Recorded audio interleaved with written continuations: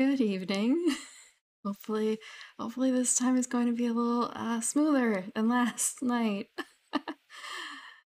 I didn't realize that I had power saving mode on my computer, which means that everything went like very slow. It also explains why I've had other people in the past tell me like, Prim, you gotta stop letting your cat face roll on the computer. Oh, I forgot. Quiet. um, yeah, like you gotta stop letting your cat face roll on the computer because that might be what's causing you to like have all these issues. Why isn't this running fast? Why is this running so badly? Like maybe this is why Little Miss Fortune had such problems when it really shouldn't have. So, hi Passion Fruit, hi Ark. I really hope it should be running a lot smoother. Actually, in fact, I can. Oh, it looks like it's running smooth. Like maybe it doesn't quite match up, but uh, better than yesterday. I was apparently sometimes dipping to like 8 frames a second. That's not good. Um, now it should be more like 60. Thanks. Uh, so today the plan was to look at one D&D, the December release, because I haven't read it yet. I've heard a little bit, but not a huge amount. And I've gone through all the other ones, so like, what's one more? Hi, Nekama. How are you?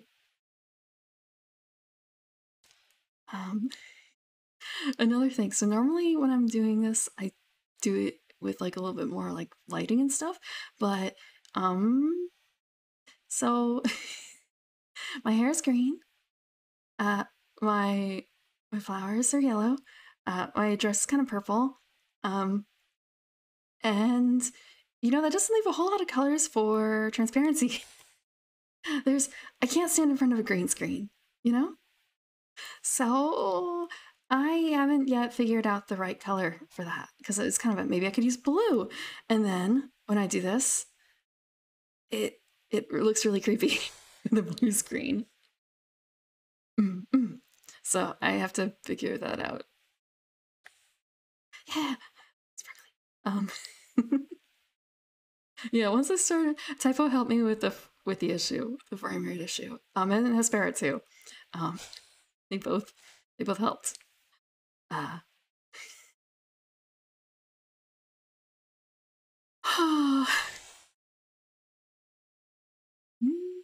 And also, no more nose clipping.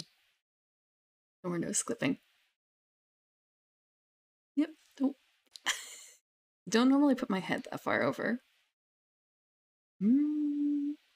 Let's see. Okay.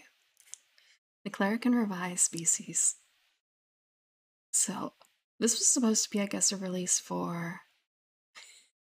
Thank you, why? Thank you. I hope to do it justice in the future. Okay. So yeah, I heard that this was supposed to be more than the cleric, but I guess it's just the cleric. Like it was supposed to be the priest section or something? Because I had the expert, I think, earlier, right? I think expert was first. Okay, water. I actually don't have water. I have tea again. But so yesterday was a cherry blossom tea, and today is the old Irish breakfast tea because I wanted something that tasted like tea and not like pickled flower water. Although I should probably actually stop it from. I should stop it from steeping.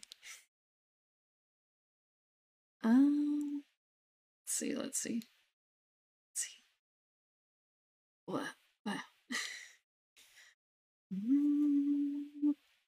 But I have to put the. Oh, there might be like I don't know if you can hear those noises when I clink things anymore. I was messing a bit with the audio again. Now, what happens when I sip now? Now that I'm no longer locked to like 8 frames a second. Okay, that looked a little funky. Okay, let's see. So we're using player's handbook rules. What did you do, Toastion? Did you run your model in VTube Studio on power saving mode like me? Because that was really dumb. I still can't believe that it affected it so strongly. Let's see. So, Cleric class, we have only the life domain. That's the only one that's available in the OGL, I believe. So, more subclasses, except they actually, thinking about it, I guess they have only been offering. Wait, no, have they been offering multiple subclasses for the others? Give me a second. I'm gonna grab that up to see like what was in the previous releases. How much have they culled down? Where is the release info? Where is the release info? So it's under posts.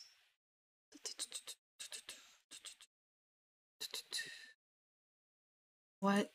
When did they do it? When did they do it? Hazardy. Glyph of warding. 5 tips. Blah blah blah. So it's not in there. It's not in that list.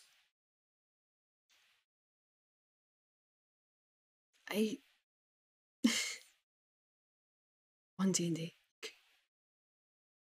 Where is it? One D&D.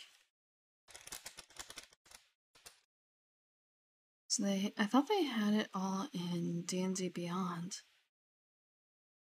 And I didn't save them all. Oh, here we go. Okay. I'm gonna keep... Oh, actually, it's kind of I might not have access to this directly. So they only did expert classes before. Download. Expert classes. Let's pop this up. So we have expert classes. And we have character origins. This way we can also compare it against the original quote-unquote release. Prop releasing yeah, smooth. No, thank you, Father. No, I'm the one who, yeah. I'm the one who, has a smooth brain.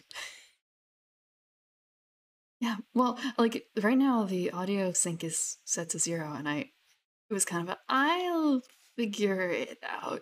I'll figure it out at some point. We'll see if this works. Like, if I can just have it running. If it's just running fine.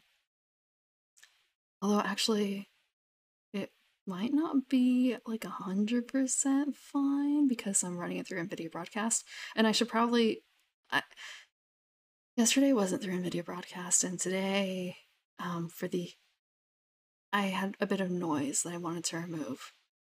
So I swapped back and thinking like, oh wait, they just have a plugin or something like that for VTube Studio now, right? For syncing with NVIDIA Broadcast. So it's kind of maybe I should have done that. Maybe.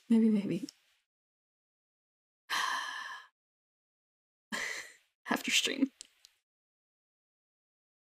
And thank you for fixing the hair.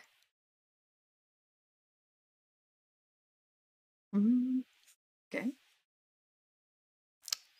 So, oh wait, this is the character origin, so we're going back to this one. Back to this one.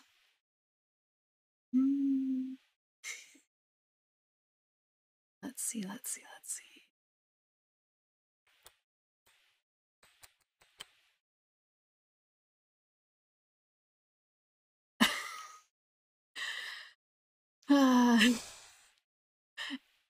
I want to say, is that a problem? You just have to be smarter. You just have to be smarter than her. Actually, in a 3.5 game, I ran a summoner, a fiend binder at the DMs. I don't want to say suggestion, but like he was kind of a hey, I had this concept. Do you want to run it since you're joining? It was kind of a yeah, sure. Yeah, the concept was pretty much giant lady who summons basically female demons and cats. I never got to the cat section, like giant hell cats. But she summoned a succubus at first because that's like the first level one that you can do. Or either that, or it was like a low enough level demon that he allowed it. Because the class is really, really badly made. Like, really, really badly made. And then she summoned an Arañas afterwards. Because the succubus was kind of like worthless at combat. She wasn't really made for that. And the game was heavily combat focused. And the cats. Yeah. Yeah. I want to say it was all business. It was all business. 100%. And also, like, picking demons that were easily hideable, or people wouldn't raise an eyebrow at them for some reason or other, like, which is what a succubus is good at. She appeared human. So, no problem about getting, like, outcast from town because you've got I don't know, a Merilith or something behind you that you cannot, if you can't tell it to, like, go away, because if it gets like 2 miles away from you, it's free, and you don't want a free fiend. Like after summoning it, especially after paying so much fucking money to summon it. Pet a cat for oh, I want to say I don't want to be. It's kind of a case of like I don't know if I want to be by the cat during the fight because the cat should be like in the front lines, and I was a caster, so it's kind of a I want you either really close to me to directly guard me, or I want you like really far away from me where the fighting is, and I'll just tell you what to do from here. But that was sort of the point of having like multiple critters. It's like hopefully I would have had the succubus nearby, like right attached to the hip, pretty much, so she could be like an immediate guard. Because I was a weak caster, like a super fucking weak. I think I had like a 6 or 8 strength as a half giant, and having another critter like closer to the front lines, like in the front lines fighting for me, and then just like literally cheerleading in the background because that was what the class was the best at. They weren't even great at summoning. I should say they were capable of summoning, but it was not a very good trade-off, especially because yeah, she was highly manipulative and dangerous, as you're right, for the succubus. Even though she was attached to me, she didn't like me yet. Just gotta let her dip her wick every now and then.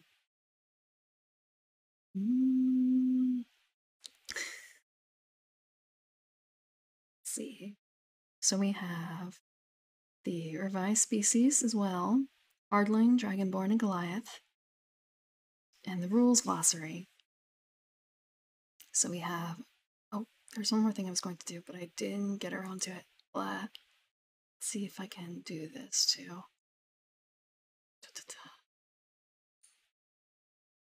Okay. Gonna move. Wanted a little bit of background music. Also helps with other things. Tick tock, tick tock.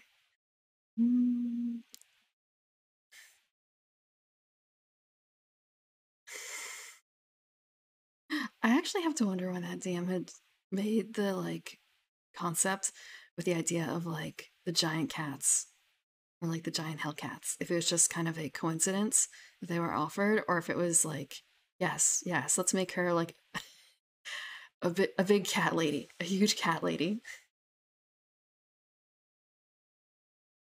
He wasn't a fan of. Well, he didn't like cats. He didn't hate cats. He didn't like super like cats though.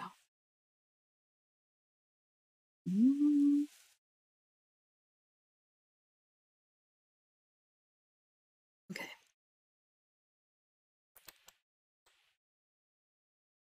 let's see. I should be like looking down at the book, but we're just looking over here. Playtest material. Playtest material.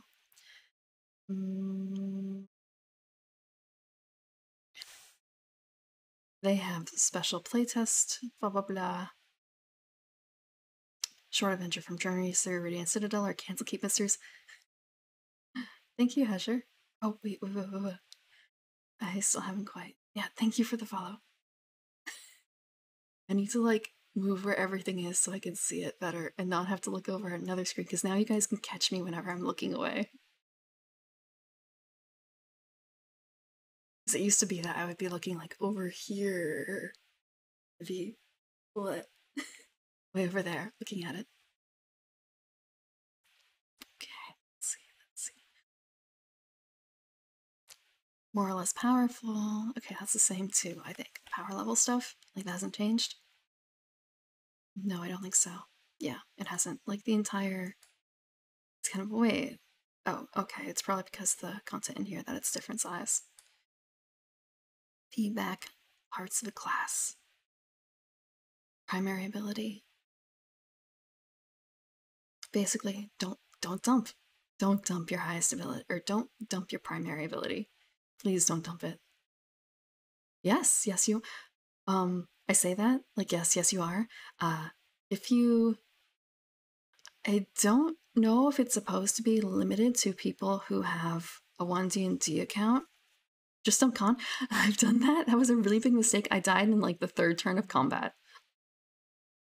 Okay, D&D Beyond. Let's see.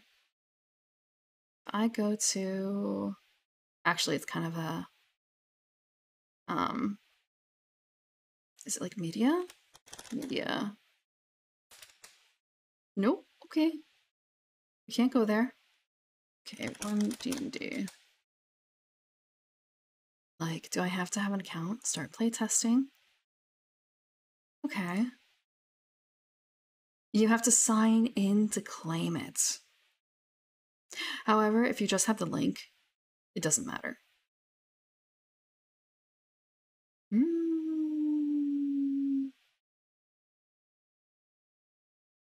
So yeah, because I'm obviously like not logged in and I haven't signed in to claim it here, so you can access it without that. Just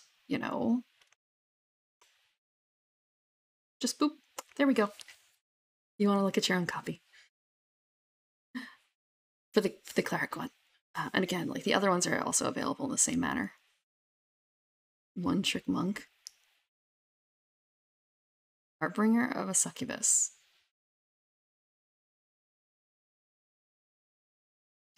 You're the second person to bring that up today. Unless you're the one that dared Toastion?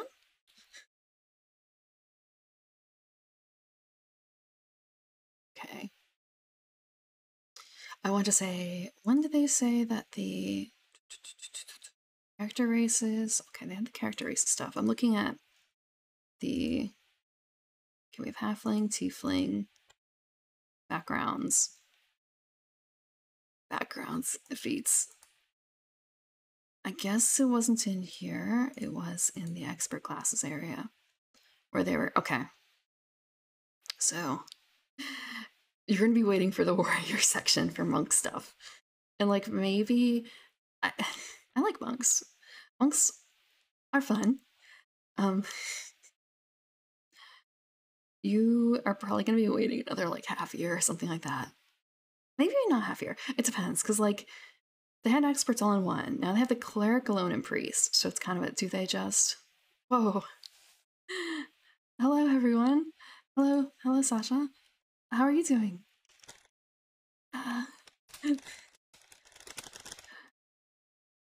Thank you for the raid. Did I do the right one? I did not. So you're playing retro games? Oh! Okay, so that's why you said Harbinger of the Succubus. Okay. I'm green. It's not easy being green, it actually isn't.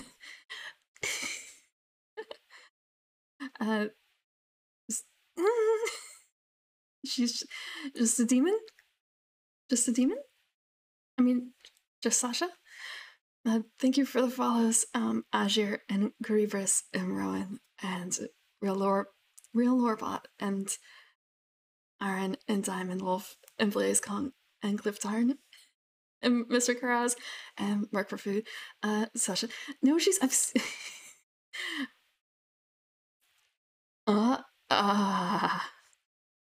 I do not photosynthesize. I am Leaving Primrose. I am a garden elf. I am a night bloomer though. Like the evening primrose. If you've ever seen one, they only bloom at night. Arch succubus. Arch succubus. Oh, I have Hespera. I have a lot to thank Hespera for. She helped me troubleshoot my like 8 frames per second issue. I'm not a garden gnome. It's elf. I'm not a gnome. I'm like 5. I'm nearly 5'5". Gnomes don't come that high. Gnomes don't come that high.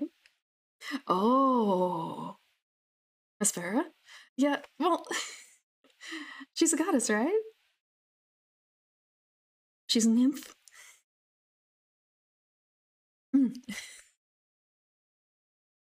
Thank you, Merc for Food, and Mr. Karaz and Kalar. A garden gnome VTuber? She's not in god. She's in. Okay, I can accept like the Nelf. I can accept the Nelf. That's kind of close to a garden elf. Thank you, Jopi Jopi, for the follow. Yeah, no, like 5'4" and 3/4. 5'4" and 3/4.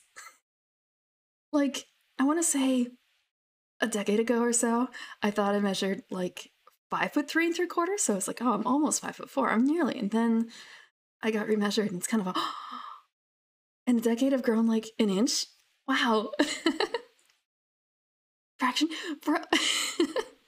Look, it's kind of a case of.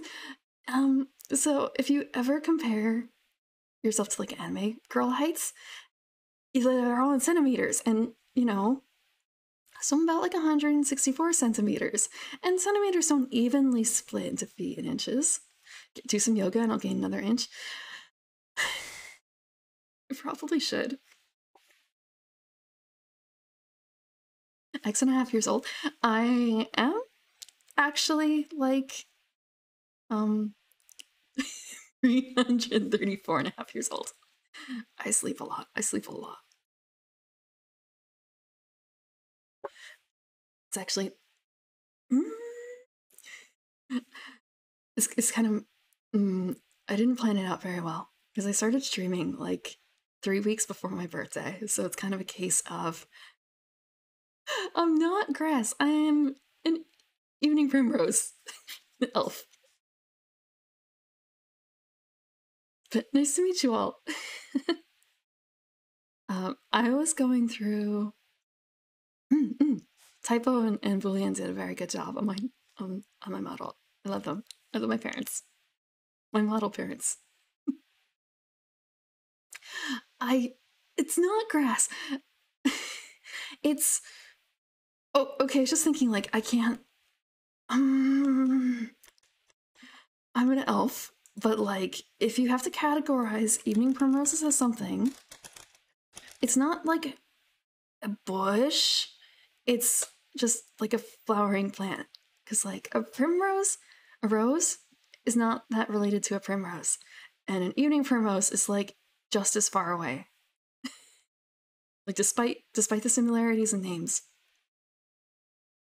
So it's a flowering plant, but it's not like a bush, really. It's just kind of a. Think of it like. It feels a little bad to say this, but like a dandelion? I don't live in a treehouse, actually. I live. I want to say, like, so there are wood elves, right? Like the campers living in trees and blah, blah, blah. So garden elves are more like glampers. We're like not really into the like getting dirty in the woods thing. So I have a manicure garden. The garden is attached to what I live in. I have a home with a fireplace and everything.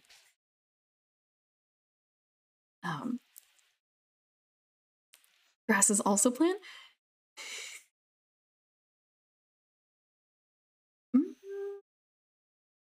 different types of plants. Different types. Hi, Dirk. Yeah, yeah, I'm no longer 8 frames per second.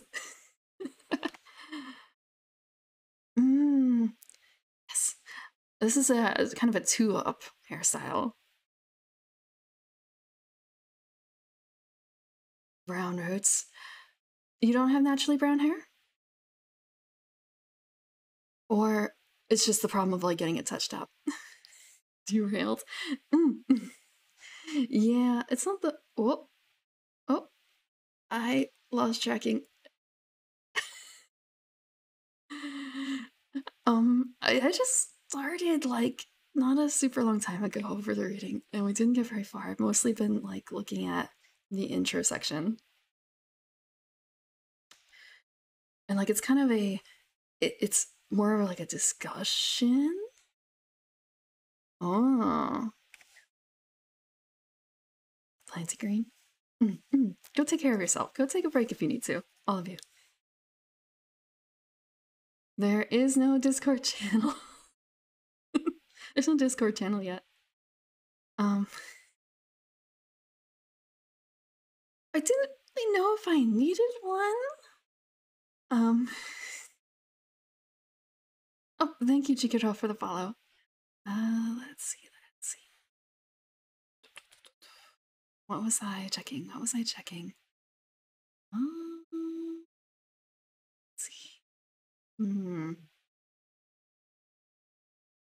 Alright, I found out what my sneer does.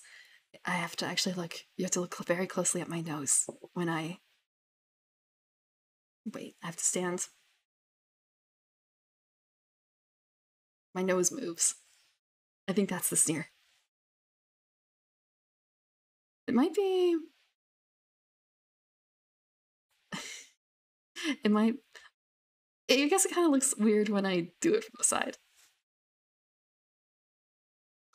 Okay. So we had the subclasses. Wait. Okay, so actually, wait, this is the same information.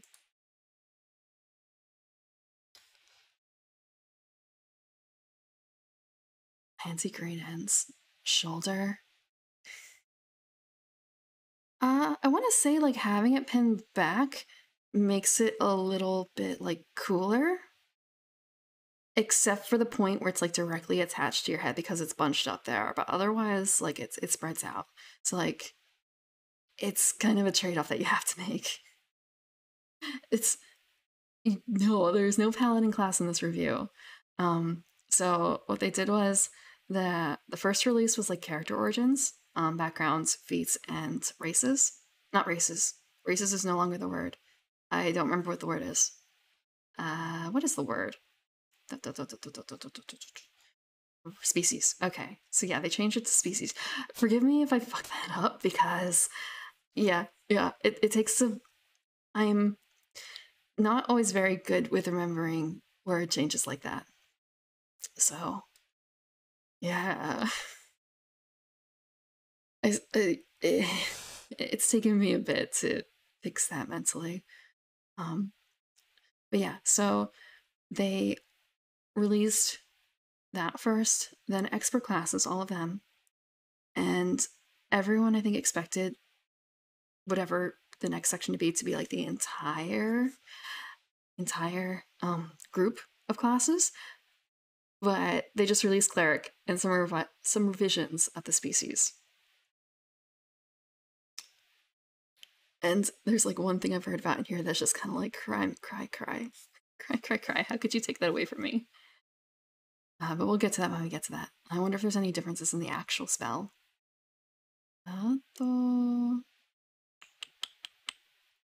Let's see.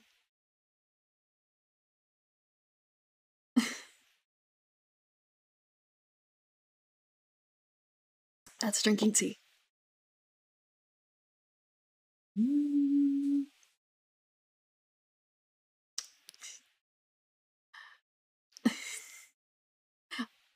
Let's see. Ponytails are pretty cute, but again, yeah, you have that same issue of like when it gets a little like sweaty, I guess. Like if you're going to get sweaty, it's going to be at the spot where the tie is if you have like a higher ponytail. If you have a loose ponytail though, like not at not close to the scalp, then there's no real problem. Braids, actually. Braids are great. Am I actually really good with that kind of fade? Like brown to green, a braid. I like braids. Gnomes are objectively ridiculous. I don't think that there is a revision of the gnome in here. Oh, hi. Nice to see you again. Thank you for the raid yesterday. This time I am no longer at 8 frames per second. I think I'm at like probably 50. Hopefully 60. Hopefully 60.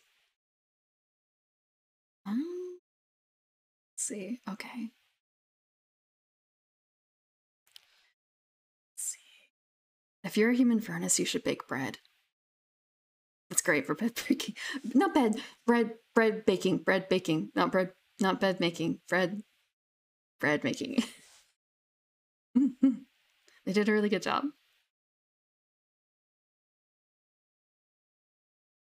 I'm happy.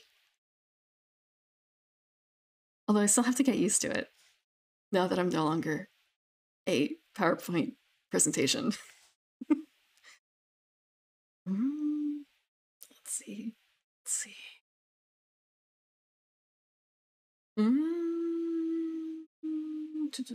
A class group has no rules. Prereqs, blah, blah, blah. Okay, wait. Actually, is that important? I feel like that's important. Okay. No, we've already known that. That's something that they did in expert classes. Creating a member of the class. Section on how to create a member of the class. Armor training.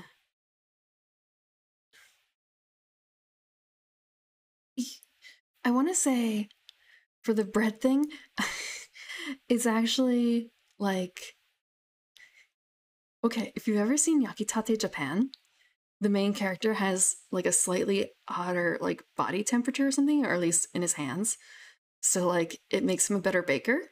So it's more like that. Like when you're making bread, yeah, solar hands. There's also like the opposite, like you're cooler than normal, and that was really good for I think like making pastries or something. I'm not 100% certain on that though, but there's definitely an opposite that was like at a very particular, yeah, because for the pastries, you don't want to melt the butter and stuff. The evil lady? Which one? There were two opposites? Wait, what? Two opposites? I don't remember. It's been a number of years since I've seen it, because I think the last time I actually like watched the entire thing was when it was being released. So like back in 2006. But yeah. So just kind of like taking advantage of it very slightly. Oh, the rice thing, right? The American who loved rice, and I forgot about that. Man, spin-offs like that are whack. Normally when I think of like weird spin-offs, it's more like Genshiken, where they had the like typical high school show. They're like, I don't want to say it wasn't garbage, but it was bad. Pretty bad. Let's see. She could fold the butter. Yeah. Every now and then I think about that croissant. That croissant. Like, would that actually work? Would that actually work? Oh, it's just like when you're making the bread, when you're actually like punching it and stuff, not when you're baking it. Unless I can put milk in it in the morning. Rice Krispies. Just, oh, Rice Krispies. They're probably one of my very favorite cereals. I don't really eat them very often, and it's kind of a wow, it's amazing how good they can taste when it's pretty much just puffed rice. Make bread, bake bread, yeah, okay. Love of words. It was kind of a wow, yeah, Rice Krispies, great. The problem is, I looked at the ingredients because it's kind of it's amazing how they can get them so they're like kind of sweet without being like overly sweet. That must be like natural, right? No, like the second ingredient in Rice Krispies is sugar. Just sort of a Ah, you can't do this. Please, no. Not to my Rice Krispies. I thought that they were a little better than that. Okay. Tried to make the layered croissant. That's fair. That's fair. It'd be nice to see some of the other recipes tried out, but I should look that up sometime. I'm lazy. I have a bread maker. I don't have time to do all that punching. I don't want to do all that punching. Please save my hands. Oh. Whoa, that was unhappy.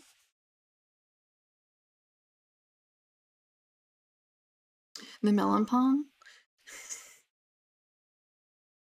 I'm trying that. Well, like melon pong is like a cookie wrapped around a bread, right? And that has like an issue. Yeah. Yeah. Did it? And it didn't work out very well. How did it turn out? For the heat in the extremities, that's kind of a case of. Isn't that supposed to be better for some things? It is supposed to be better for some things, right? I feel like there was a Mythbusters about that. But it may have been a case of like, oh, I don't feel cold. That may have been, I think it was like a, does drinking help you? Does the like big fluffy dog bringing alcohol to you when you're like stuck in snow or whatever actually help you? I think the answer was, you're gonna die happy. You're gonna die, but you're gonna die happy. Pointless? Okay, that's fair. Thank you for sharing your knowledge. So none of us have to make that mistake.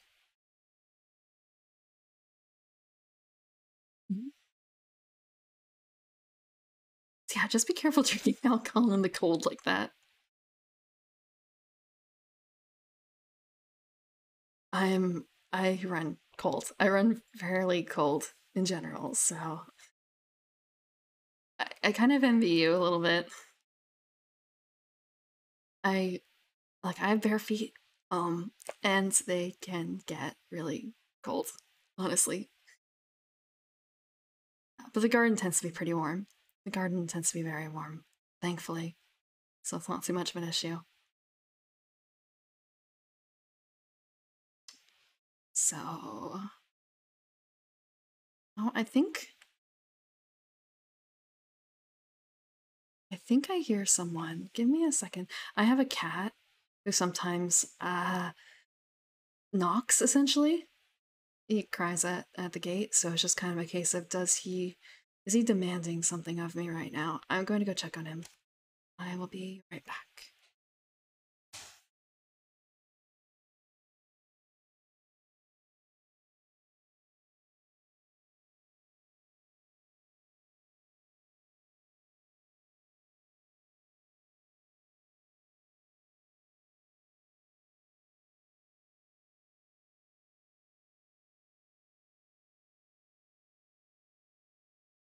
Yeah, he wanted in and now he's in, and I have to make room for him. This is going to be the first time doing this with him. Come up. Will he come up? You might pick him up on the mic. Come on. Come here. Come here. Come here. Come on. He looks a little poofy. That's a little weird. Come on. Come here. Come on. Okay, tracking. Come on. Come on. Come here. It's weird to like, I can't look at him because then I'm gonna be like looking in a really weird direction. So I have to like entice him without directly looking at him. And normally it's more of like a, come on. Oh, okay. Oh. There we go. Oh, no. Don't do that. Don't do that. No. No. That's not yours. Oh, no. Hi. Come on. Oh, no. That's not yours either. Whoop. Come on. Okay. I have. Okay, I'm gonna do this real quick. There we go. This is my cat, and I just want to let you know I am with Kat right now, so things might be a little bit more difficult. Hi. Hey. One day I'll catch him purring on the mic. One day. He's wrapped around my arms. What? What?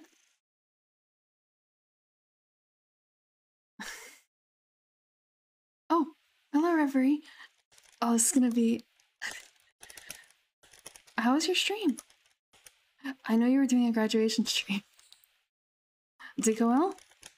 Well, like, semi-graduation, because you are... Oh, I did the shout-out twice. You're changing model, right? Did it go well?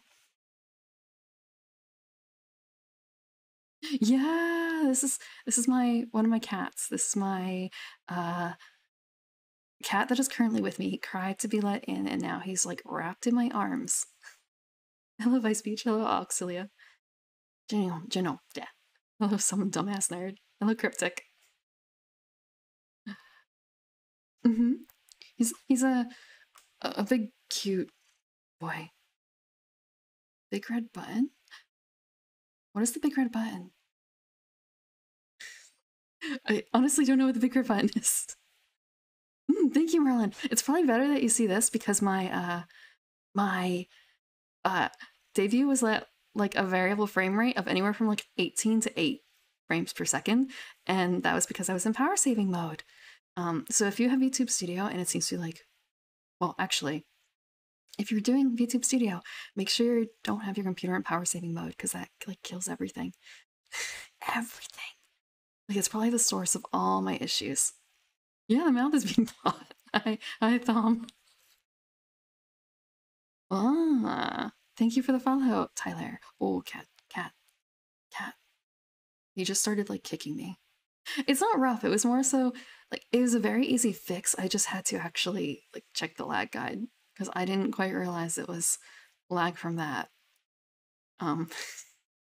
Because I've been living with my computer in power saving mode for like probably since I got it over almost 2 years ago. So I didn't realize it was an issue with like everything.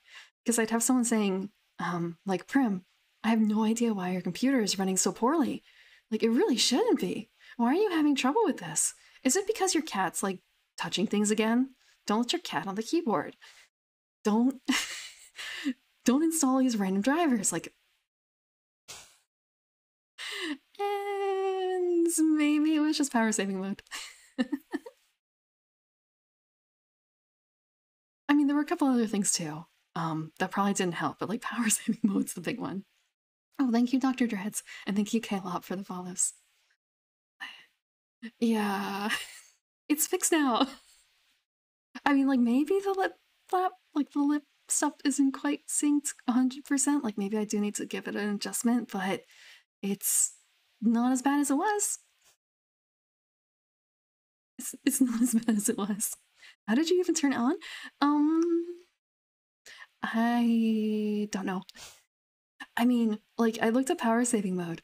I looked at power saving mode on the thing. I think it's more so like normally that's off. When I got my computer, this was during a time when it was really hard to get the GPUs. And so I got a pre-built, well, not pre-built, custom build. I got a custom build from a company that I'm not going to name because their service was kind of shit for part of it. Not for this part, for something else.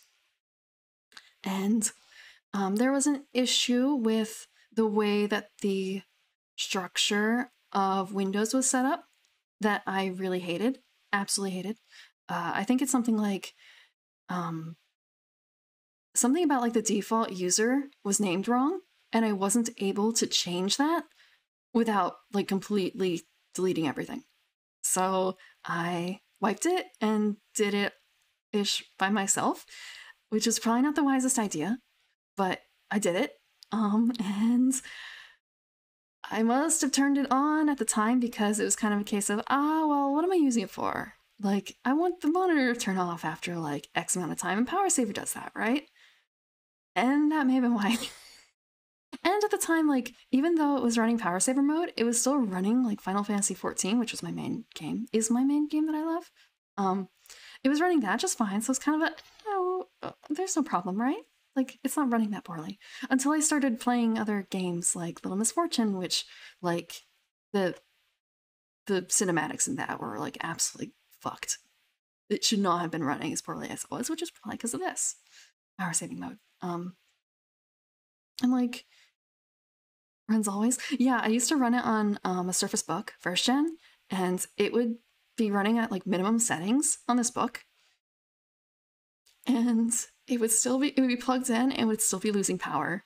It was, you could play it. It was not raid worthy. Not, like, okay, I should say it wasn't savage raid worthy, but I could do regular raids. And I wasn't the worst. I mean, part of it was a skill issue, but the other part was just like, okay, maybe also probably like ping, but yeah, because it was Wi-Fi. Yeah, excuses. Look, I've gotten better. But I've also kind of gotten worse because I don't savage raid anymore. I only completed like 2 or 3, total. Not like, not I don't remember what the word is. Not tears. Like, not even tears. I did Asphodelos 1. That's it.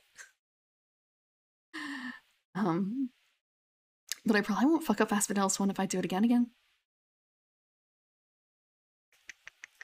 Okay, sometimes I'm gonna look down, and that's because of this big baby in my arms. He's actually really warm. It's a little aggravating. Let's see. So, let's see. We have the subclasses.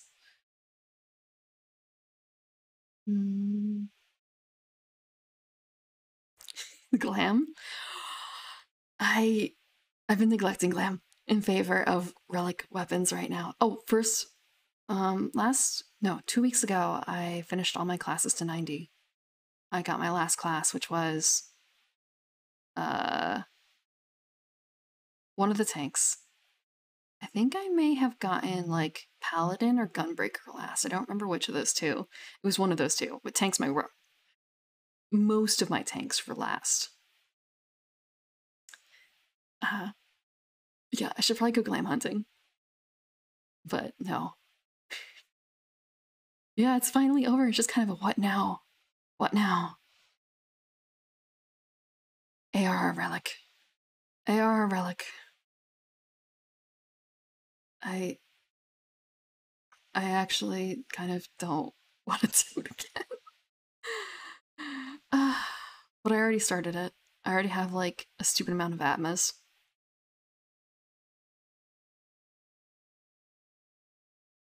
I should also do Alexandrite grinds. Blah.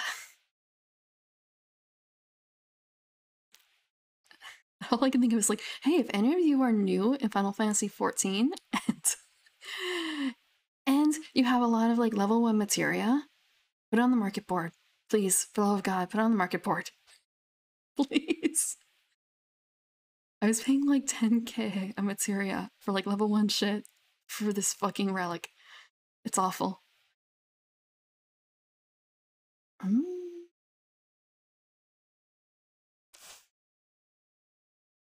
I didn't even think of that. I have an alt who I haven't leveled it up at all and probably has like, because I never really think when I was starting, I didn't really think about like ripping the materia out because I thought they were worthless. And then after doing the relic, it's kind of like, holy fuck, I need so much goddamn materia for this. It's awful. ARR relics are a mistake. I've also been told that Heavensward relics are a mistake, but I haven't actually started one yet. I'm only on step like 4 out of 6 or 7 for the ARR one. When I finish the first one of those, I'll probably go and do the Heavensward one. Yeah, like I guess I don't have to do the relics, but like I want to do the relics. I want to get White Mage Relic. Breach expansion.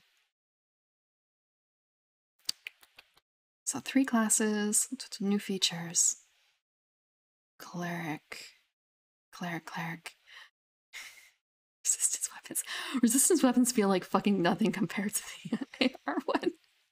But I haven't finished a whole bunch of resistance weapons. I actually have a bunch of them started, but I have been getting stuck at the one of the Basha things. The I don't want to run Dalradia. Dalradia. I don't want to run that again, but I gotta. I don't mind, is it CLL with the Queen? I fucking love that. Like, okay, I shouldn't say I love it. I like the Queen. I like the Queen a lot. But I don't want to have to grind for resources to do that successfully. But at least now I guess I can do it on whatever class I want. I'm not stuck on a healer. Before I was doing it all as White Mage pretty much all the time.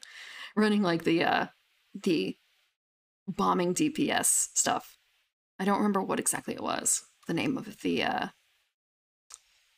equipment that you had to have to do the, like, basically White Mage Nuke. But now I can do it on something else.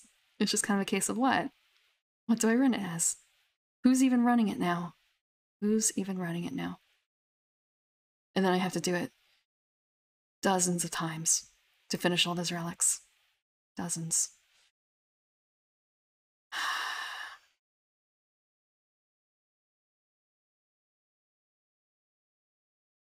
So clerics. Class group priest, primary ability wisdom. I was just thinking, like, what about paladin? And it's kind of, oh wait, they're going to have, it's gonna be charisma. Probably. Unless they do something really funky. Clerics draw power from the realms of the gods and harness it to work miracles. Blessed by a deity, a pantheon, or another immortal entity, a cleric can reach out to the divine magic of the outer planes, where the gods dwell, and channel that energy to bolster people and to battle foes. Because their power is a divine gift, clerics typically associate themselves with temples or shrines dedicated to whatever deity or other immortal force unlocked their magical ability. Thank you, Passion Food. Thank you. And welcome, Cryptic and Boolean and Nico and Lucichama and Merlin to the garden. What? My cat welcomes you too. Ziggy welcomes you too. Okay, I would like rub his head, but can I rub his head? Whoa. Whoa. You got Boo. Snapped Boo. Let's see. Let's see. Horus Divine Gift? Okay.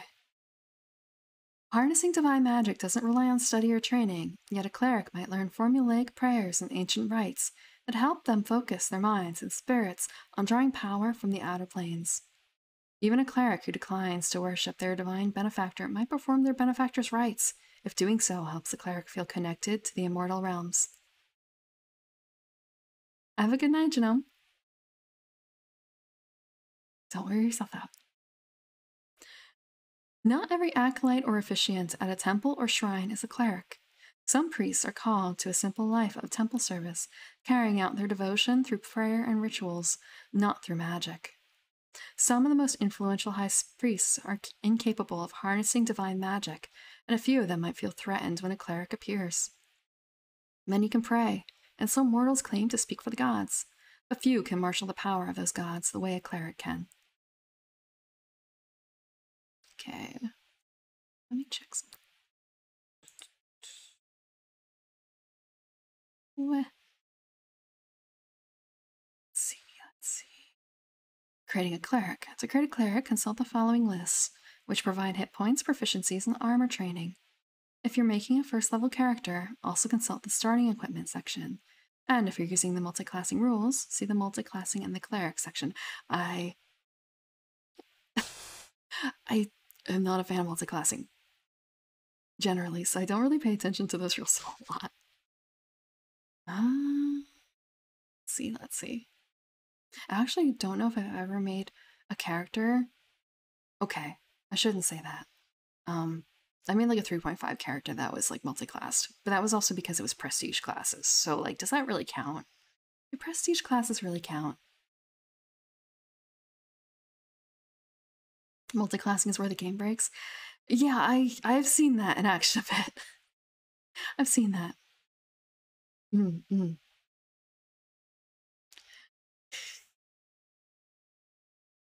I can see where like it's can make or break things. Hexblade? Just thinking. Yeah, his cat. Yep, he's here. He's very warm. He's very toasty. He's very comfy. He is like maximum. He's not actually maximum comf. His tail is telling me he's not. Oh, actually, one more thing. This is kind of slightly broken because I haven't quite figured it out. I'm trying to remember if I did this right. Ha ha ha. Oh no, it's not quite on his head. It's not quite on his head. Pat cat. He's being a pretty good boy right now. He's being a pretty good boy. Oh no, my cat. Give me back my cat. Okay, I have to fix that. I have to fix that.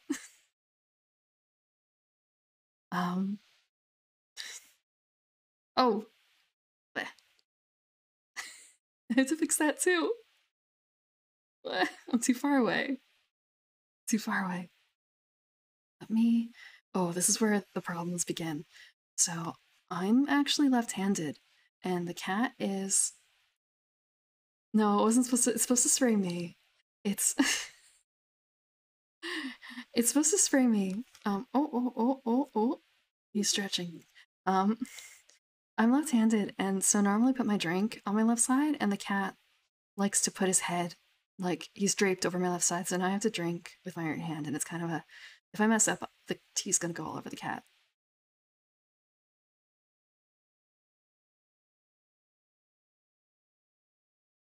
Oh, something's got his attention. What's up, buddy? What's up? Okay. He's looking at something and I don't know what. So, for this...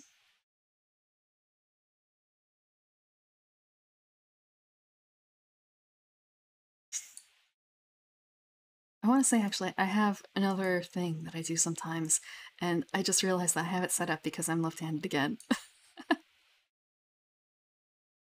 More of a, maybe... Maybe. It's like that. I don't even really think about it. But most people don't really think about their handedness. So, thinking about this, like, Holy Order, what does that mean? Second level Holy Order. And then, wait. So, previously you select your cleric subclass at 3rd level. But here you selected a 3rd. And I think that Smite Undead is also a little bit changed in terms of when it comes online. So it looks like they've... Wait, Holy Order is a repeating thing. This is actually a little different. Okay. I feel like actually I should open that up in another page just so I have a reference. 3, 4, 5. I don't really know if the prepared spells numbers change compared to what it was. Let me check. Actually, let me bring that up.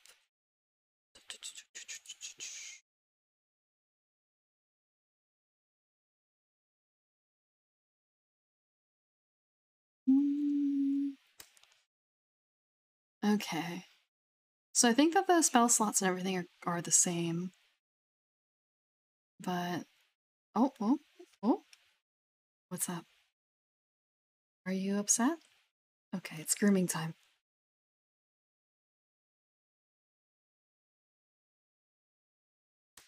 Again, just looking at this and it's kind of a yeah, subclass. That's strange. Showing up that late. Oh, no, don't do that. Okay. He hit the mic on his way out. I'm sorry if you heard a bonk. He's not a very well-mannered cat. There we go. I think. Oh, that wasn't the right thing. This was it.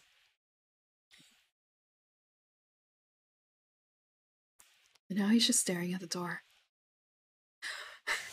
We'll see how long it takes for him to cry again.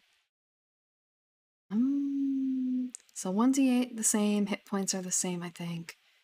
Hit points per level are the same. Profs are the same for the saving throws. And the... Actually, let's check. I can check that.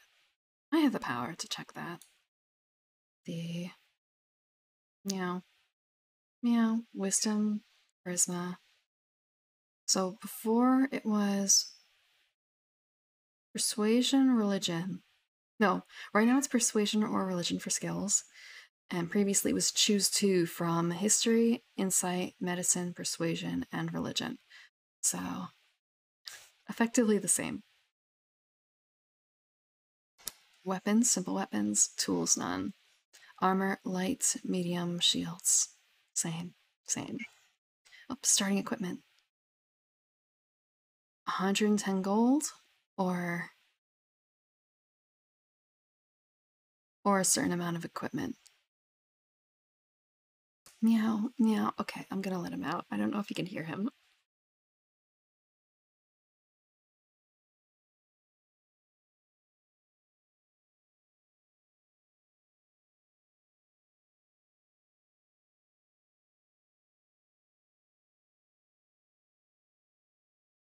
Pathfinder?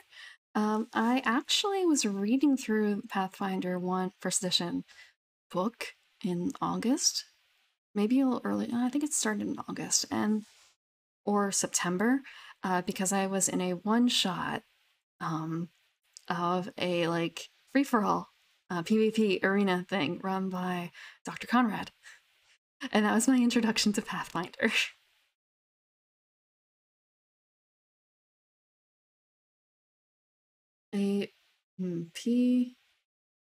Sorry, I'm reading this from like a really weird angle. Let's see. A digital game? So you mean like a proper game? It's Pathfinder 1. I had a basis in D&D 3.5, so there were some changes, and it was still yet a little different doing Pathfinder 1. I still don't know if I have like a full grasp of the rules because I didn't actually finish reading because it's a huge, well, I won't say it's a huge book, but it's a pretty big book, especially because I was reading it ASMR. Ah, that's fair. More like, so like when I think a PF2E digital game is kind of a, well, are you talking about like on a tabletop sim? Because I'm pretty certain that Roll20 probably has a decent character sheet for that, unless you meant something more like Baldur's Gate or something like that, where it's a kind of a digital campaign-ish for D&D, I don't remember what, 2 or something? D&D 2 isn't really a thing. I'm sorry, for whatever edition of D&D was a big deal at the time.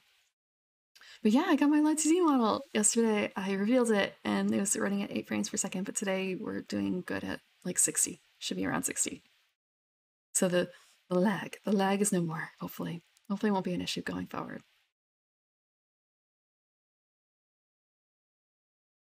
You were in a Lancer one-shot? I've heard of Lancer, but I haven't actually, like, read it. Solasta? Ah, okay. Mm-hmm. One D&D is not 5e light. It is 5.5. It's 5.5. Really. It's it seems like they're simplifying a very few, I won't say very few things, but they're changing some things up a little bit, yeah. Like, they've, added more emphasis on backgrounds when in character generation. And they've made the spell selection a little different. I say a little different, quite a bit different, actually. And they're revising some spells. Yeah, people can play test it. You can reverse. You can play. You can play mixed groups theoretically. You could have like, I guess you could have a rogue, a cleric from this copy from like 5.5 and mix it up with like a barbarian and a fighter or something like that if you want to play test that and compare. 3.5 enjoys. My vision of 3.5 is pretty clouded by having played like a Gestalt game of it only, a Gestalt campaign. So, and also playing what is probably like a really, really good class combined with with like literally the worst class in the game. Yeah, the DM really liked running the game. He likes running 3.5. He likes 3.5 more than 5. But he likes combat heavy. I don't know a huge amount of 40k. I know chunks of lore. I've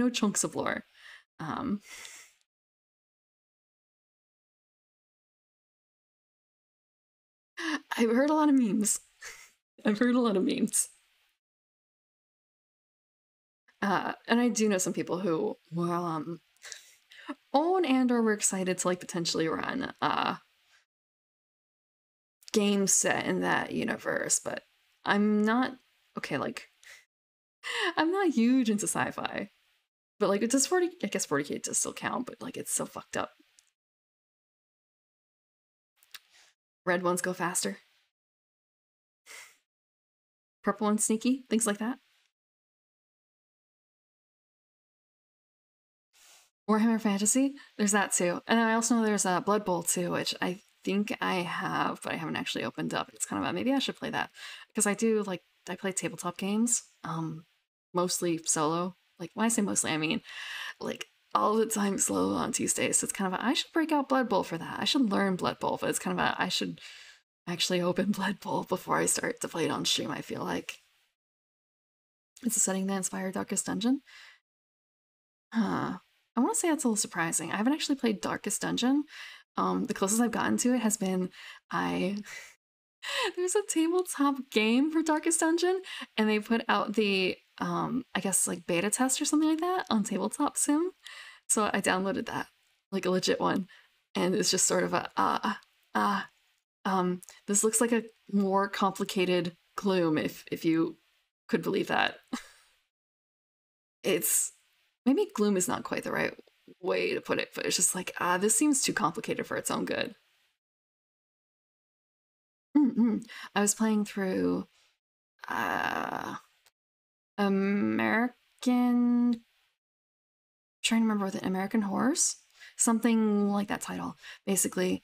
And it has a solo variant. Like it's actually made to be able to be played solo, because it's supposed to be a team fighting against American cryptids essentially. So you go like hunt down the Mothman and Bigfoot and stuff, the Chupacabra, and so I did that solo for a little bit, and also Wingspan and Root have really good solo versions, and Tonto, I love it, but I also am not very good at it. I'm really not very good at Tonto.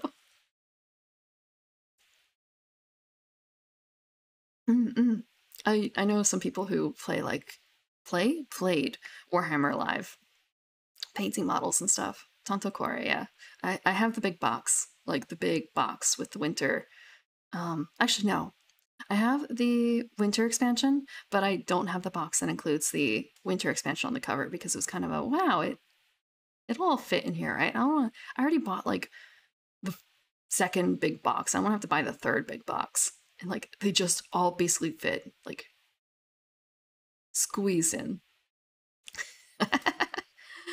I I have a stupid amount of the playmats because I did the international campaign Kickstarter, so I have like I've used in the past the French made image as like an actual what's the word, mouse pad. I've used that as a mouse pad because she's the one I like the most in terms of art, but I think I also have a few of the other ones. Like I don't have Canada. I have not played Heart of Crown. I shouldn't say I haven't played Heart of Crown. I don't remember playing Heart of Crown. I know someone in my group who owns a copy, so I may have played it one night at the bar. I have a group that I meet in real life to play board games with sometimes because I have a lot of board games, but not enough, but also too many.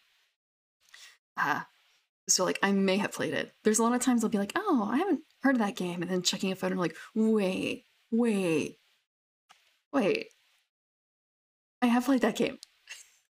I did that with Bullet Heart. Someone was describing it. I have seen the digital version. I haven't played the digital version of Heart of Crown though. Herald board games or TTRPGs. Yeah, COVID kind of killed both campaigns I was in real life, and it mostly killed the group too, the board game group. There's still like a few of us, but some of them had to move because of the plague. And now they're back, sort of, except like an hour away.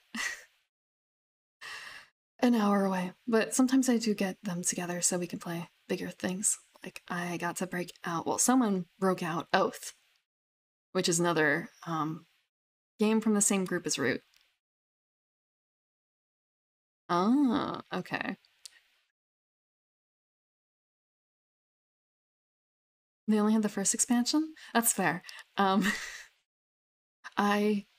I'm not very good at it, so I'm actually playing through the solo version where you play through the mansion, and I think I'm stuck on a mate because I still can't win. Like one of the earlier rooms. It's just kind of a bleh.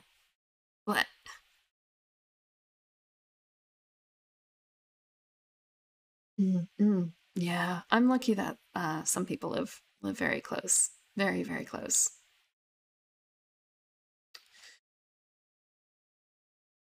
Playing against AI, yeah, and when it comes to playing against AI,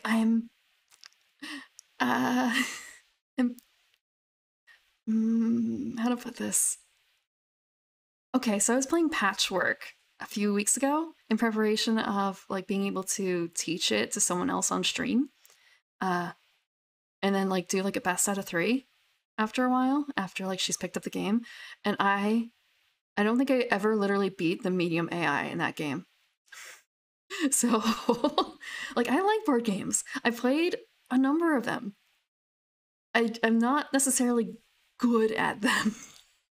You know? You don't have to be good at something to like doing it.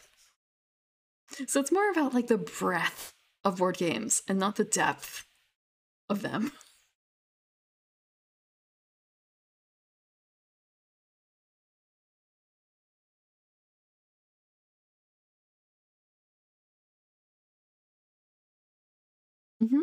What is it, Sasha? I say you can ask me anything, but I know how to play Mahjong. I learned when Saki came out. Back when it was really hard and there was only that one Flash game in Japanese.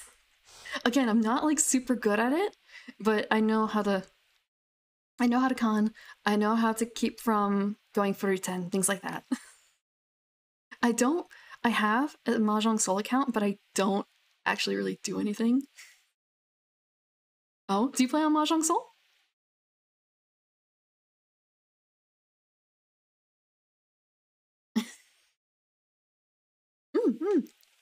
Send me a DM. Again, I'm not necessarily very good at it, but I can not completely embarrass myself by not knowing how I got into 10. Because that was like the big issue with the Flash game. It's just like, why can't I play this thing? Oh, I fucked up. Like at the very beginning.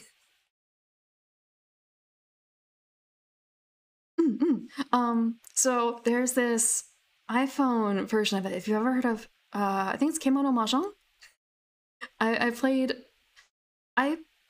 that for like a few months, because it's like the best. It was the best at the time. It was like one of the best AI mahjong things you could get on the phone. So like that was something that I played a lot in free time. And like I wasn't the worst at that. But against actual people, I don't know. I don't know how real people work. And that's usually my issue. Learning bad habits against AI. Like I think one thing might be tells. Tells might be bad.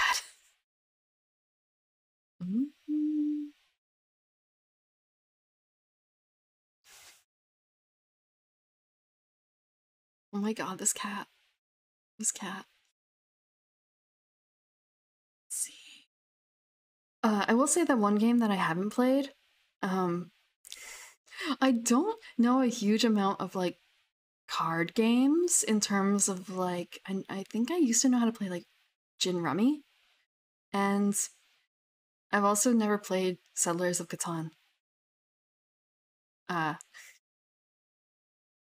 Which I think is probably like not a big deal necessarily, but it's just kind of surprising because I guess that's one of the normal like entry points into board games, but I've never played it.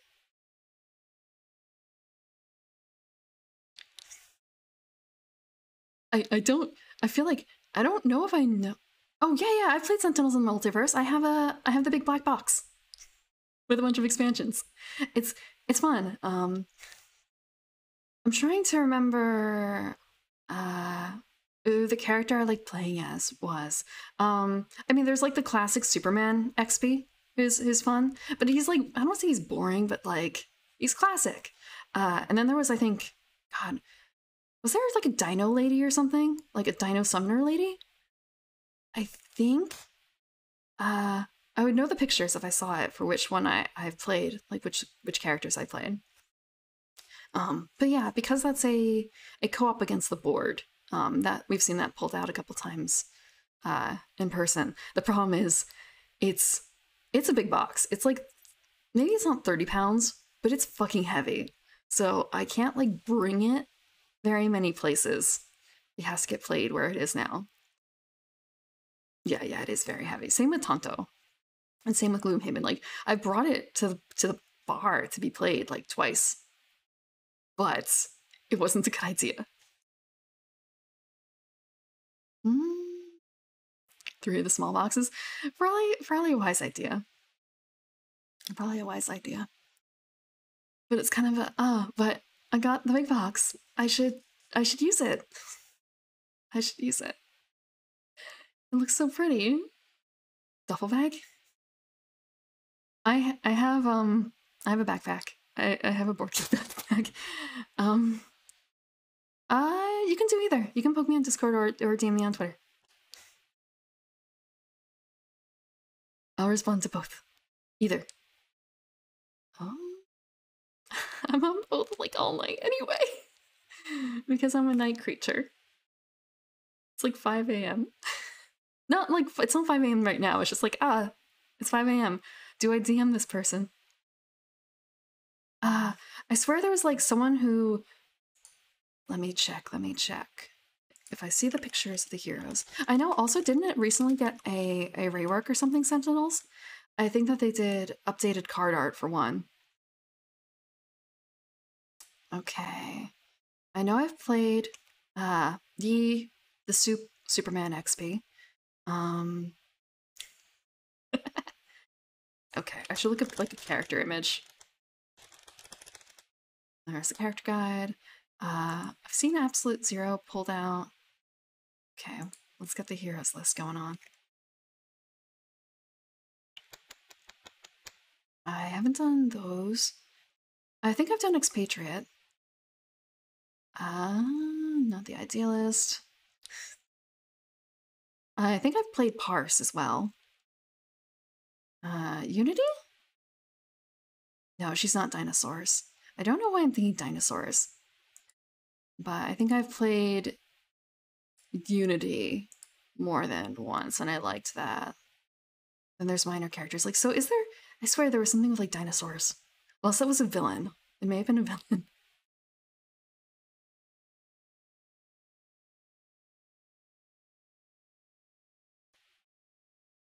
Oh, Unity is dinosaurs? Okay. Okay. Legacy? Is that okay?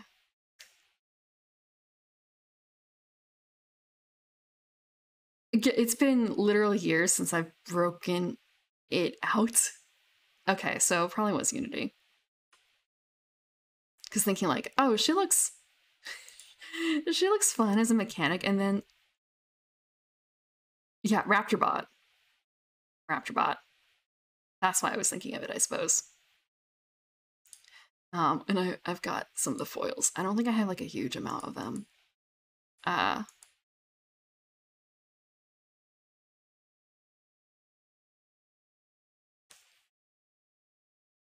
I've actually not played Yu-Gi-Oh! I kind of know how to play Pokemon. I've never I think I have some foils. I don't. Okay, I do have foils then. I do have foils. It's just a question of like, I don't remember all the foils, how they look.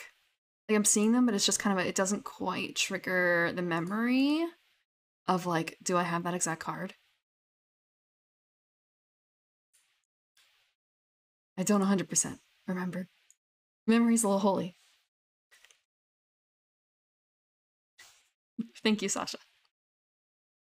I've not actually, like I've played a tiny amount of Magic the Gathering, but I never, it was like borrowing, someone teaching me on their own decks how to play.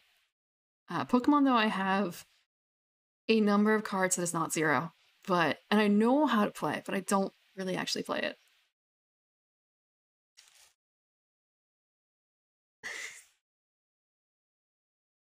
No, that's understandable. I haven't really talked to many people myself in general in the past, like 6 months, 5 months, 4 months. Yeah. I should talk to more people, but it's been tough.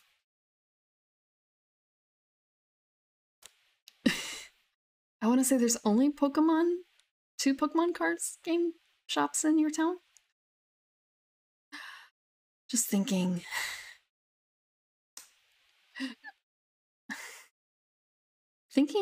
I guess. I feel like I've lived in a number of places that have a lot of options for going to play Pokemon. I want to say it was kind of a trip to learn that like the referees are essentially their title is like Pokemon professor, right? Like dang. Being able to say like, oh yeah, I actually know 2 Pokemon professors. I haven't talked to them in a long time though. Oh, I also have Weiss Schwarz cards. I know roughly how to play Weiss Schwarz. I don't want to say I have any functional decks. I could probably make a functional Madoka deck because I got a booster. I bought like an entire booster box for that. And I have some other starter decks too, but it's also been a very long time, so I don't know if they like phase out anything or if everything's always available.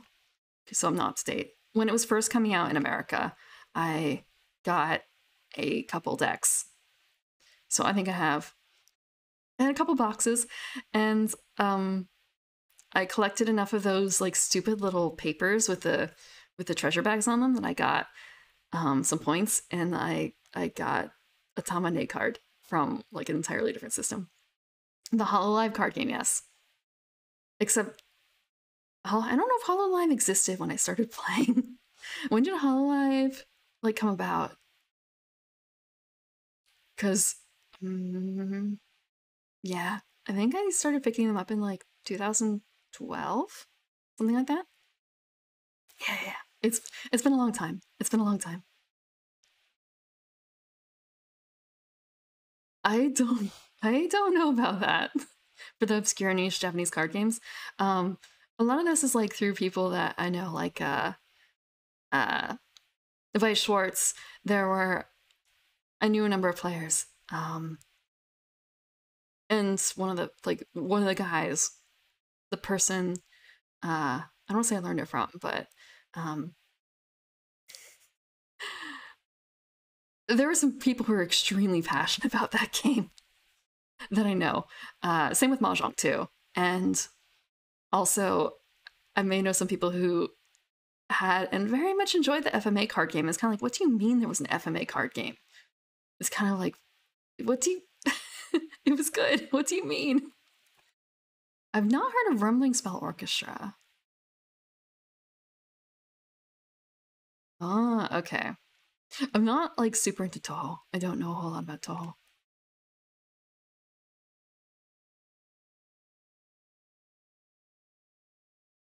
2008. It depends on whether or not it got. Yeah, I failed the game card hipster test. I. Mm, mm, a lot of like random stuff. Really random stuff. The Monogatari cards? Gundam TCG packs? I may or may not have some of those because I. Okay, so I was able to buy some, what's the phrase? Japanese magazines, import them. And they, oftentimes, the manga magazines would come with like promos. So they would, like, I got, I got an Idolmaster card promo. I remember being able to trade that to someone for like something that I liked better at the time. Maybe Madoka at the time. I'm not 100% certain. And there may have been, because there were some Gundam magazines in the import pile, pretty much, I may have some of those lying around in a deck box somewhere. I'm not 100% certain. I haven't opened a deck box in a long time. Just like, I don't play this game, but I'm not going to throw this out because who knows?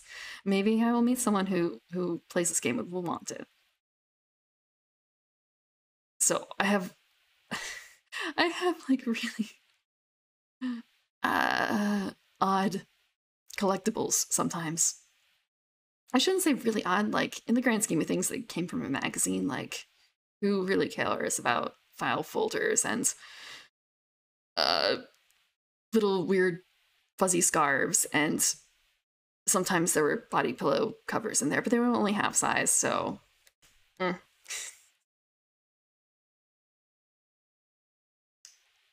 Two Lover cards? I mean, I never actually saw Two Lover. I didn't know that they also had a card game, but it would, I want to say it makes sense, but that was one of the, was it a Shonen Jump property, or was it too risque even for Shonen Jump? Was it for a different thing? Because if it's a Shonen Jump property, it having a TCG kind of makes sense. Thank you, Azure Shot, for the sub. Welcome to the garden. Let's see. There's a whole bunch of games that like I haven't learned the rules. It was in Jump. Okay. I don't think I picked up any Jump. I mostly picked up whatever Evangelion was in. That and Toradora, whatever Toradora was in. Because I was picking it up when the Evangelion manga was ending. So I have some stupid Eva merch. Not the stupidest. I don't have a lobster.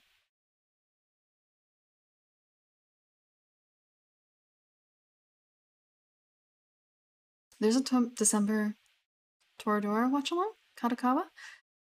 I didn't know that was a thing. I know that like March is Makoto Shinkai time, but I didn't know that Kadokawa did a Toradora thing. I haven't actually watched Toradora like in full in a very long time. It used to be a favorite anime, but now it's kind of a maybe, I don't know, things have changed as I grow older. So technically you should be, wait, no, I was gonna say you should be nearly done, but it's a 26 episode series, isn't it? Well, 26-ish? I don't know, I feel like Did it get a Blu-ray release?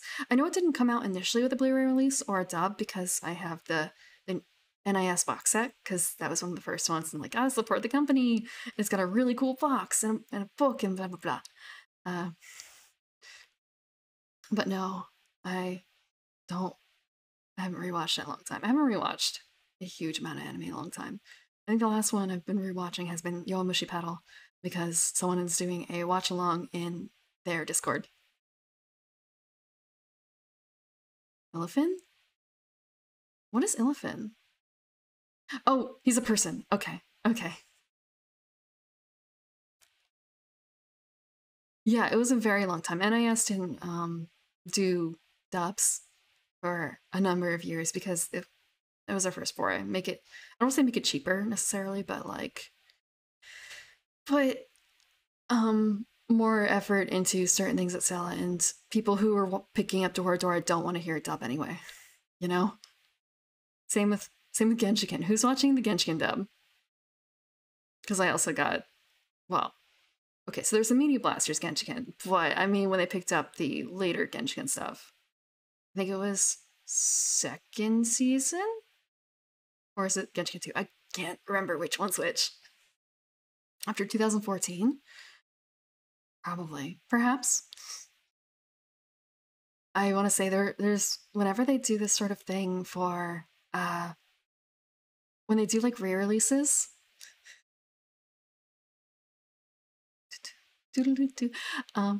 Whenever they do re-releases, they oftentimes have a period where they'll say you can send in your old DVDs, and like $10, $15 or whatever, and we'll send you back like the upgraded version, something like that. We'll send you the Blu-ray copy because it's like a direct upgrade, instead of you having to pay like full price for the entire thing again. It's kind of I should do that. And I still have my fucking box of Yankoi, the original release. So it's kind of I probably missed that. It's been like a couple of years. It's been a couple of years, but I can live with only having the Yankoi DVD set subbed. Probably. Black Lagoon is really good for the dub. There are a few other dubs that I really like, but maybe it's also a bit of what's the word for when you're like stuck with something for so long that you kind of forget? It's not necessarily Munchausen. Like Beauty and the Beast. It's not called Beauty and the Beast syndrome, but that kind of thing. I like some really Stockholm syndrome. Yes, that's it. Thank you. There's let's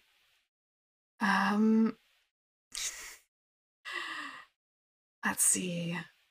Black Lagoon was good. I mean, like Cowboy Bebop was good too. It's kind of what I call Read or Die good, and like Read or Die wasn't stellar. But it's passable also because it's not exactly, when it's not a Western setting, I feel like it shines. The dub of TBC.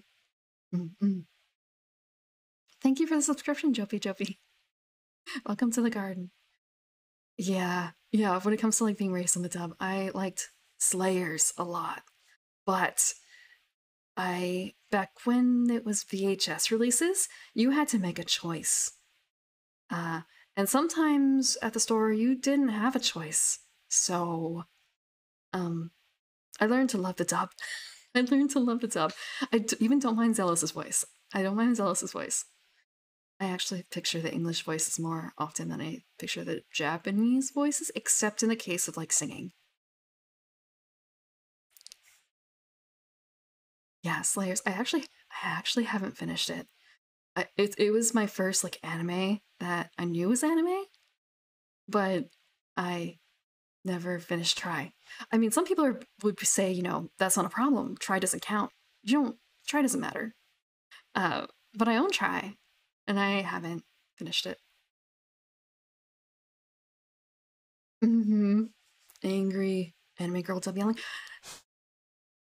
I also really like Sorcerer Hunters, but again, that was another case of like Stockholm Syndrome VHS case. I really liked Sorcerer Hunters. Oh, Ghost Stories too. trying to remember if it was a case of like finding out that the voice of is it the voice of no. For some reason I keep thinking the voice of Amano Jaku is also the voice of Carrot from Sorcerer Hunters, but I don't think that's true.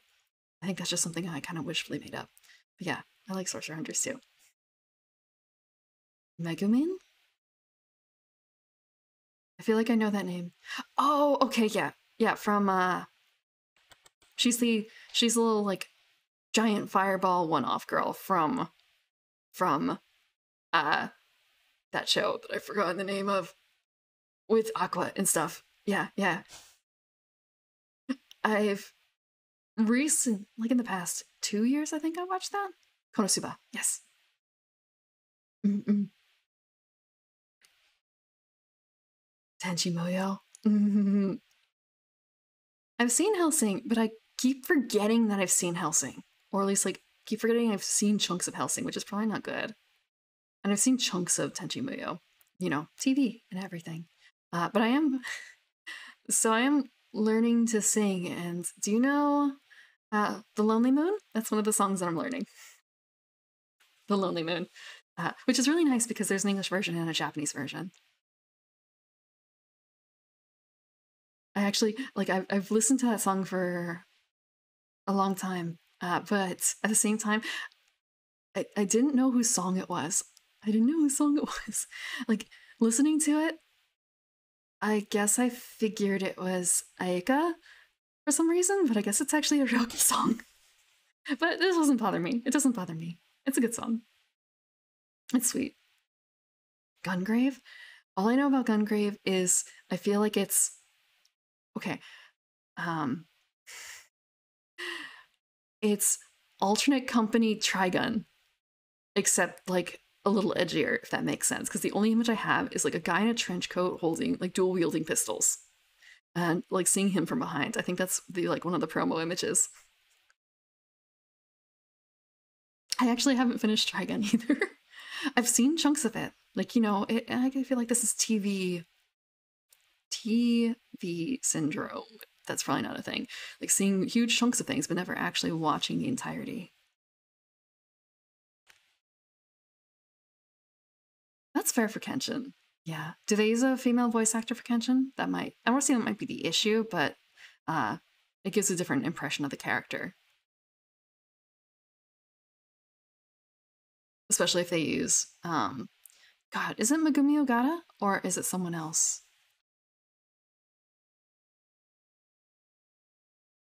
I saw chunks of Kenshin. I feel like, Gungrave. I probably know some people, but I know people have seen a whole bunch of stuff. When you could rent anime from Blockbuster. Samurai X? Samurai X is very specifically one of the movies, though, isn't it? Or an OVA? Isn't Samurai X the, like, serious business one? I think I once saw that for a... Okay, this is gonna sound maybe a little, rough, perhaps, but I was part of a group that did Valentine's Day. Like, they would gather around together to watch something for Valentine's Day.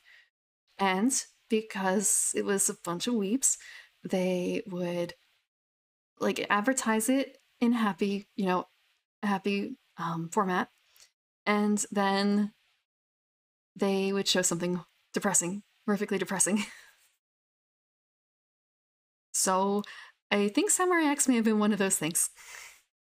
Okay, I think I actually need to reload my mouth. It's a little funky. Or is it? It might be. Give me a second. I haven't actually set up a hotkey for this.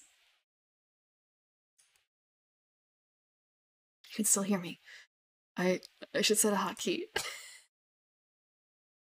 How do you do this? How do you do this? Do this. What is the setting? It's not there. It's here. Okay. I should also, really quickly, what is a hotkey for this? We're gonna set that up real quick. And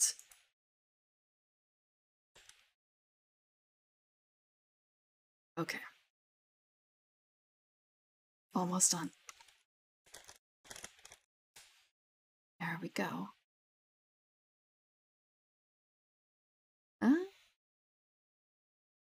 Okay.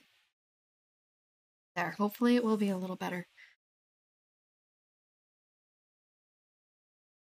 Yeah, that's the skev that just came back.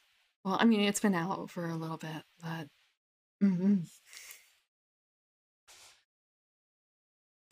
My tea break screen now. It's my be right back. The latest anime by the writer of Anohana. I just actually watched Anohana in the past, like, year or two. I think I watched it last winter. We didn't watch Grave of the Fireflies, thankfully, for Valentine's Day. We would usually pick something that was a bit more, like, kind of romantically depressing a little bit. I think we watched Jinro for that, for example.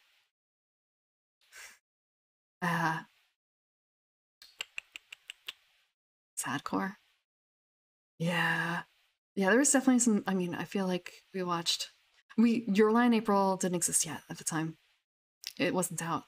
Although there was one time we did it, and it was actually, if you've ever seen Kimi ga Nozomu En, Rumbling Hearts, the title translates to The Eternity That You Wished For. We watched that as well, which is, I want to say I like it. I know it's kind of, I like a lot of trash. I like a lot of trash. So it's like kind of trash, but I like it still. I think I have it somewhere. Yeah, it has a visual novel game. It's based on a visual novel. It's not the accident right at the beginning. You have like an episode or two to get attached to her. Yeah. I still remember the scene, when they're playing the, I guess, new, I don't remember if it's the opening or the ending, but basically the song called, I think, Rumbling Hearts, with the scene, after her getting hit, and like him kind of shutting down, like with his hand twitching and stuff, with the lyrics going on in the background, where it's talking about, again, not being able to stop, something like that. Yeah. I did watch Oran back in the day. I did. I I bought some art of some of the characters at a convention back then too. I like Doran. And it's kind of like sad that it hadn't gotten a second season. But maybe it just didn't do well enough, or maybe they were waiting for more material to come out from the manga before they dive back into it or something. Because it's kind of like you can't really just end it there, right? Kiss, kiss, fall in love. Yeah. I really like the ending, but it's kind of sad. I don't really like the English version. Normally, I'm not against English versions, but that one, it was just kind of, I think it was Vic who did it. It was kind of Vic. I haven't actually watched Fruits Basket. Oh, they're not updating? Oh no. What did I do? Oh. It's just kind of frozen. It's just kind of frozen. I don't know why. It was up. It was up. It was just like blank when I checked it, like completely white. It's loading? It's loading. Okay, there we go. Thank you. Thank you for letting me know. I would never noticed. Thank you, Parky, for the follow. Yeah, he did. He really pushed the face angle. And like if it weren't for the, well, actually, if I put the book away, no, that's not the right key. I put the book away. I don't mind moving like the skirt.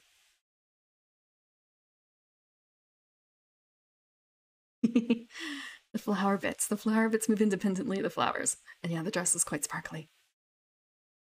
I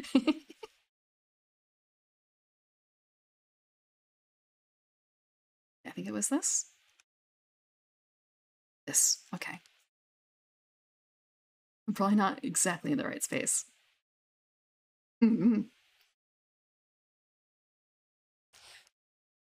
I want to say, I think Boolean is currently closed for commissions, and so is Typo. Boolean is my artist. Typo is the rigger. They're not like an attached pair, but they work really well together because they live together. they don't. I want to say they don't stream together. Like sometimes they stream at the same time, but like not necessarily. Yeah. Dream team. So, like Typo's done a lot of rigging for other people as well, and Boolean's had some of her stuff rigged by other people. Yeah, actually, so last November is when I found Boolean Typo and decided like I want my model to be done by them eventually, and she opened up her commissions in May. I didn't have like a design until like April though, so like it was good timing in that case. But yeah, no, I signed up in May.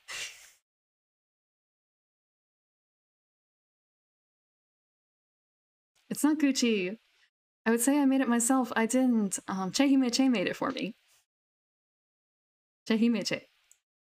His commissions are also closed. She also, I believe I don't know if she designed, but I think she did the live 2D art for Hazmat, if you've heard of him. He's a black pudding VTuber.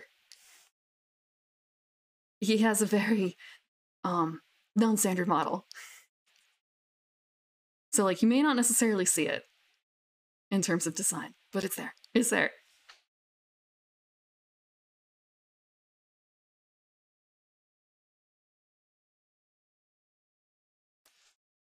Yeah. This is supposed to be D&D. Oh, thank you for the follow, Neramis. Sorry, I missed that earlier.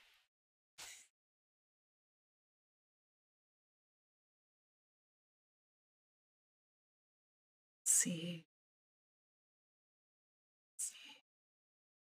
Actually, I think I'm a little too far over. I need to be like, okay, if I step over here, step over here. Okay, maybe I was, let's just find like right here.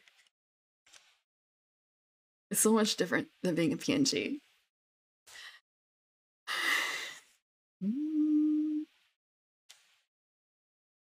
So, there are class features. We get Channel Divinity. And Channel Divinity directly from the Outer Planes. Under.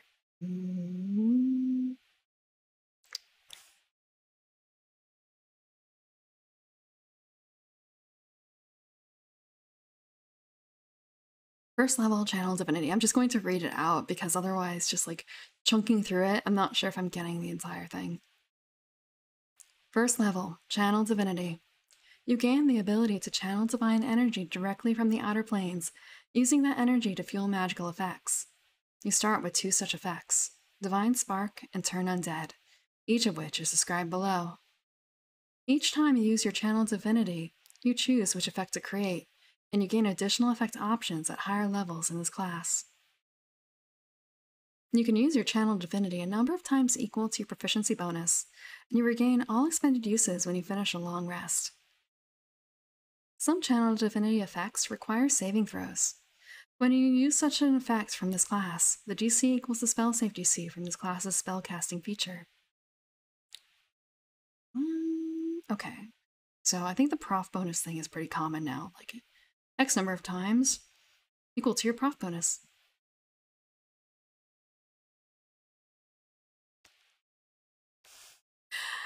Some channel. Okay, we did that.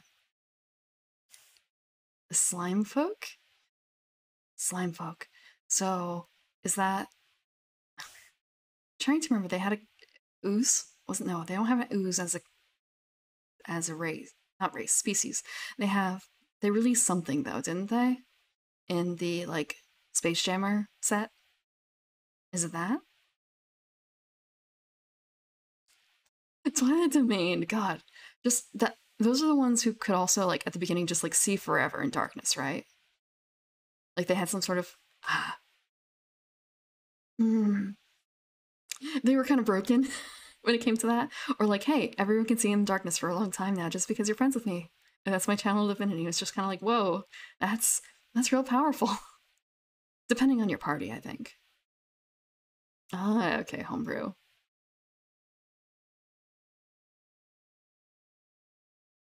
Yeah, D&D's been around for a long time and it sneaks into a lot of things.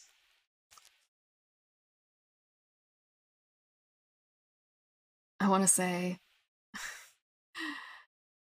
not that D&D directly inspired like some anime that you've watched, but just like the stuff that came out of that. Because I want to say like D&D itself isn't like very popular in Japan necessarily. There are other systems that are more popular, like Call of Cthulhu, but there are other games that are based kind of like I guess thematically based on D&D, like that sort of fantasy world, and that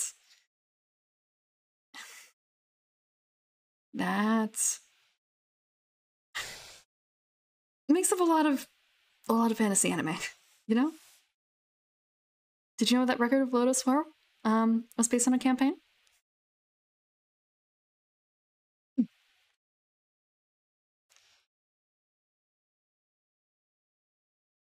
It wouldn't be surprising for some of the other ones. Common Tongue? The first law?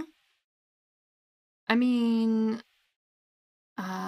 they just say that it's common, honestly. Like the language is common with a capital C. I think the common tongue is probably, I feel like that could be like a Shakespearean turn of phrase, honestly. Like it doesn't necessarily have to come from D&D. I look so angry. Okay, fixing my face. Fixing my face. I do that a lot, actually. Why do I look so angry?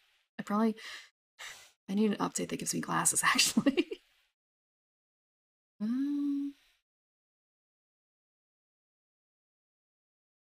Yeah, I think I need an update that gets me glasses so we don't squint. Or, did I change my tracking? Give me a second.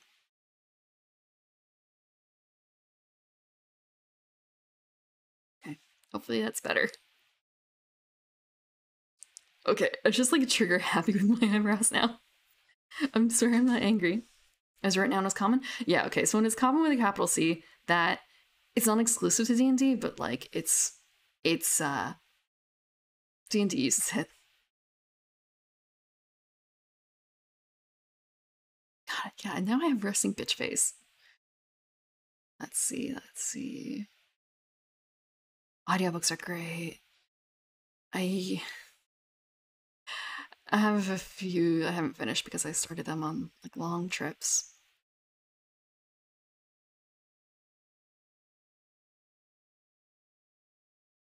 So, Divine Spark. As a magic action, you point your holy symbol at another creature you can see within 30 feet of yourself and focus divine energy at them. Roll a number of d8s equal to your proficiency bonus and add their rolls together. You either restore hit points to the creature equal to that total, or force the creature to make a constitution saving throw. On a failed save, the creature takes radiant damage equal to the total. And on a successful save, the creature takes half as much damage, rounded down. A new audiobook? I want to say, I feel like depending on what kind of work you do, that could work. If you do work that makes you think, that could be rough. Like, I have trouble focusing on multiple things like that often. I don't know if I could do it, which is why, like, it's fine with driving.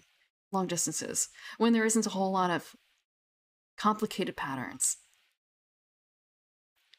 Like if I have to worry about getting off in this exit, navigating this circle, and then immediately making some sort of turn, like nah, I shouldn't be listening to an audiobook. I'm gonna miss chunks. I'm gonna miss huge chunks.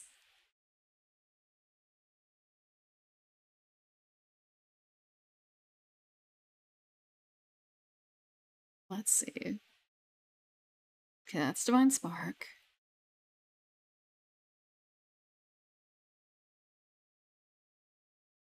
Turn Undead. As a magic action, you present your holy symbol and speak a prayer censuring undead creatures. Each undead within 30 feet of you must make a wisdom saving throw. If the creature fails its saving throw, it is dazed for 1 minute, or until it takes damage, or you are incapacitated and die. Okay, maybe I should like move this up so I'm not looking so far down. Okay, looking up. Maybe that was part of why, like, eyebrows down. Wow. Too far down. You've been doing this for a year and a half. It's good if you have a pattern like that. I just end up listening to a lot of music when I have to work on things. Unless I'm working on something that has audio, in which case it's kind of now I can't do anything. I just have to listen to the sound over and over and over.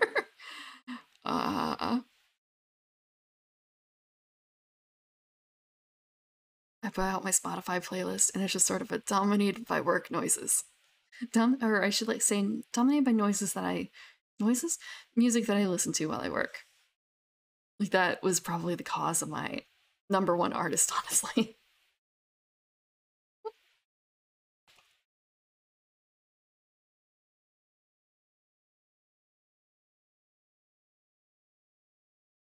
Okay. Oh, oops. Actually, no. That must be fine. Unless okay, that's fine.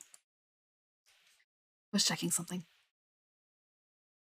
While dazed in this way, the only action the creature can take is the dash action, and if it moves, it must end that move farther from you than where it started. So that's not different, is it? Actually, it might be very slightly different. I'm gonna check real quick. Like, what did the old one say? What did the old one say?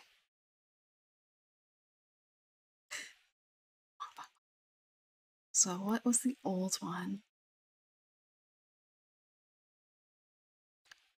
Oh, okay. So before, the wording on Turn Undead was, or rather for the movement section, a turned creature must spend its turns trying to move as far away from you as it can, and it can't willingly move to a space within 30 feet of you. It also can't take reactions. For its action, it can only use the dash action or try to escape from an effect that prevents it from moving. If there's nowhere to move, the creature can use the dodge action. So with that in mind, it is actually kind of better for the player in a way. Because it removes the dodge thing, and honestly, sometimes you don't want them to run like 30 feet away. Or rather, they have to move out to 30 feet at least.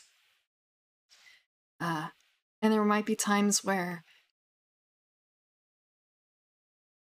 something may be fleeing, and it might be a case where it has to move closer to you to end up farther from you. That makes sense. Like it's stuck in a candy cane. You're at the height of the candy cane, and maybe it's going to try to,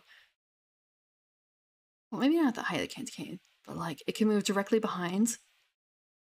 Kind of a, I don't think I can draw on this. No, I can't.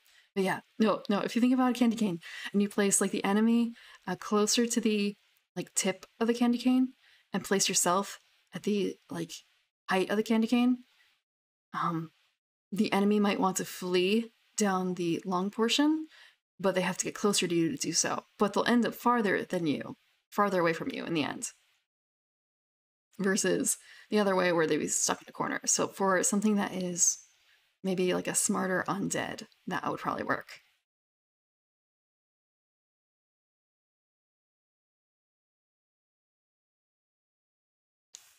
I've never actually read Mistborn. I don't think. I feel like you're not the first person who's talked about Mistborn to me. I haven't read a whole lot of fantasy books recently. I listened to The Witcher while on a long trip through like chunks of the stories. And I've read a smattering of fantasy. I would say probably like the longest series that I've not fully read, but I've read a lot of. And this was a very, very, very long time ago. Like, back when the author was alive, was the Pern series, Pern. I liked that a lot when I was much younger. Nowadays, it's got issues. Nowadays, it has issues. But at the time, it was cool. Let's see.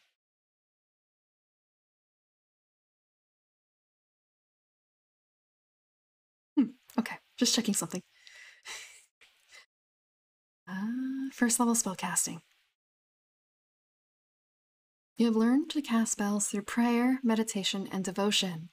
See the player's handbook for the rules on spellcasting. The information below details how you use those rules as a cleric. Prepared spells. You have the following spells prepared: Cure Wounds, Sacred Flame, Shield of Faith, Spare the Undying, and Thaumaturgy. Alternatively, you can prepare 3 level 0 spells, also known as cantrips, and 2 first level spells of your choice. Any spell you prepare for this class must be a divine spell.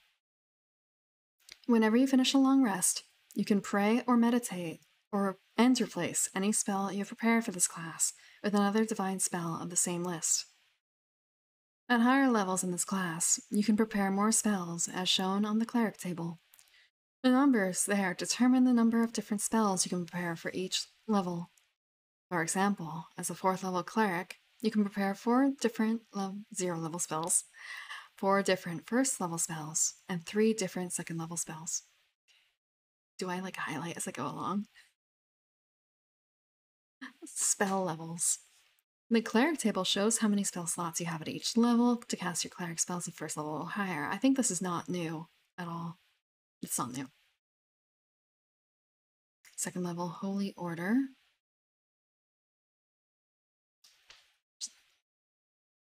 So how was Divine Spark?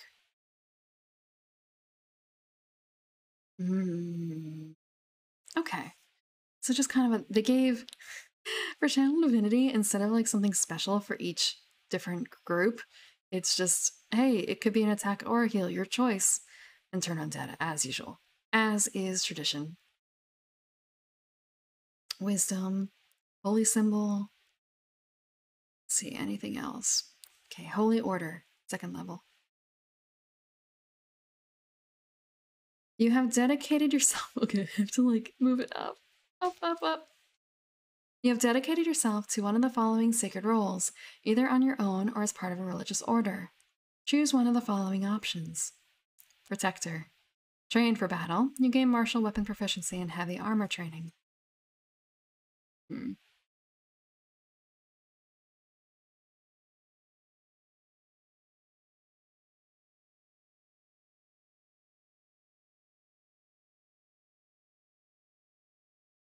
Okay.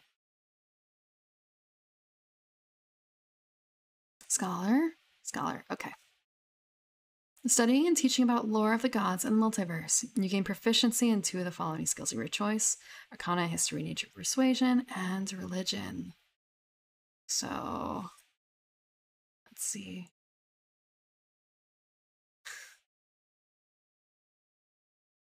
They made the cleric like a warlock. I mean, there's a whole thing about, wait a second, the warlock, the spell list. The spell list doesn't have Eldritch Blast. So you know what that means, right? So yeah, it's kind of a so they gave the cleric an attack as part of their stuff. So they probably gave the warlock the same kind of deal. They gave them, it's totally not a actually, part of it might also be, it's not a cantrip. It doesn't count as a cantrip. Whatever that might mean for other things. Why did they say you could choose religion? You don't have to choose religion.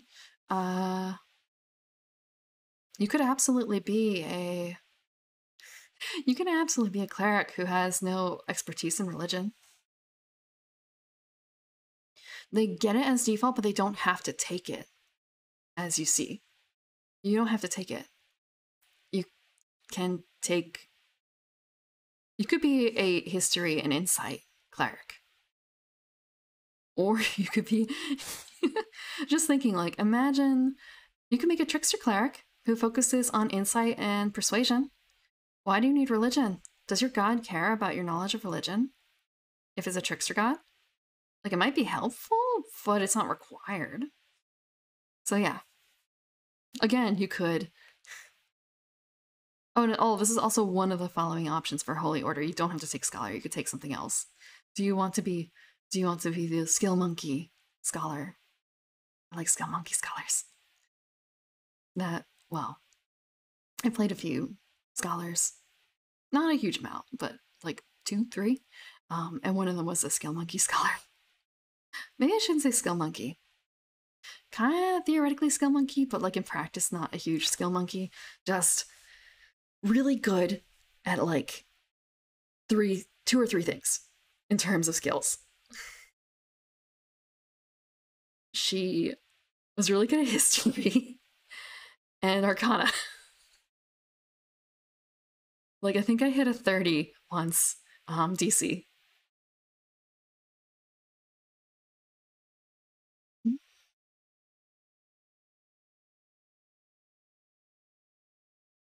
So you gain the proficiency, but you also gain another bonus.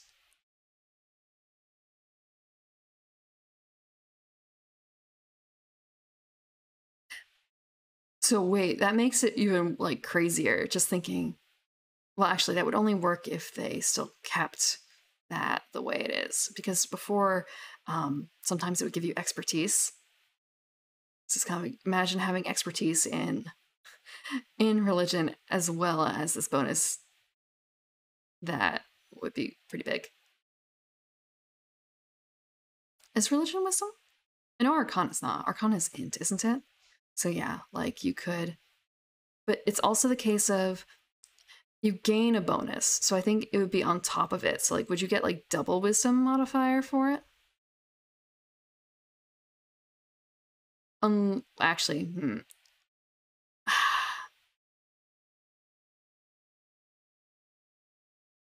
it depends on whether... I don't like the writing of this because it's a case of... It makes it sort of sound like it's 2 separate things, like you get the proficiency and then you also get a bonus. But I think they're just describing what a proficiency is, which is like, right? You don't have to do that. You can just say you gain proficiency. You don't have to describe what it is.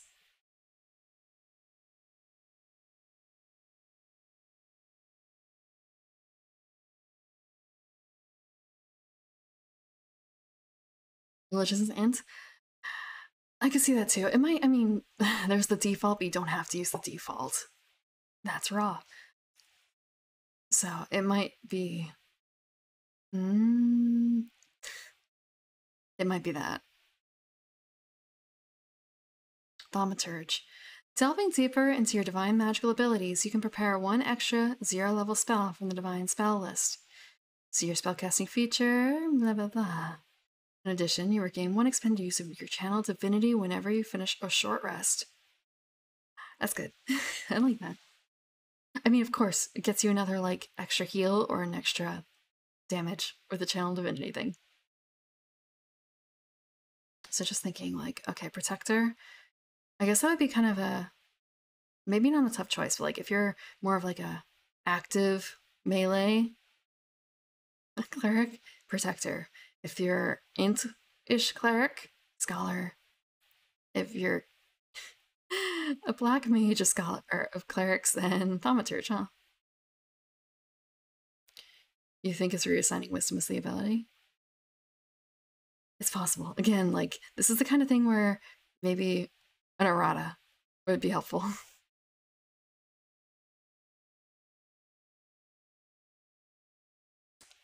Just thinking, you start with a proficiency bonus of 2, right?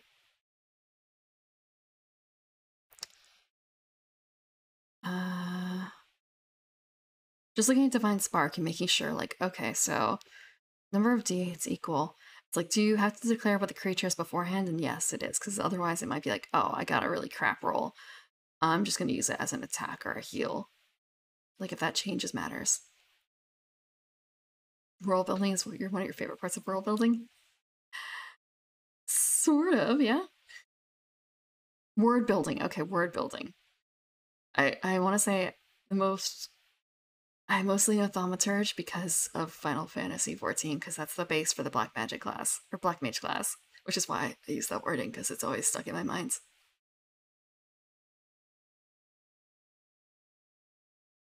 You think it's rule breaking by picking Scholar? Maybe, maybe. Again, have to wait and see what they put out for it afterwards. And, or, they don't really put out, like, tweets anymore about, like, hey, what we meant by this was that, what is it? It's not Sage Arcana. Sage something or other. So it's Unearth Arcana. I don't remember what the Sage thing was. None of them are wisdom based? Really? Nature's int based? Huh. Okay.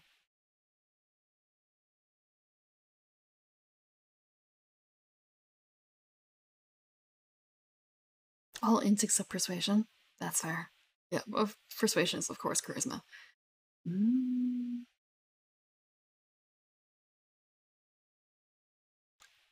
So you get a subclass.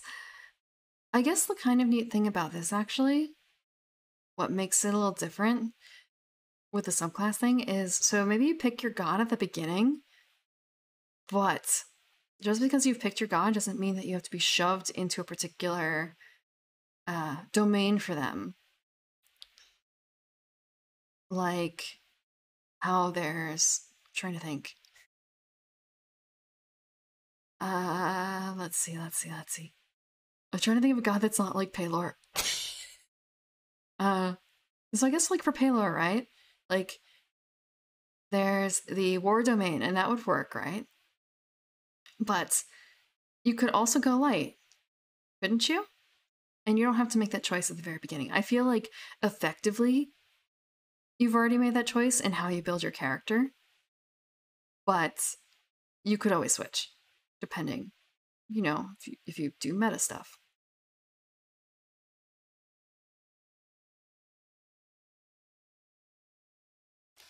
Wait, isn't insight on that list? No, it's not. Okay, that explains a bit. It's not on that list.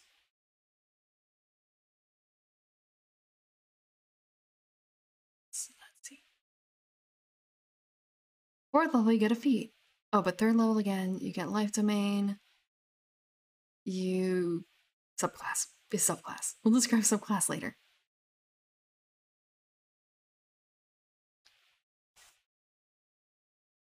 Fifth level, Smite Undead. So you can cause your Turn Undead feature to smite the Undying.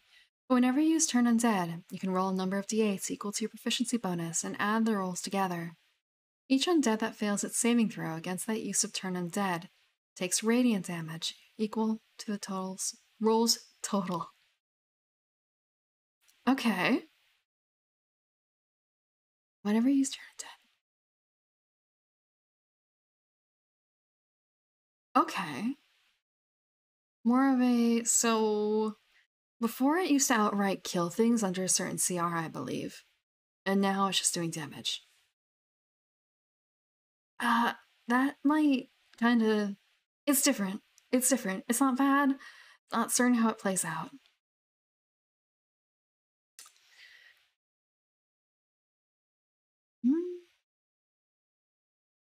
Blood.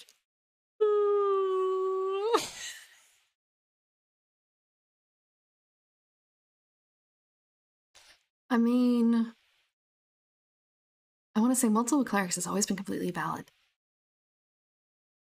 You could absolutely build a pretty good party, I think, even at first level, that's all clerics. But that was all because the first level, like, because you were picking your subclass and gave you such a variance of stuff that, of course, it'd be fine. Like, a war cleric and a trickster cleric and a life cleric could be completely valid party.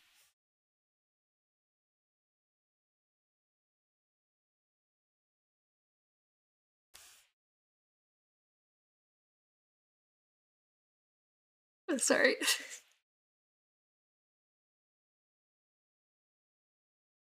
Wait. Let's see.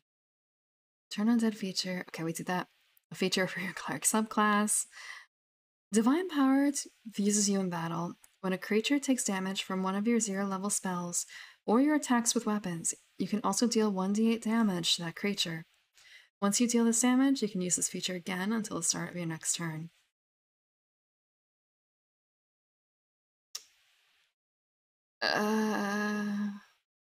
Huh. That's kind of like a mini smite, isn't it? That is like a mini smite.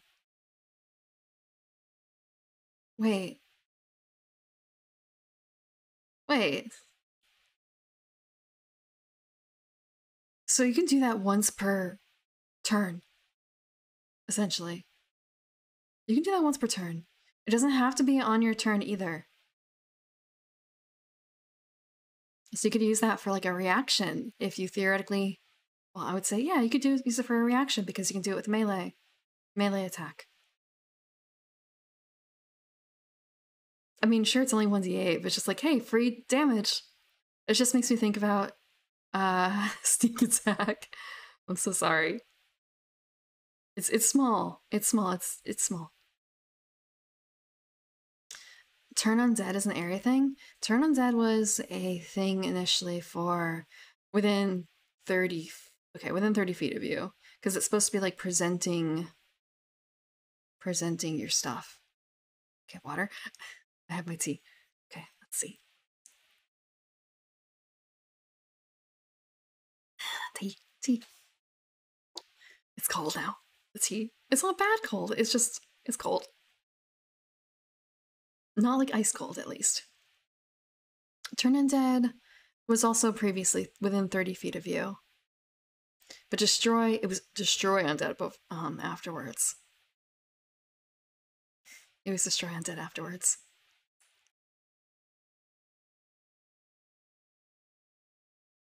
A time and a place for cold tea and hot tea.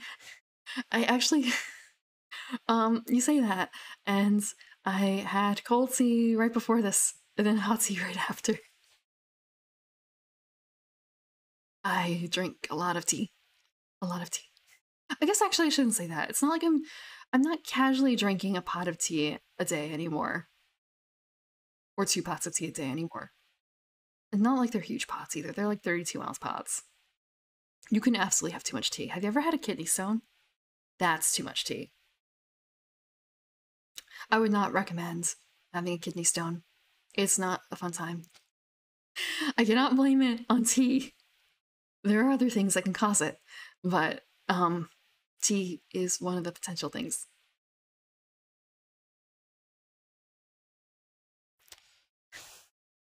Like, they say it hurts worse than childbirth, and like, I don't ever plan on having a child, but if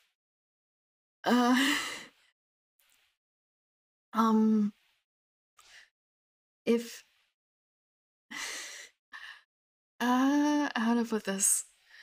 I distinctly remember like moving over onto tile and like just trying to find a comfortable position because I thought I was dying from the kidney stone. And it was just after like a couple hours and a couple like, okay, the aspirin's not cutting it, and I'm still like lying on the floor wishing I was dead. And I think I'm actually having like an exploding appendix or something like that. It's kind of okay, now is maybe the time to go to the hospital. And then just finding out like, oh, it's just a tiny kidney stone. Like, what do you mean it's tiny? What do you mean it's tiny? Thank you for the follow, Maganet. Sorry, we're discussing kidney stones, but yeah. Too much tea is apparently one of the causes of some type of kidney stones, and not drinking enough water, like not drinking enough liquids, is another cause. So, yeah, drink stuff, but like don't exclusively guzzle tea. It might actually just be a case of like black tea. Honestly, I'm not 100% certain. I think my problem was more so not drinking enough at the time. Though it could have also been compounded by tea. Again, like I don't drink like a huge amount, but there may have been a period where it was like 90% tea, 10% other.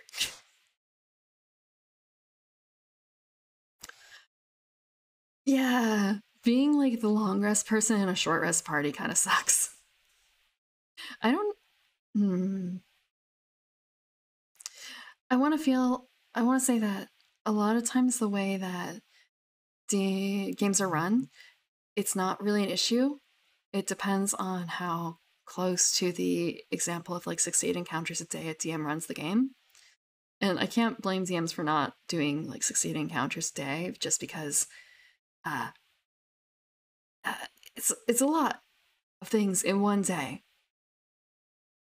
It's a lot of things in one day to take care of. It depends on the style of game too, and the length of it. Because like 6 to 8 encounters, like sure, encounters don't have to be battles actually, but oftentimes with the way that things are laid out, you may not have encounters that are not combat encounters that will drain resources, which is kind of a problem.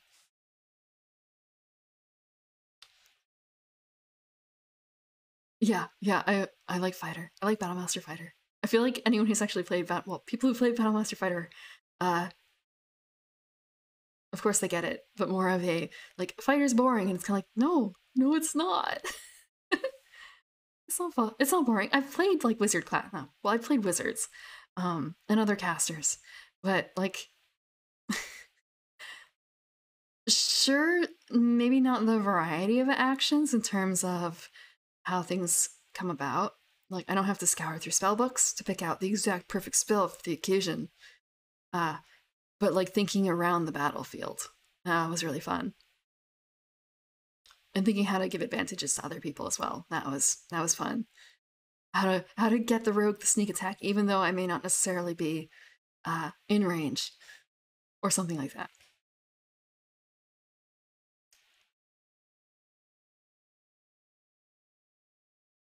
Good for people who are very good at mechanics. I want to say you don't have to be good at mechanics to have fun with them, at least. I think.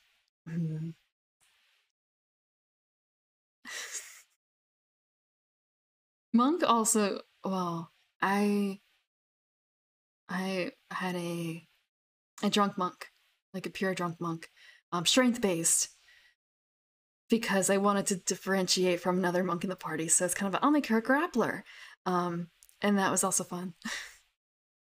Not quite that. It was effective. It wasn't probably like quite as effective as it should have been, because again, like I didn't dump everything in strength. Not strength. I didn't dump everything into dex. But she wasn't bad. She wasn't bad. Or rather, maybe I should say, I think what I did was for that I dumped charisma, int, and wisdom. No, I didn't dump wisdom, but I dumped charisma and int as low as possible so I could like raise the others a little bit higher. Yeah, yeah. Uh, But I really wanted her to be able to do, I had like one or two things I really wanted her to do. And one of those was because she was a grappler monk, which I know grapplers are like not a great idea anyway. And it was a aquatic theme-ish, like it was a piratey theme game. So I made her an elf, a sea elf. And I wanted her to be able to grapple someone and drown them, essentially. Like not disarm, but like get them out of battle that way. So I was able to do that pretty nicely. You know, with like a stupid tagline like, it's time for you to cool off. A flat Izuna drop? I don't know what Izuna drop is. So you want to be an Aarakocra monk? Is that it? I don't feel like I've seen one in play. Mm. Yeah. There's, I suppose, also the fact that there's like the maximum that you can drop someone. But otherwise, I think the bigger issue would just be like, okay, grapple, then wait. Because like when you're grappling someone, the weight of them makes you move half speed. Which was also a problem that I had a little bit, but I also had fun with that because I was able to grapple, quote unquote, a party member to like drag them out of danger because they were tabaxi and they had stopped that turn because they wanted to refresh their speed thing. So I was able to grapple them, move them a bit, and like flip them out of danger. I've played some Smash. Not a huge amount. Okay, I don't actually play Kirby. I like when I play it, I tend to play Zelda Sheik. You know, Sheik primarily, but you know, I don't actually know if I own Smash. I mostly just played it with other people, but not like competitively, like casual, very casual.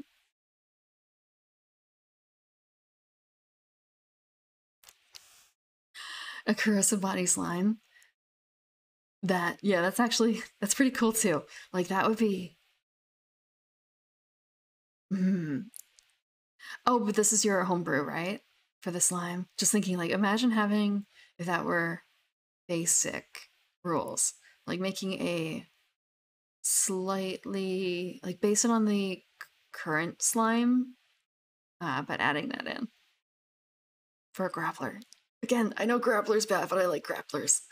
I want to say like the last 3 characters I've made have been grapplers. I even made a grappler in my Scion 2e game. I think my DM got a little sick about that. Because it was just kind of like, what's your turn? Like, I'm gonna continue the grapple and like not hurt them.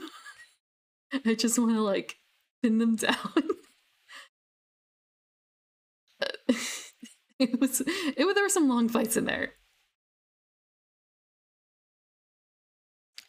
Guide them. You make it sound so gentle. You guide them into the grounds.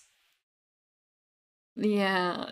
Multiple enemies was not a strong point.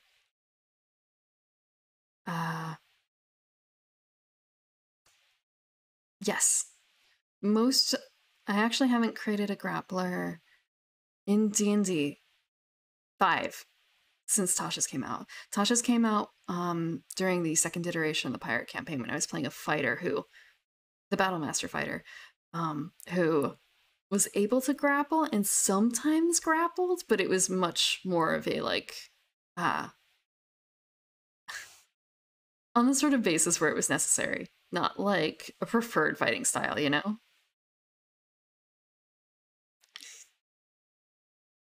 It's possible.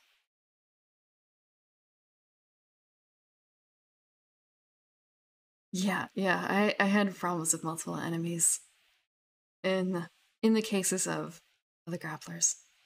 I also built a 3.5 Barbarian, Gestalt Barbarian. She was my 3.5 interpretation of the Sea Elf Drunken Monk-ish.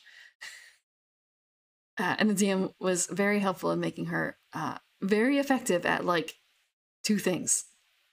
And one of those was turning into a bear. And the second one was grappling raging bear.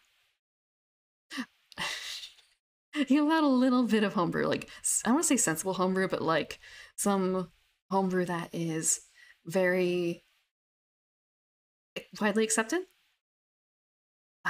Because there is the case of what is it called? Not Swordmaster, Sword Sage.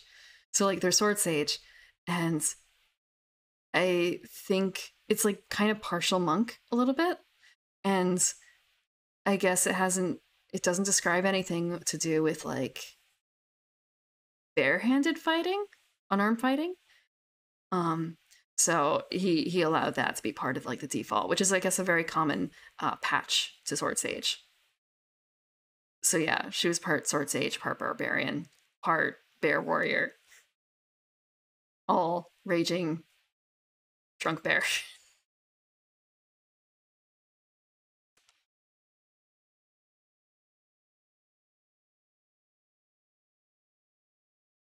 Yeah, it's kind of a wow, I'm a monk and somehow I can't grapple. I want to say like there's the two concepts of them. Did she talk in a Russian accent? No, she didn't talk like in a Russian accent. I can't do a good Russian accent. No. She was much more like happy-go-lucky generally because she followed the party because they fed her. Again, her int was not very high. No, she was. I want to say part of the whole shtick, not shtick, but like concept.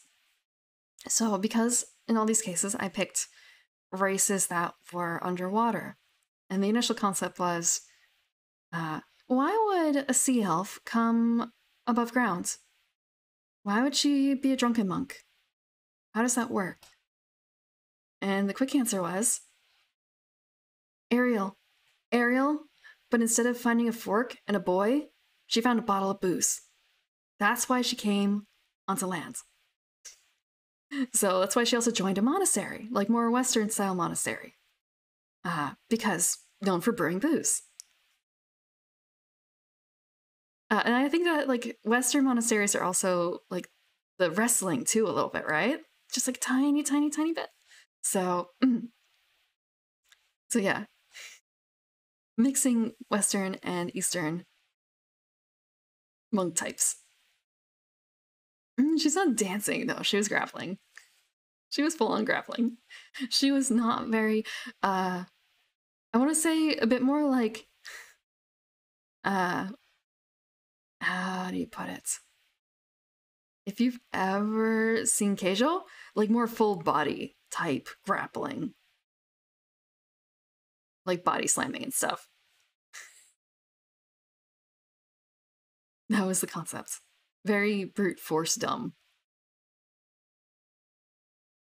Again, there was another monk in the party, so kind of to differentiate from like a beautiful dancer type, she was big dumb brute, kind of stinky, smelled like fish.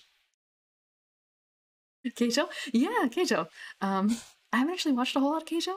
Uh, I mostly know it because I went to Japan when Keijo was airing, and I remember seeing a 3D standee. It had like a mouse pad butt, essentially, life size, touchable. The butt. I want to say I was gonna say the butt was rubbed, but like I poked it, but I didn't like rub it. But you could tell that it had been rubbed. It had that kind of texture. But yeah, that's why I think Keijo. I look like how often do you get to do that? How often do you get to do that?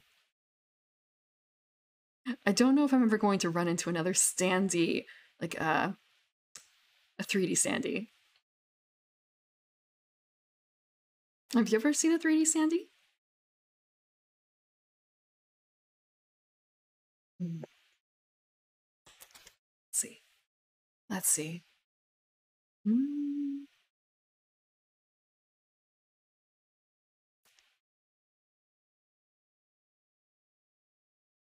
Uh, oh. Someone's angry. Someone's really angry and crying. I should probably be speaking slower. This is ASMR.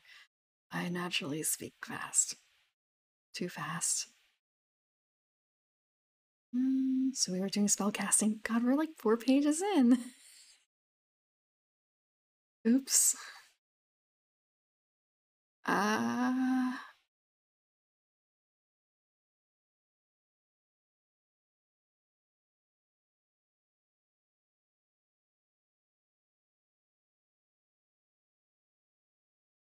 Let's see.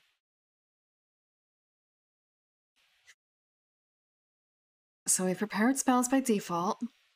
Oh no, it's Cure Wounds, Sacred Flame, Shield of Faith, Spare the Dying, and Thaumaturgy. 9th level's another choice. Oh, right, no, we've read that. Oh, we read that. So we have the Feet at 8th. We have the 9th level Holy Order. Your sacred duties have expanded, allowing you to choose a second option from the Holy Order feature. Okay, so yeah, so you can... I guess that works. It rounds you out a bit more, I suppose.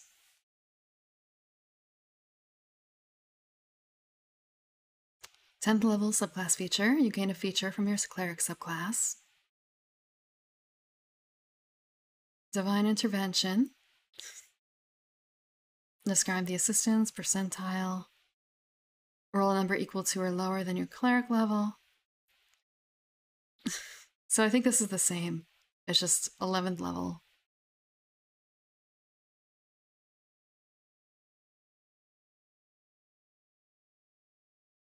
Okay, so at 18th level, it's Greater Divine.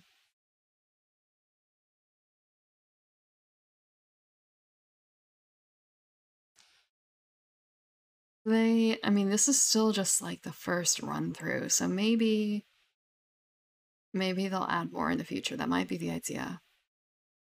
I did hear they're trying to, of course, they're trying to monetize this more and I guess try and get players to buy things instead of just the GM. So it might be a case of, hey, this is going to be in a book for players. Go buy it for more fighting styles, except it's Holy Orders.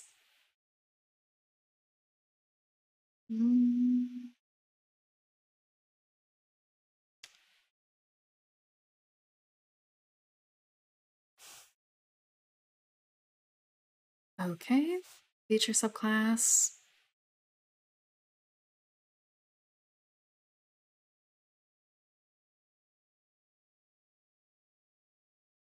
I really need to look higher up. Okay, feats, greater divine intervention. Yeah, so like nothing like super fantastic at the end. Like everything beyond 12th level is kind of a repeat, essentially. Is that normal? Maybe it is. So we have prepared cleric spells.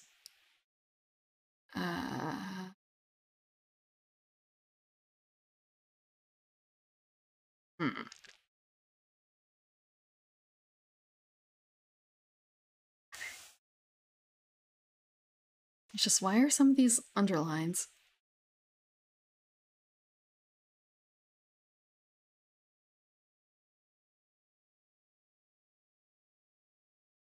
Oh, I think I just realized. What? Wait. It's kind of a case of, I know that they made spiritual weapon concentration. And I'm pretty certain banishment is also concentration. I honestly don't remember a whole lot about epic boons. I want to say, like, after a certain point, I'm never gonna play a game at like 20th level. It doesn't matter. I know people who build their characters because they want it to be like, it'll be like beautiful, it'll be excellent, like beautiful creation at level 20. At level 15, it's kind of the campaign ain't getting that far, bro. The campaign ain't getting that far. Be happy we're getting to like 12. Yeah, banishment's already concentration. That's why I thought like, maybe underline means concentration. Because I also know that one of the things is spiritual weapon has become concentration. And that's one of those things that, like, no, please don't do this to me, wizards. Don't make spiritual weapon concentration. I need that. I need that. Yeah, and I know banishment is concentration. I have very slightly cheesed that in the past. When I say cheese, I mean DM will allow us like 1 point a session where we could like bend or break the rules a bit if we had like a really cool moment for it. And I was banishing a demon lady. And so I asked because banishment was concentration, I wanted to also fly to flee from some danger. But all I needed literally 1 turn of fly to get over basically to travel from like one castle top to another. So I asked her if I could use my point to basically use fly as a 1 turn non-concentration spell. Like, I don't care. It does not have to last any longer than that 1 turn. Just give me 1 turn. And she did, thankfully. So I want to say it was not the most cheesed moment in that game. But we didn't use a whole lot of cheese. That was like one of the few moments that we used those points. That we know of. People may have been using them behind our backs. There was a lot of anime dead by a party member that we didn't realize was going on because it was probably happening very quietly off to the side. Removing it from Spirit Guardians.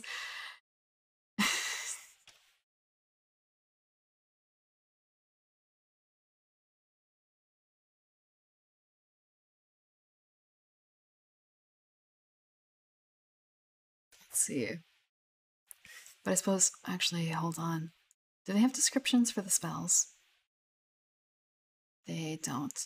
So they have a lot of this. Oh, okay. They do have some of the spells in here. They do. Okay. It might also be a case of underline are the ones that have changed that we should pay attention to, honestly. This cat, he won't stop. It's kind of do I read about this now or do I skip? So the cleric subclass. So what does the subclass get you? I'll check the spells after that. Cats. The life domain focuses on the vibrant positive energy, one of the fundamental forces of the universe that sustains all life. The clerics who tap into this domain are masters of healing, using that force of life to cure many hearts. Not hearts. They're not curing hearts. That's the unity domain. Unless they change it again, which is possible. Existence itself relies on the positive energy associated with this domain, so a cleric of any religious tradition might choose it. This domain is associated with agricultural deities, sun gods, gods of healing or endurance, and gods of home and community. Religious orders of healing also seek the powers of this domain. 3rd level domain spells. Okay, so you always have certain spells ready. When you reach a cleric level specified in the life domain, you always have this prepared. That's not new. That's good. They do not count against what you can prepare. They follow rules otherwise. Lesser Restoration, Power of Healing, Mass Healing Word, Revivify, Aura of Life, Death Ward. Death Ward? Yes. Greater Restoration and Mass Cure Wounds. You have bad news. Is Spirit Guardians concentration as well? Still? So like it's actually bad news? Actually, yeah, the underline probably means like something's been changed and it's in the book here, and that they haven't actually changed Spirit Guardians.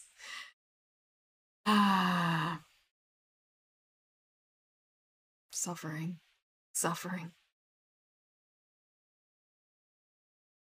Okay, let's see. Your healing spells are empowered by life itself. When a spell you cast with a spell slot restores hit points to a creature, that creature regains additional hit points on the turn you cast the spell. The additional hit points equal 2 plus the spell's level. Yeah, yeah. Spiritual weapon is concentration. Actually, so if you've ever, they did once upon a time, they probably still do this. They have cards, spell cards. I found spell cards very useful. Actually, I have a set for cleric, official ones, and it prints the contents of the card in a nice little package. So you can easily, like, basically I have a little deck box filled with my cleric spells from when we played in real life. Instead of having to like print out the entire spell list, I would just like flip out the cards and have like a little marker for like, okay, this is the stuff I've prepared. And this is the stuff I have in the back pocket that I could switch to, but I'm not going to, like long rest and all that. So the initial printing of that had spiritual weapon as concentration. So I actually treated it as concentration for a long time, and until I ended up having to use D&D Beyond, where I found out it's not concentration. So I ended up like penciling out the X. They're like, I don't want to say they're thick cards, but like they're kind of plasticky coated. So it was hard to like, it's like engraved in. So like the pencil, the charcoal's gone. It didn't stick very well, but you could still see the X embossed in there. Yeah. I mean, she wasn't very good at combat anyway. She was a skill monkey. Her talents lie in trying to avoid combat. Like finding out that, oh, this enemy that we're talking to or like trying to interact with who's angry at us doesn't speak our language or doesn't speak anyone else's language. Well, I know X language, or I know tongues. So you know, similar enough. I think she knew like 6 or 7 languages. Like granted, some of them were never going to come up. Who else needs to speak halfling? Because she was a halfling. But, well, it was still pretty helpful knowing like a ton of languages for preventing things. And also like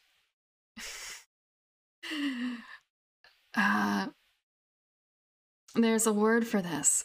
When you have someone in your party who basically looks like a cinnamon roll, essentially, and using them as like, oh well, this group of dirty hobos can't be that bad, because look, there's a cinnamon roll in there. That sort of thing. She was the cinnamon roll. When I say dirty hobos, I mean like our druid actually did kind of look like a dirty hobo. He was raised by wolves. And then there was the fighter who was kind of very thief-like, like street gutter urchin type. That was the initial party, so yeah, she kind of stuck out.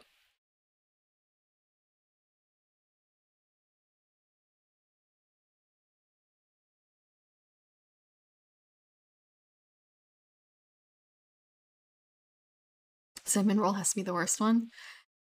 That's a cinnamon roll with an S. No, she was a regular cinnamon roll. Ish.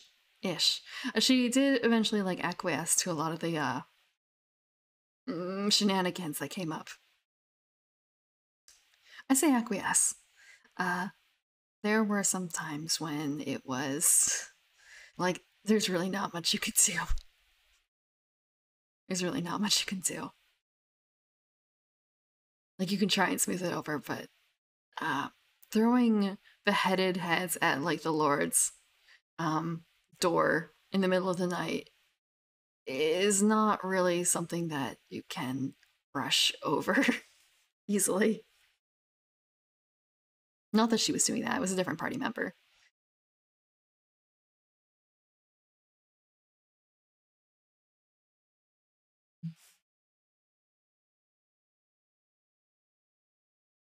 Healing spells. Okay, preserve life. You can use your channel divinity to heal a group of the critically injured. As an action, you expend 1 use of your channel divinity and present your holy symbol, restoring a number of hit points equal to 5 times your cleric level. Choose any creature within 30 feet of yourself. You could choose yourself and divide those hit points among the chosen creatures. This feature can bring a creature's current hit points to no more than half its hit point maximum.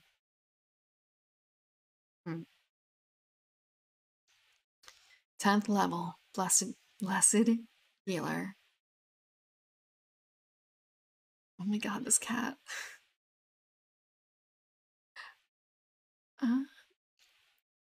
The healing spells you cast on others heal you as well.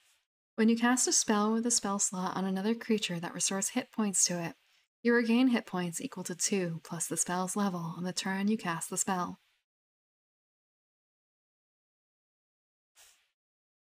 I think after 14th level, okay, after finishing the cleric, I'm gonna take a quick break because I have to feed a cat.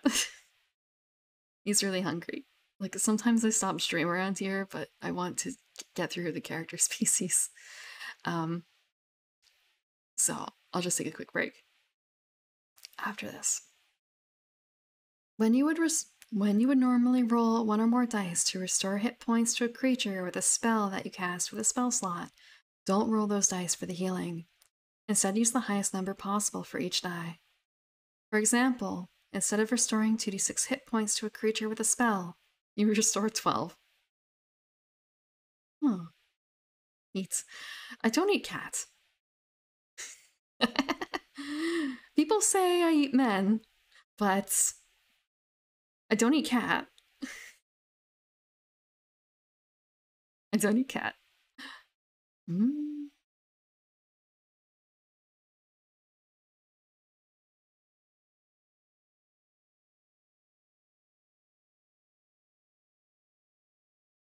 Okay.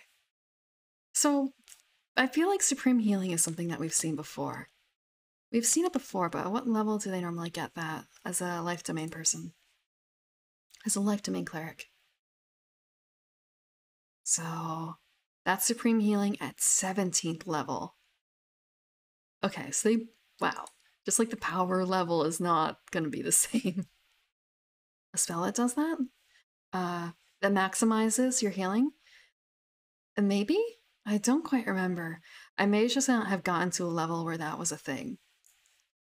But also, it feels like a case of using a spell to do that, unless it's like an 8-hour spell, preparatory spell, I'm not certain if it's super useful. It might be more of a magic item, perhaps, that allows you to do that. That might be a thing. Because again, like, what's the meta? You don't really cast healing spells in battle, unless I guess like you really, really have to. In terms of like, there's someone lying out on the floor, bleeding to death, for their second turn in a row. Bro, you gotta bring him back up. You gotta bring him back up. Otherwise, it's kind of save healing for after the battle. So I feel like having a spell that maximizes your healing like that is probably only useful in terms of...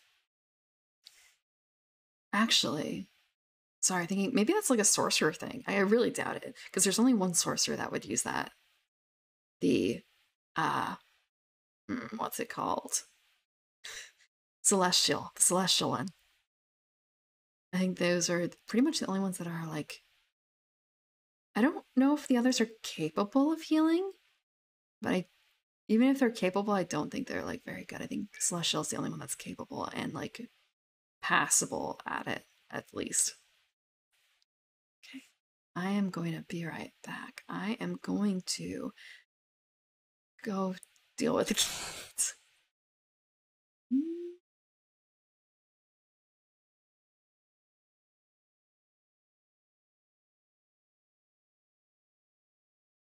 I forgot to unmute.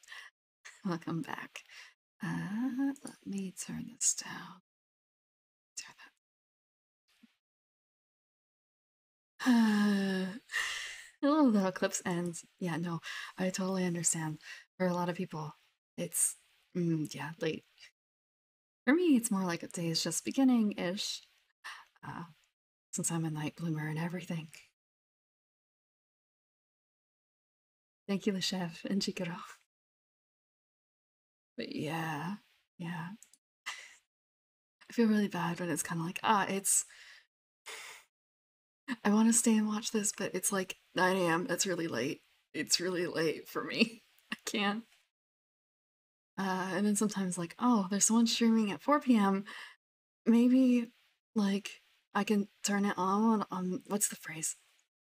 Like you might set an alarm hoping that you wake up early, but then you end up like going back to sleep anyway. So sometimes they'll put on streamers like that. So like especially ASMR streamers, like afternoon ASMR, it's great for me. For me, 4 p.m. ASMR to fall back to sleep too. Let's see. Let's see. Let's see. Night is Young. All I can think with that is that there's a song with that title. If you've ever heard of Vampire the Masquerade, uh, there's there was a CD they put out in the 2000s, maybe like late 90s, somewhere in that range, early 2000s, late 90s. That was music from the Succubus Club, and one of the songs in there is called "The Night Is Young." I think that is the Giovanni's song. Um, so I feel like I can't take that phrase seriously anymore because of that. Because all I can think of is like the one guy in a like sort of monotone voice saying, "The night, the night is young." I can't do it. I can't sing it. Night is young. I I've been playing through Vampire the Masquerade: Coteries of New York.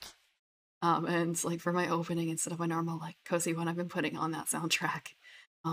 Yeah, it it's like not like White Wolf put out the CD, but White Wolf I think had a hand in like putting it together a bit because it's actually put out by a different like White Wolf's not a CD publisher. I've never actually played Bloodlines.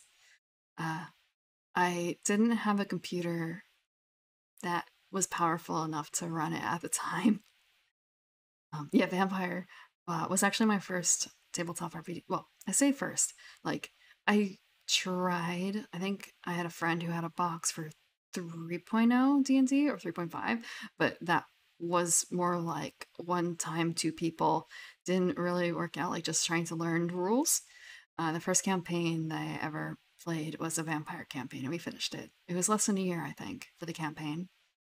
Uh, but we played like weekly, so or maybe not exactly weekly, but we played probably close to weekly. Uh, so I have my copy of Vampire back here somewhere, or back in those days. They've made a lot of changes. There's been a lot of changes in Koteris. Yeah, Vampire is interesting. Again, like sometimes there are problems with it, but it's flavorful. It's flavorful. But yeah, they put out a CD. One for each of the major clans. A song that is supposed to be the kind of song that that particular clan would feel an affinity to, like how they would probably describe themselves. So if you're into Darkwave, if you're into Darkwave, uh, they have a song from the Crew Shadows on it. I actually don't know if it's pronounced Crew Shadows or Crux Shadows, but I think it's Crew Shadows. Uh, I say that because I think they're like the biggest band that was on that CD. They play at Dragon Con a lot, or they have in the past. I think they're still active and like touring. They do a lot of tours. But they're a good Darkwave band. Good Darkwave fans. They put out bangers. For certain, if you like that style of music, which I do. A bit Nosferatu. Rotting on the Vine is the Nosferatu song.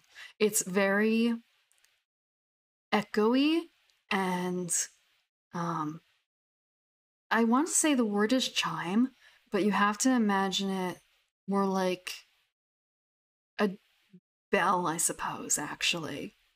It's like echoey bells, but maybe more like the lower notes on a piano.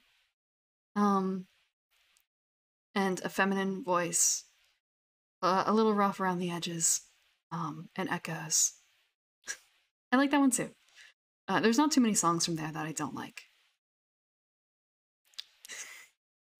I think I'm right on that. Like, I don't have a reference with me, but I'm pretty certain that Rotting on the Vine was the Nosferatu, and that The Night is Young was Giovanni. What was it? Music from the Succubus Club. Music from the Succubus Club.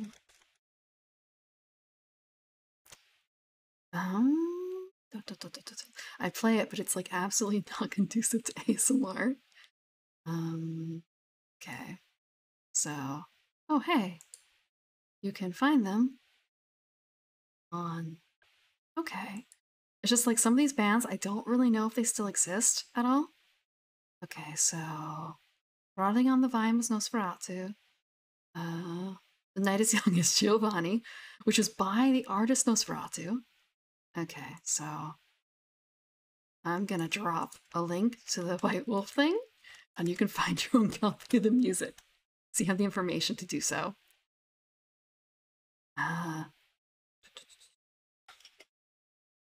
That's the source. 13 exclusive new tracks by top international artists, it says, in the description. I want to say, like, I used to really like, I think, Cold from Fever. No, not Cold from Fever.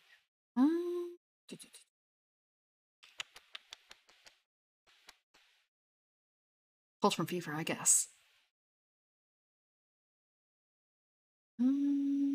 No, Superficial. I really like Superficial when I was younger, I think. But now it's kind of like, I like the cheese in Bloodsucker 2000 and Bray. And like Crusados are again like pretty good. They're pretty good. The violin piece in there is good. But again, they all have like kind of different feelings, obviously. But the only one that I've heard any other song from out of this group has been the Crusados. I've actually been to one of their concerts. That was pretty fun. I want to say like they're, I don't want to say surprisingly cheerful for a like goth inspired band. I don't like, I don't know if I should describe them exactly as goth. Because like Darkwave is not like exactly goth. But I really like Happy Birthday from them.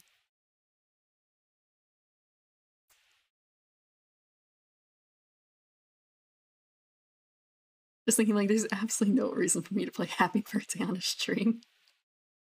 You went to a goth night on a Friday. I want to say like, oh, just a goth night? Just a goth night? I wonder what the bands are playing, like what the DJs are playing now. I used to live in a place where there was a goth club, but I didn't get a chance to go very often. Like, dedicated to goth. Well, I say goth, but like, you know, goth and goth related stuff. And I know that there are some bigger ones not too far away from me too, but I haven't gone.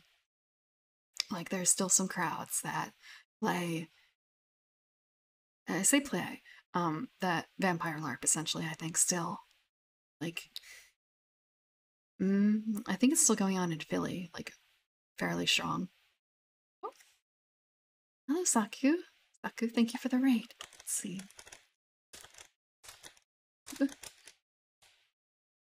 What were you doing? Were you doing...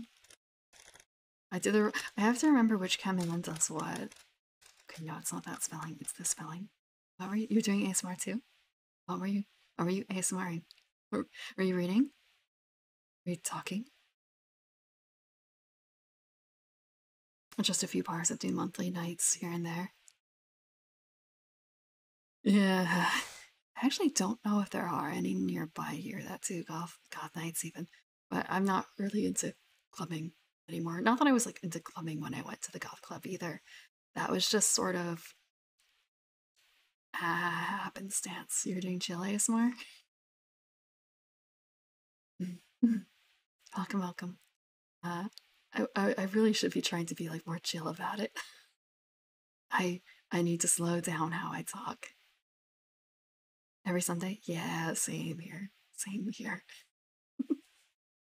Sunday evenings, like Sunday afternoons and Sunday evenings are good for that. Comfy, cozy. Turn on the fireplace. Actually, speaking of that, so you don't. I don't know if you can hear like the roar of my computer over here. Valorant. I've not actually played Valorant. I haven't played a first person. It's a first person shooter, right?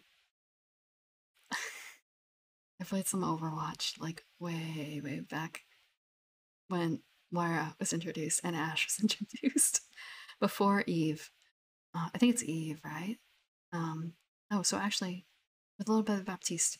After Baptiste was when I stopped, I think. But I haven't done too many first person stuff, games like that since then. Don't club? Okay. For some reason, I read it as I don't climb much. Like, oh, so we're talking about competitive? Competitive clubbing? After an anime night? I had an anime night with people out in a it's either. Actually, that's been like a decade. Like, think about it. Yeah, I think that was after studying. When Ranked officially came out, there was a period where I guess, like in the very beginning, yeah, you're right, they may not want Ranked because they want people to get familiar with the characters before starting it. I heard it was very different then. Like, well, I joined after the, I guess, Mercy change of like entire team res or something like that, in terms of her ult. So like whack a Mercy essentially. Um, but was that on launch? Or like close to launch? Okay, I'm gonna turn this on. Hopefully it won't be too loud. Because it's a little different sounding from before. But for those who don't know me, actually, I should introduce myself. Also, I should make sure, I can't remember if I thanked you. Thank you, Saku, for the raid. I am the Evening Primrose. I am a garden elf, and I only come out at night.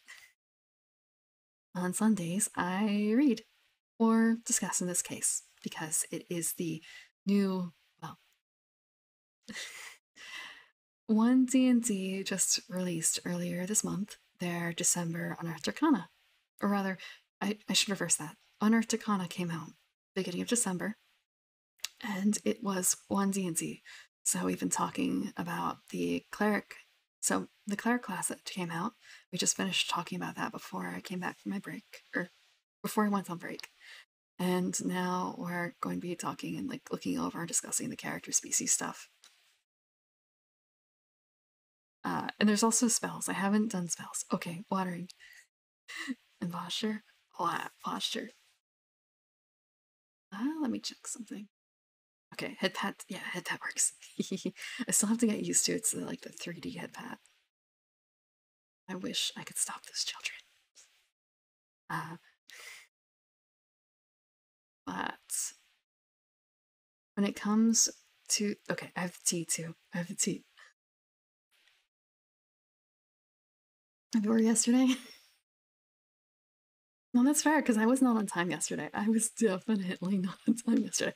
Although, so my Twitter handle is late_primrose, and I literally don't know if there's been a time I've been on time for stream. I'm not very good at that, you know? No, but for today, I have for my tea, for my water, I have I had like a black tea, and now I went to my orange drink tea. It's orange tea, but really it's orange drink. It's hot orange juice with a dream of tea. Someone waved a tea bag in the production line.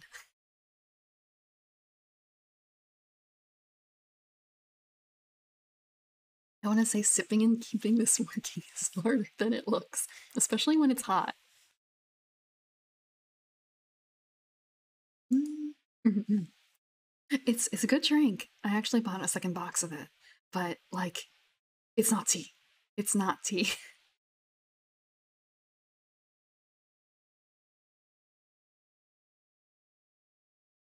Mm. Oh, let's see. That is, I feel like there should be limitations on that, you know? As long as it's steeped. Like for this, it's a cafe latte thing. Um, so like it comes out in a powder. So it's like making iced tea, sort of, like from powder bits, but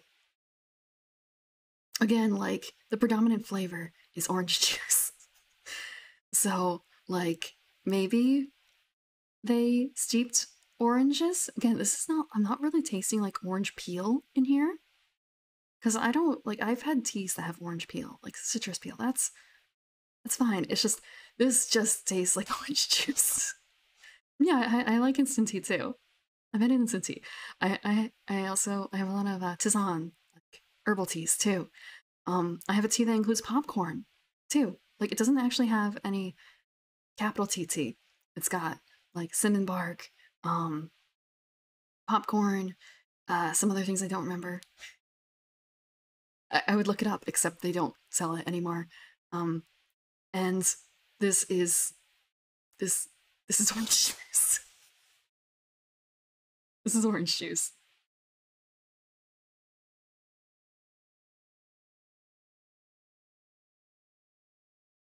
Mm, mm. I look so angry there. I swear I'm not angry. Mm, mm. Like, so I learned the word Tizan from Haro. I like using that word for like herbal teas. Pretty certain that's what it is. Like 95% certain that's what a Tizan is. It's an herbal tea. 3 lids. If it's an infusion, infusion. Hmm. Like infusion. Like how I'm just wondering, like, could when you say infusion like that, it's kind of a case of so describe infusion. Describe infusion. Actually, now that I think about it, I feel like maybe I should. I have some like travel mugs for keeping things warm for long, and it's kind of a maybe I should have that instead of a regular mug. Or maybe I should make two at a time. Like the first, oh, actually, just thinking about in in the animes and everything. So the kid brings like the hot piping tea from home or whatever in like a tea flask or in a flask and pours it out into a separate cup. So it's just kind of a, oh, I could do that. I could have like my regular tea right there, and then I can put my backup tea in a mug and then just pour it into my regular mug when I'm out. I want to say I also have like a teapot, but oftentimes by the time I finish it, it's not warm anymore.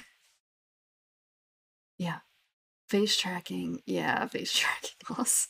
I'm still working that out. I just got my live TD. Yes, well, I've had my live TD for a little less than a week, and I debuted it yesterday. So I'm still like learning the kicks, especially because I had issues. I had power saving mode on my computer, which tanked my frame rate to like 8 FPS sometimes.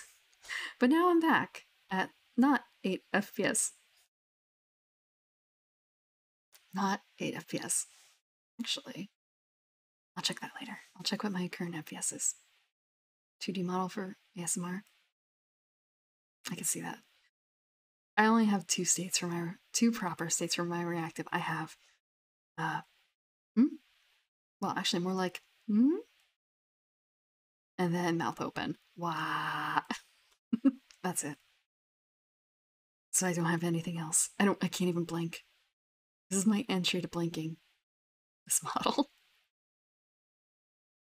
It also makes it a little difficult because, like, mother and father gave me such a range of motion so you can tell when I'm looking at chat. Because there's definitely going to be times I'm going to have to go, like, over here, all the way over here to see chat. Or, like, oh god, there's someone at the door. What am I doing over here?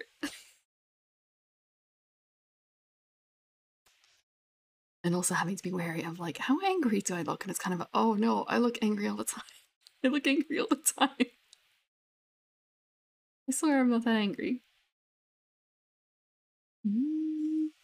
Maybe part of that is I need to keep, like, posture right.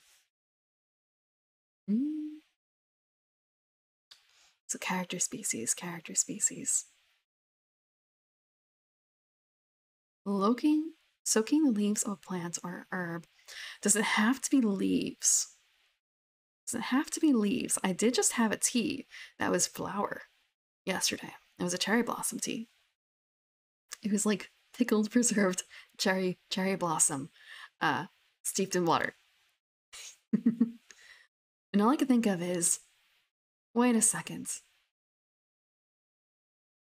If it's an infusion, you know what? Hey, Rogettes. You know what else is an infusion then? You know what else is tea to you? All I can think of is, like, imagine, do you count lavender vodka as an infusion? You're taking the leaves of a plant in liquid. The liquid is not water, it's vodka.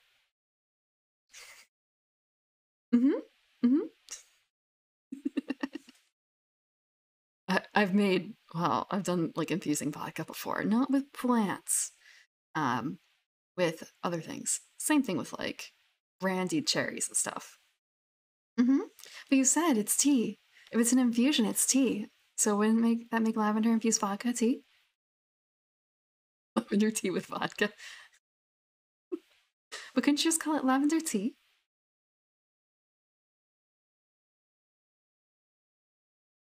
Yeah, but a flower is not a leaf. A flower is not a leaf. I have examples. Actually, you can't really see. You can't really see. Can I do it? Yeah, you can see a leaf there hiding. That's. I I haven't drunk any alcohol in a couple days, okay? I haven't drunk anything in a couple days. What did I drink? Oh, so you've heard of, like, shower beers, right?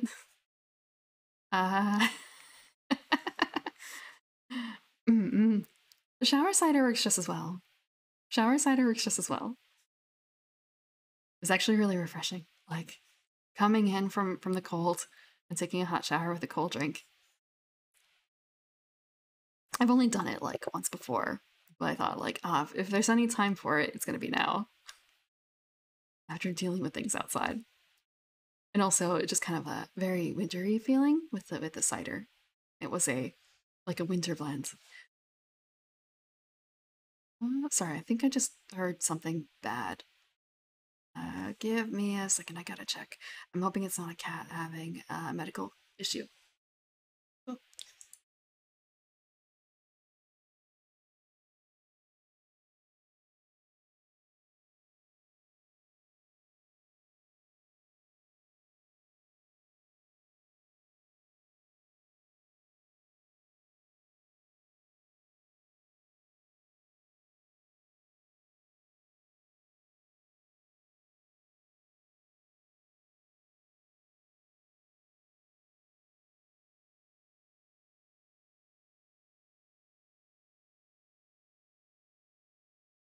Okay, not a medical issue.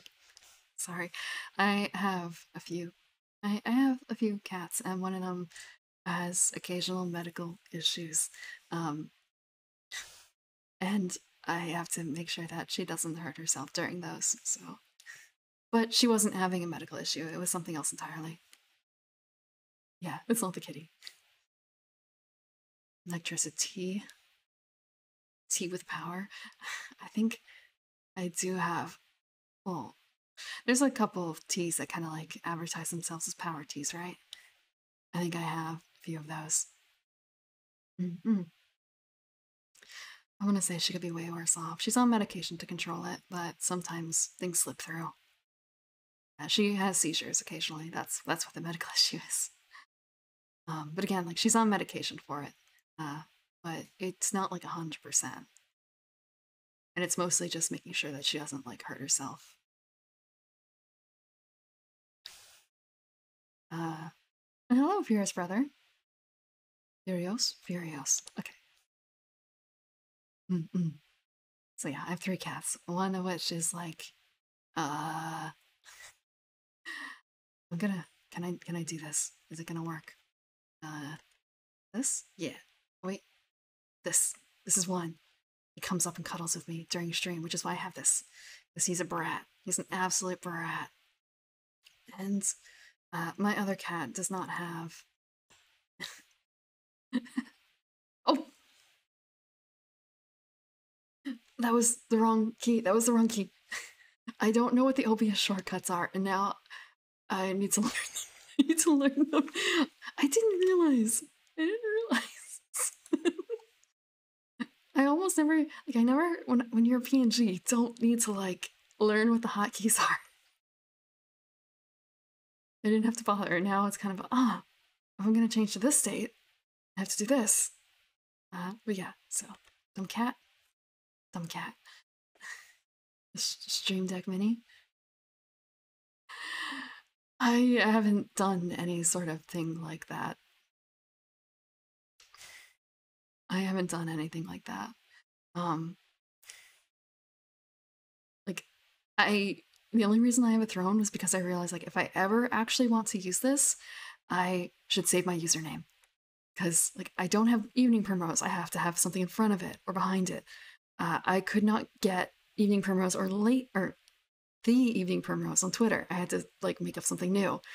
I couldn't get any of those names for a Google email address. So, like, fuck it. I'm gonna snap on that username while I can. Furios? Furios. Oh, Furry OS. Okay. God. Legs. I haven't had to deal with that in a very long time.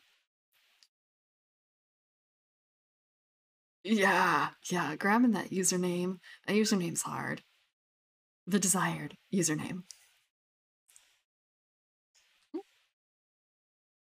Yeah. Which is why when everyone was jumping to Twitter, it was kind of like, what? I grabbed the throne thing before the whole, like, jumping from Twitter bit. Like, just a little bit beforehand. And then there's other things where it's kind of like, do I sign up or do I wait to see if it's worthwhile? Yeah. So that's why I have, like, different things. I want to say, like, okay, so the primrose is...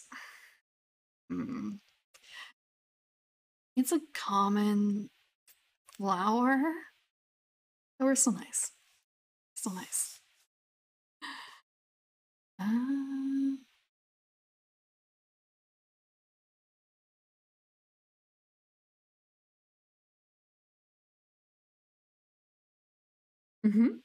Thank you. Thank you. I'm very happy with my parents. All the parents.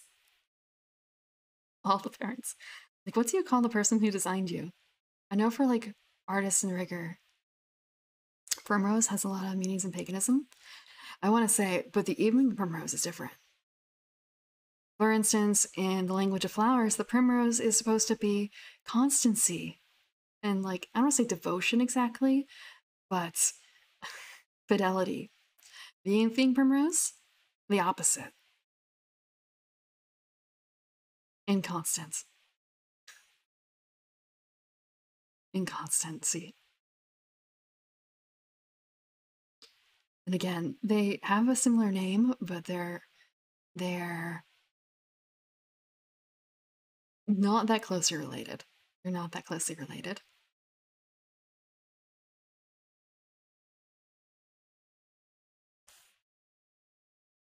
A free model? I've tested out a few free models. I feel like everyone and their mother has. Well, not that I've ever used it, like, in stream, but, like, the Marlin model. I tried that out. It was kind of like, I don't know if I can stream in this. I don't know if I feel comfortable streaming in this. But it was also hard to find models that fit the look that I wanted. I remember scouring really deeply, and the only one that had even like a glimpse of something that I wanted, it turned out to actually be from Girls Frontline. It was like a childish version of UMP 45, I think, from Girls Frontline. Because she has that kind of like, I guess, kind of Sanpaku eyes for a girl, like kind of serious eyes. So, otherwise, for a long time, there was kind of like a dearth. Or I could have like jumped onto the like the I guess Onisan model trends, but I wanted to wait. At that point, I already signed on for this kind of design. It's the most rated free 3D. Most rated free 2D. Grandpa. For Grandpa, it's kind of a but she's grandma. She's grandma. But also, like, she doesn't. I'm pretty sure she's younger than me. Actually, all of them are younger than me, so it's kind of weird. But I accept it. I accept it. I'm so grateful.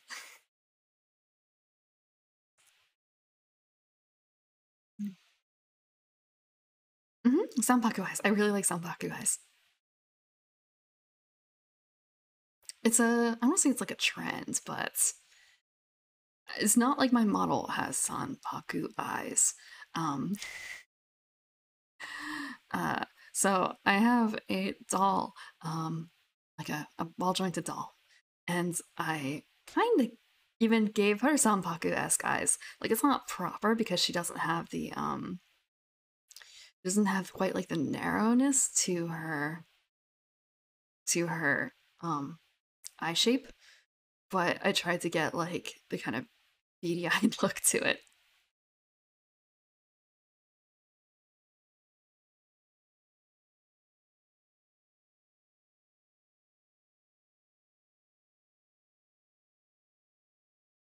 I actually don't know about that manga.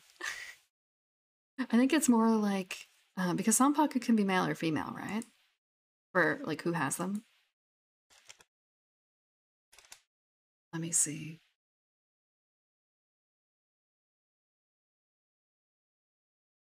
Yeah, yeah. Let me check. Sanpaku.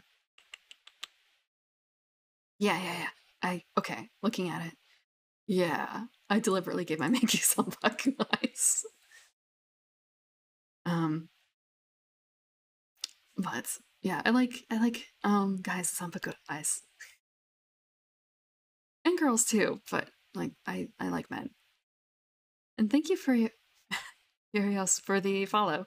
Fury OS, Fury OS. I should be used to that. Mm.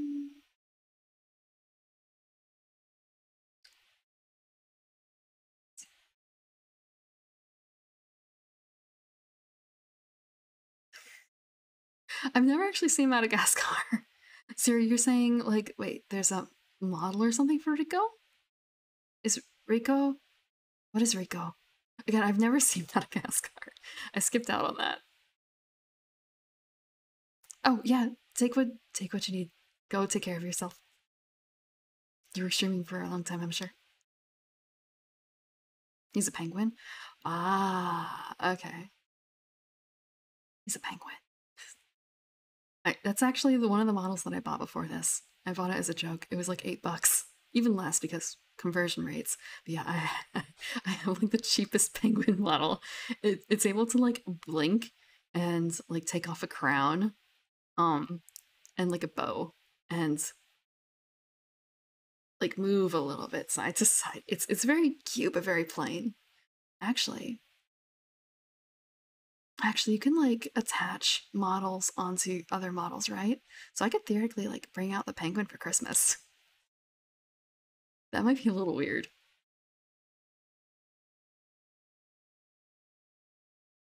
But I guess you could also just like have multiple models on the same screen. Again, that might be kind of weird. Let's see. So I was doing character species. I was doing character species. I never started after break. Okay. Mm. When you choose your character species, you determine whether your character is a human or a member of a fantastical species, such as a dragonborn, or no. This document provides revisions. Okay. Ardling. Ardling. So. We've done this before. I'm grabbing out the information on this. Like, we don't need to reread what we've already done. Character race, human was the first. Supernal beings. Okay, so they re-described. It's a different description. It's a different description. Celestial animals roam the beastlands, a plane of untamed beauty and wild nature. Many of those otherworldly animals serve the beast lords, and in the early days of the multiverse, some of the animals evolved into bipedal forms. Among their number are ardlings, people with beast-like heads, keen senses, and an innate connection to divine magic. Long ago, the ancestors of ardlings migrated to the material plane, and ardlings can now be found on many worlds. Yeah, they made mechanical feedback. Mechanical changes too. I just wasn't certain if they, like, redid the flavor text.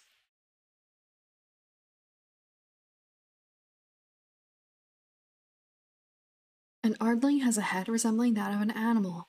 Depending on the animal, the ardling might also have fur, feathers, or scales. Some little and others hulking, ardlings are as varied as the animals they resemble. I'm trying to remember, like, all I heard about the changes were pretty much like, oh shit, spiritual weapon. No, you cannot take that from me. And I don't really know what other changes they made to the types. Uh, so I'm going to be flipping back and forth through the pages. So the creature type is humanoid. Oh, they also changed. So before, they had 3 types with suggested animals, which influence spells. And here instead, I'm going to actually move this over a little bit. Medium or small, 30 feet, 200 years. Okay, so they didn't change anything in here. Actually, did they? Okay, yeah, they didn't. So, animal ancestry. You are descended from a celestial animal. Choose one of the ancestry types below, then choose one of the example animals listed for that category. Ancestry, not category. Or a similar animal. You gain the benefits of that ancestry, and your head resembles the head of the chosen animal. So, climber. Bear, cat, lizard, squirrel. You have hooked claws, sharp nails, or serpentine tail. As a result, you have a climb speed equal to your speed, and once per turn when you deal damage with your unarmed strike to a target, you can increase the damage to that target by an amount equal to your proficiency bonus. Okay. It's kind of a, so it's kind of like a tabaxi, huh? It feels patterned on a tabaxi. Without the movement boost. Without the movement boost. Flyer. Bat, eagle, owl, raven. You have vestigial wings. As a result, when you fall at least 10 feet, you can use your reaction to safely glide downward, taking no damage from the fall. In addition, when you take the jump action, you can flap your wings to gain advantage on that action's ability check. Where's Tabaxi? I mean, it depends on the purpose. If you want to be able to cast as well as do that stuff, although I don't know why, it wouldn't be bad. And it also just might be a thematic thing, because, like, being from the Beastlands, oh, right, there's also the fact that this is, you're headed like the creature. Your body is not necessarily like it, right? So,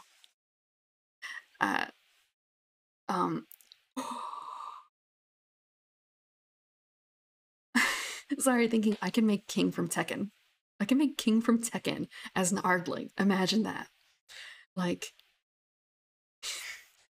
he would be a climber technically because of the cat thing, but also like the unarmed strike thing would be good. Yeah! Sorry, I was talking about King.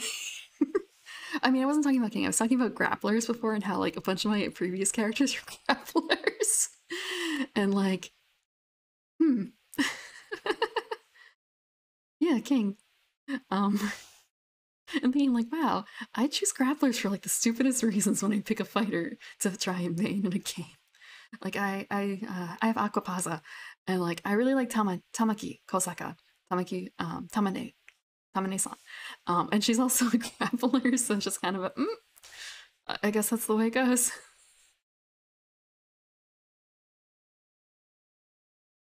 Rival Arling Armor King. I don't. It's been a very long time. Like when I played Tekken, I played Tekken 2. I actually probably still have a copy of that lying around somewhere.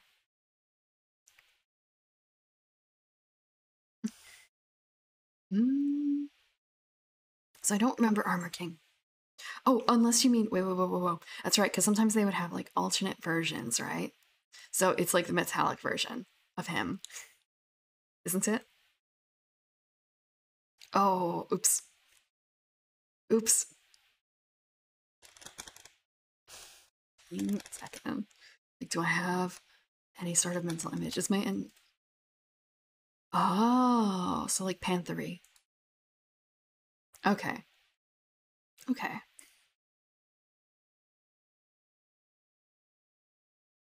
When did? Oh, well, he's probably actually been in there for a very. So he is from Tekken 2. Hmm. Okay. King, Armor King. Armor King is fiercer. I'm looking at him and like, wow, that eye. Okay, so he played it. He appeared in Tekken as well, like regular Tekken. First Tekken, I should say, not regular. I want to say, I guess like regular Tekken is whatever the current Tekken is, huh? Tabaxi only get 20 feet climbing speed? Do they used to get like more? I feel like they used to get more.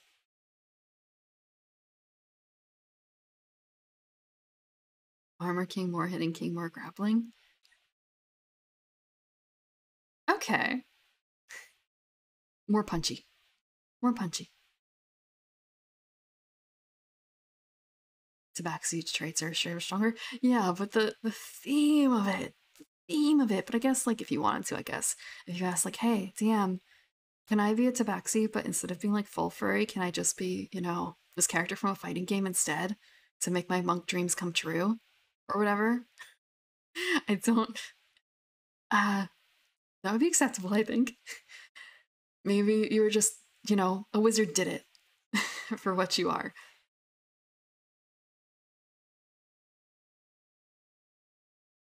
Yeah, the double your move speed for a round, but then you have to. It only recharges if you don't move for a round. I mean, yeah. I guess, yeah. It depends, though. It might be like, well, I look like an Ardling, but I'm not technically an Ardling. I'm not from the Beastlands.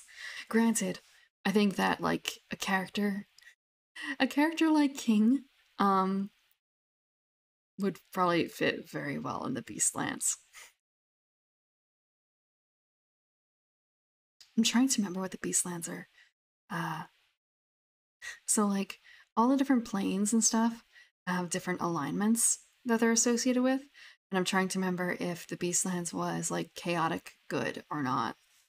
Or, like, chaotic neutral. Uh,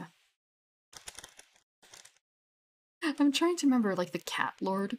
That was one of the characters, right? Like, a big character in the Beastlands. What was it? Neutral good and chaotic good. So they're the border. Yeah. Because, of course, there's something for, like, every edge case. Yeah, yeah. Um, let's see. Okay, yeah. I was in a campaign where uh, the DM basically sent us into Brooks. And we encountered the Library of All Knowledge and, uh, Ferrex, I believe, into Brooks. Or is it Brooks? One of the Beastland layers. basically um it's a Twilight, the Twilight section of it. I want to say my character in that game was a fiendbinder, and so in order to do that accurately, I dumped a shit ton of points. I dumped a shit ton of ranks into like planner research, into knowledge planes. So I did a lot of research on planes, especially when it became clear that the DM was going to play into uh, plane shifting for us after a certain point in the game. So uh, a lot of extracurricular work on learning planes, especially trying to research like, okay, so the DM has given us like these hints as to what it is, but it doesn't technically exist. But if it for like the plane shift chimes, in terms of like for plane shifting, every chime has a different places associated with it, along with the material it's made out of. So it's kind of some of these don't combinations that he's given us don't exist, but if they did exist, what would it be? And I do think that the Beastlands was one of the ones that Beastlands does exist uh, for plane shifting. I just don't remember what it was off the top of my head. Mm-hmm. I would say it's like beasts, not just any beast. We kind of got, and well, I want to say chaotic neutral, chaotic good, slightly lean towards good. Not the worst thing. You don't have to fight everything in there. You can also just talk to the animals. Oh god, I just remembered what the DM did to us there. Yeah, beast is very specific. I just realized. So first we got ambushed by invisible lions. Then we encountered the were-tigress god, well, goddess, were-tigress goddess, and her like companions, tigers. And then we encountered a bear who just wanted to eat our food and take a nap in our like tent. Yeah, it took me until I think after that to remember like, oh snap, it just lions and tigers and bears does, and I completely forgot about that until now. And I was thinking like, all right, we had the encounter with the tiger, and then oh, I remember that bear because it was gonna be a fight until we realized that he was just like hungry and lazy, and like we can avoid a fight if we just um sleep outside of our tent and let him have it. Like don't poke the sleeping giant thing. And then like, wait, tigers, bears. Oh right, the lions that kicked our asses. He did that. Mm. The things that DMs get away with. So the flyer. The flyer is bat, eagle, owl, and raven. You have vestigial wings. As a result, when you fall at least 10 feet, you can use your reaction to safely glide downward, taking no damage from the fall. In addition, when you take the jump action, you can flap your wings to gain advantage on that action's ability check.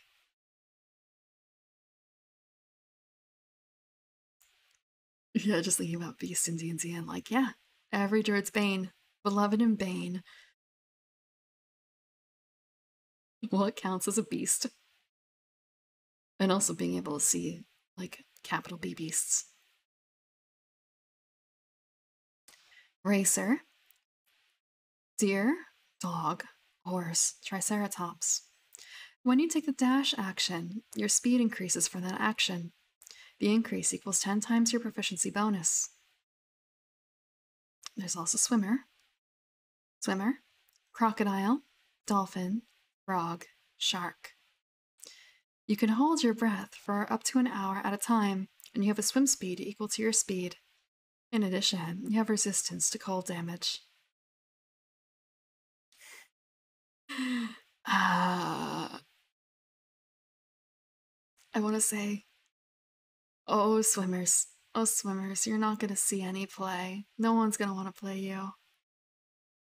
I just want to pat them, but they don't exist yet.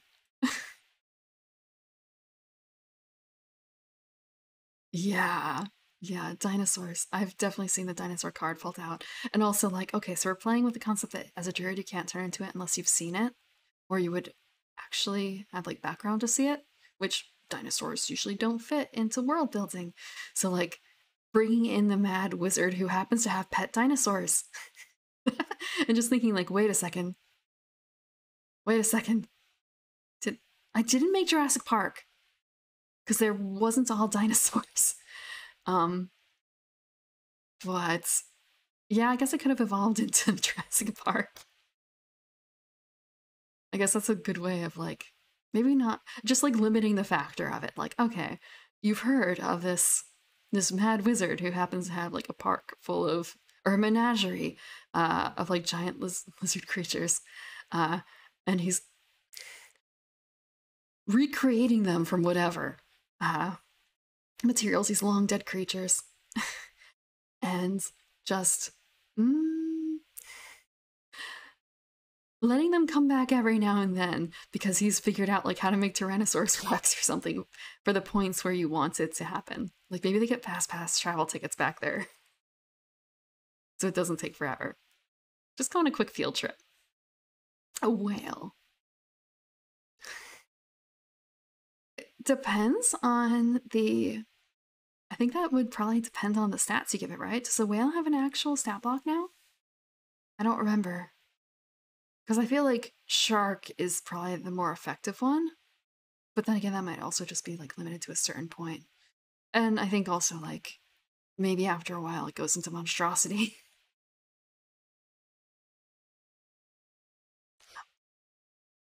I want to say for Tyrannosaurus too. Um, having a druid turn someone else into a Tyrannosaurus because of I think not wild shape. Of course, it's not wild shape. Like there's another spell that can do that, right? That the druid has to turn someone into an animal. So turning someone into Tyrannosaurus and then being able to turn into a Tyrannosaurus themselves. I want to say the Tyrannosaurus thing was on the other person was unwilling. They failed to save. They were effective, but they didn't like being a Tyrannosaurus.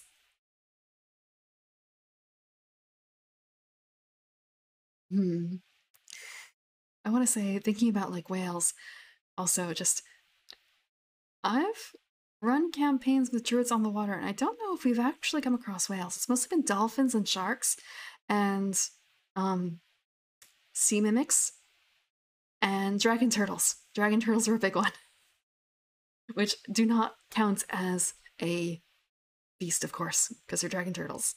So they're probably what, dragon or monstrosity? Ah, sperm whale CR8. Yeah, but oh, I guess you don't have to worry about like drying out or anything or moving. You just kind of like plop there.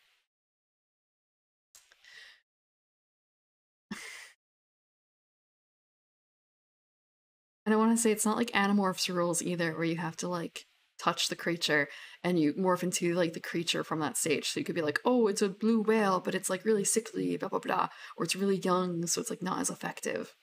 It's just, yep, it's a blue whale. You get generic blue whale form. Congrats. Hmm?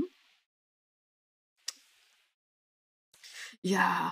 Um, bullshitting your way through stuff like that is the one of the harder parts of being a DM. Suddenly you mentioned something, and now your players are like selling pixie dust on the side. So,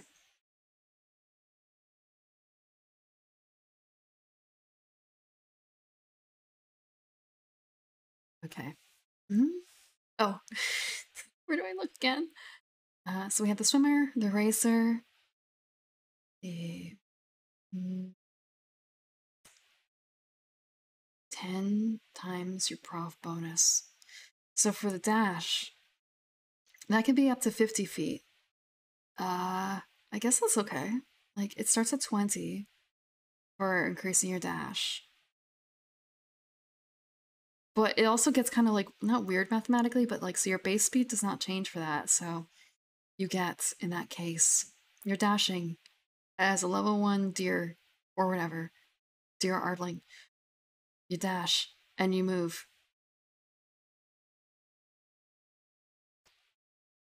So your move is still 30 feet. And then you move another 30 feet. And then you move 20 feet. So 80 feet altogether. Like, I don't know if that extra 20 feet is worth it. It might depend on what kind of critter you are, though. Or like what your stuff is like.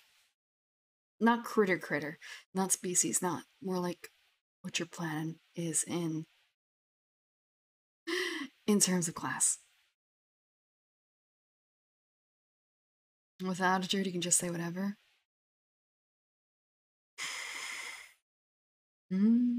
Oh, there's also the case of like, hello, Lavos. Thank you. My parents made it just for me.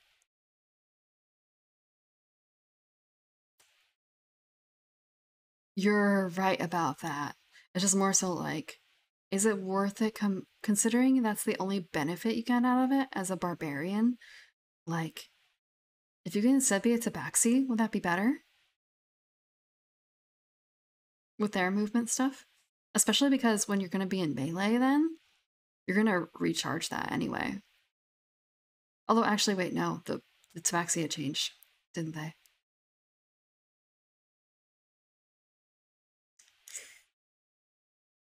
But yeah, the other thing with druids is like, oh, I don't have the stuff for the spell.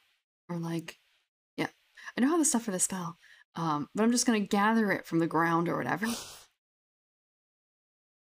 The same thing with cleric. Especially with like older editions, when it comes to like actually needing to have that stuff prepared roughly. Instead of just, I have a spell component pouch. It's got everything. It has everything.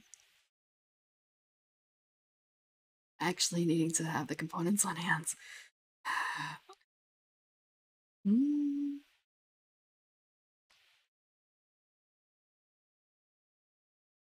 Yeah, but Tabaxi's going to be doing it, having a breather anyway, probably after landing in melee.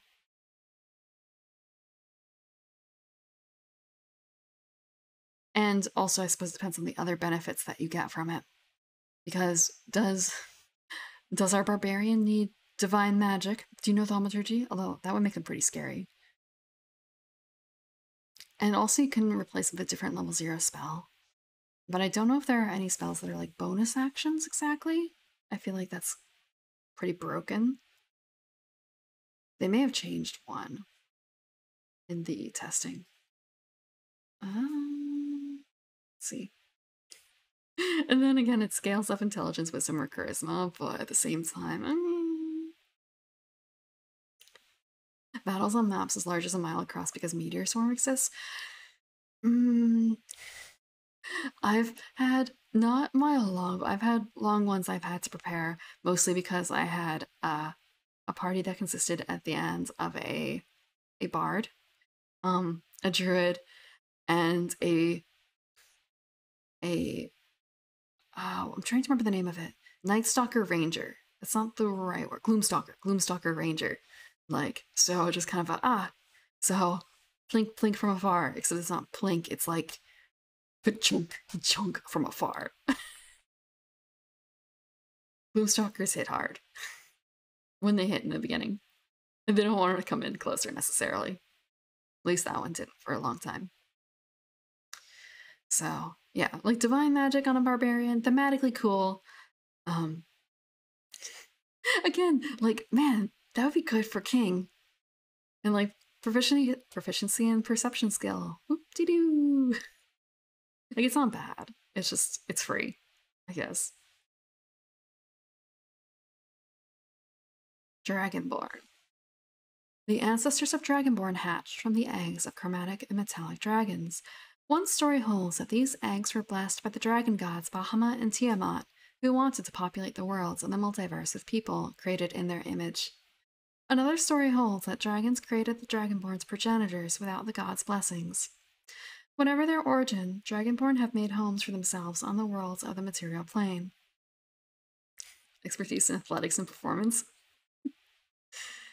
Yeah. I don't actually, like, I don't do real world wrestling at all. At all. I don't know a whole lot about it. So it feels so weird to be, like, invested in fake wrestlers like that. Like, um,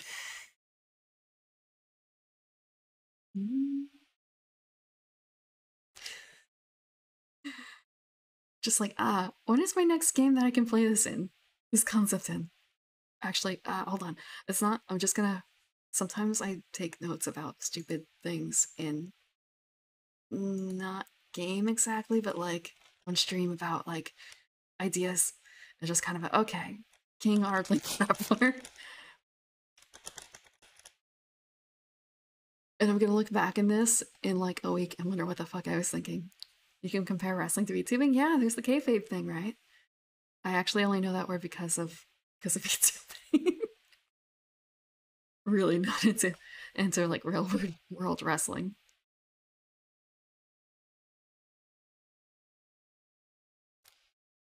Originally created as slaves by dragons in Dragonlance, and a city erupted into the Forgotten Realms during the Spell Plague was way better. I want to say, wasn't the 3.5? I thought the 3.5 or like 3rd edition stuff for Dragonborn was basically you weren't born a Dragonborn, you were basically elevated to one in terms of like, it was kind of like being a elevated Dragon Knight sort of thing. Thank you for the follow, the White Anbu.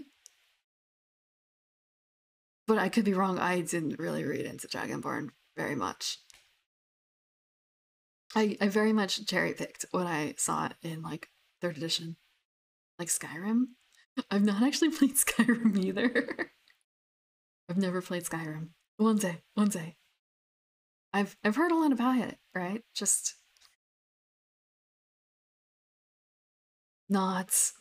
Mm, mm. There's a lot of games I should play. I don't have to. I don't have to play Skyrim. Actually, I'm probably thinking of.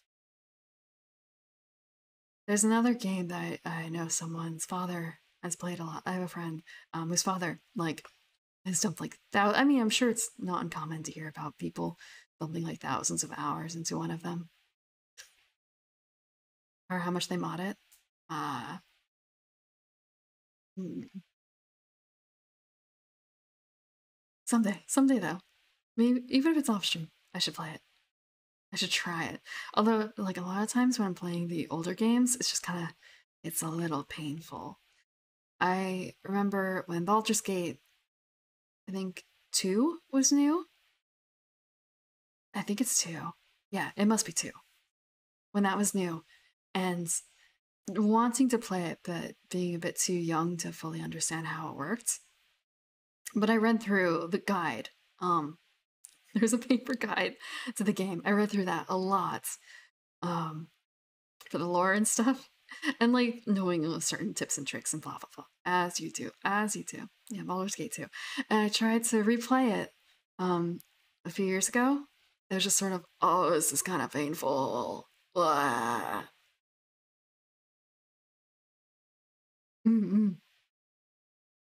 From a design perspective, perhaps, but I haven't really made it through that far. I just kind of, well, maybe it was also because I was playing on a laptop at the time. I was playing on a Surface Book, so I may not have been playing with a mouse. And it may have been a little janky there too. Janky manuals filled with lore. Yeah, having multiple ones too. Like you have the official guide to Final Fantasy VII, and then you have the non-official Final Fantasy VII book that had all custom illustrations because they didn't have the rights to use the actual images. That came with a poster, a beautiful fold-out poster. I don't have that poster anymore. I don't even know if I have the guides anymore. I don't understand Thaco either. Is it Thaco? Thaco. I say Thaco. I know it's actually 0, but like, it looks like Thaco. gonna have. No, I'm not gonna have any more tea. No more tea right now. Star Siege?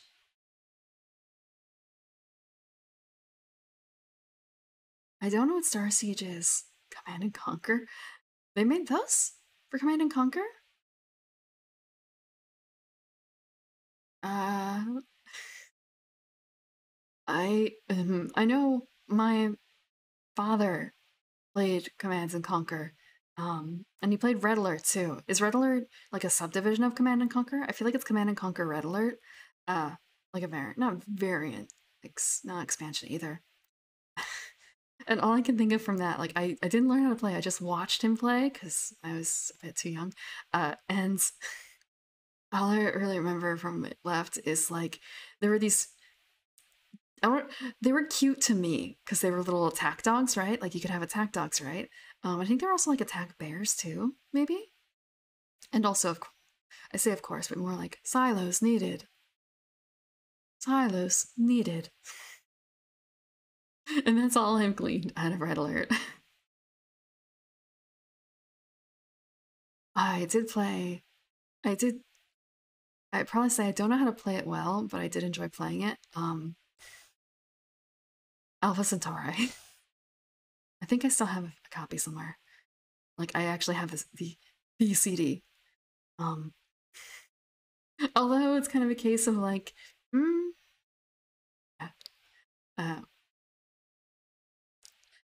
it's, I guess like back in those days, they may not have had the need like to actually, you know what? I just realized I don't have a CD drive. I don't have an internal CD drive. That may have limited me when I realized like, oh, I still have the game. Let me just pop it into my laptop. And the laptop doesn't have a CD drive.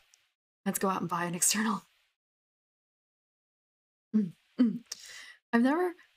I've played, I think, a tiny bit of Civilization. But I played way more Alpha Centauri, but it's also like learning about how other people feel about Alpha Centauri. Because when I played it, I didn't look up guides online they probably existed. I didn't do that because I didn't care. I just wanted to play as the nice Scottish lady who befriends the plants. You know, as you do. Thematically appropriate. So, and I want to say there's two versions of Alpha Centauri. Well, actually, so there's the like two different sets of factions, and like I think it's a bit different. Yeah, Deidre Sky. Yeah.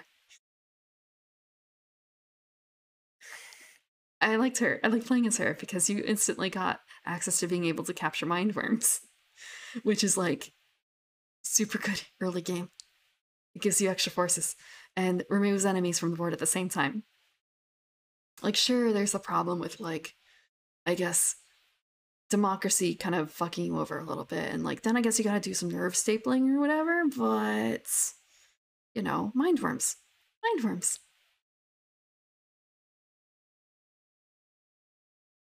What was it? And yeah, I still really like a lot of the quotes from that game. I'm not a nerve stapler. Yeah, worms are friends. Worms are friends. Most of the time. But yeah, there was another version of Alpha Centauri. I don't know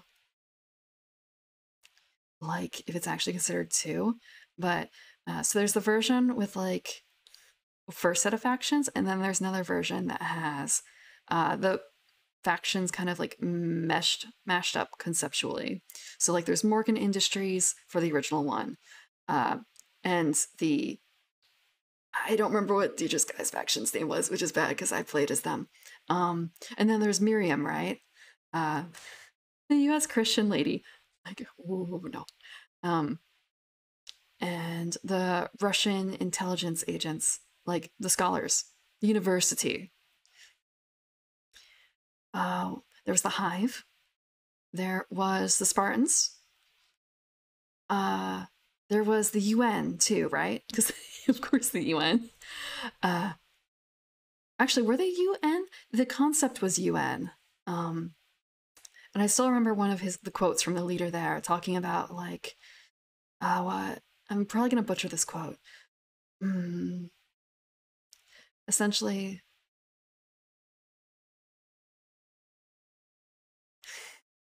I'm trying to remember the beginning part. I remember like the second and third part pretty well.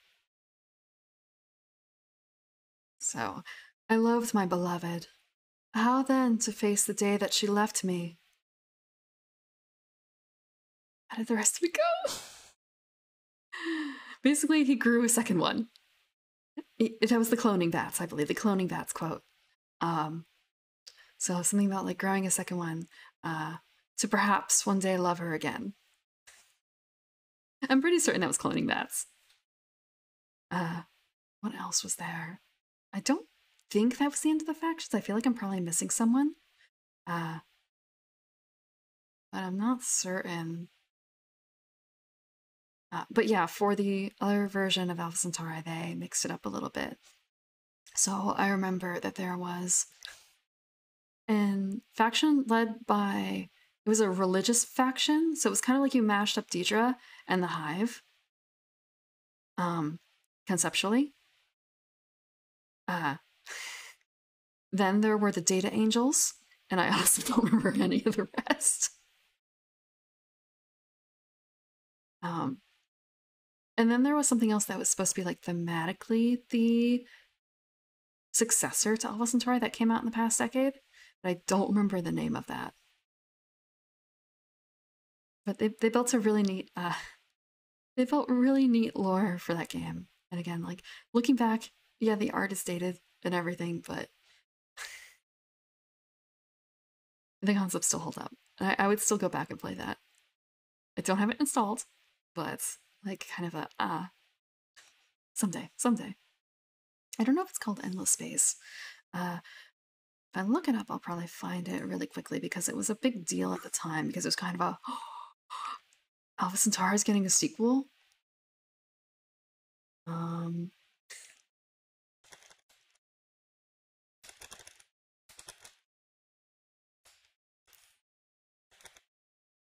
Beyond Earth. Okay, yeah. Beyond Earth, that was it. Let's see. Sid Meier's Alpha Centauri. Alien Crossfire is the other, is the second one. Did I miss any from the set? Okay, so Gaia's Stepdaughters was Sky's thing.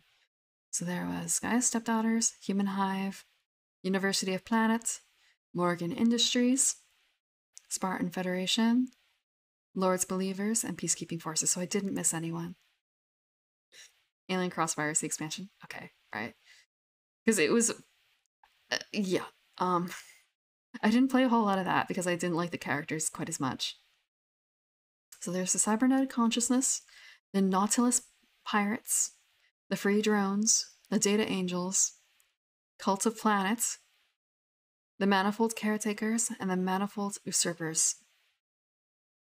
I hope I pronounced that right. But yeah, I only remembered the Cult of Planet and the Data Angels.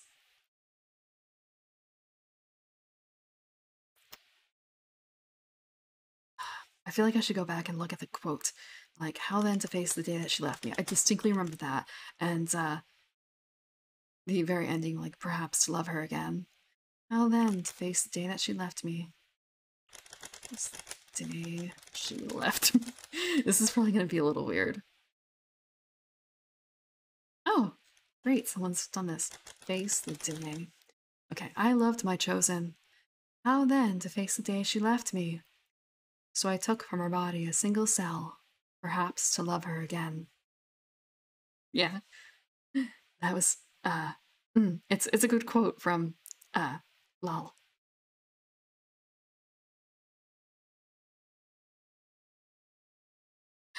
We've all had those Google searches. I guess it's not like the worst thing that I've had to look up in the past whenever. I'm gonna have a bit of tea. Kind of tracking. How to make this not weird? As I stare up into space. I mean, it's also not the first time I've looked up the quotes. Forgive me. I'm gonna take a stretch because I need to. There's something I'm not. Oof. Okay. Okay. So Dragonborn. My posture's fine. I just fixed it. Thank you. Uh, okay. Better. I'm more in frame now too with the posture check. Consciously checking that.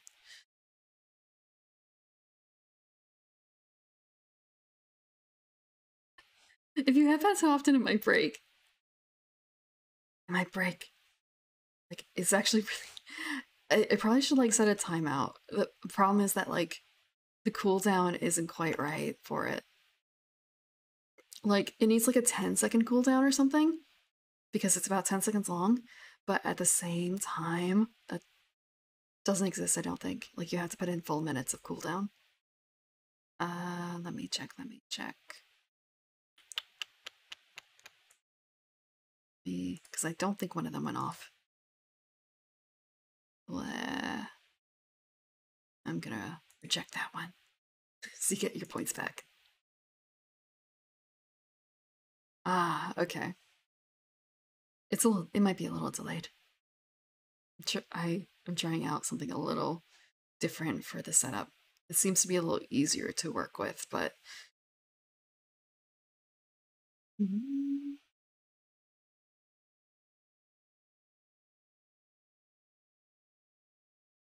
let's see. One story holds that these eggs were blessed by the dragon gods Bahamut and Tiamat. Okay, we did that.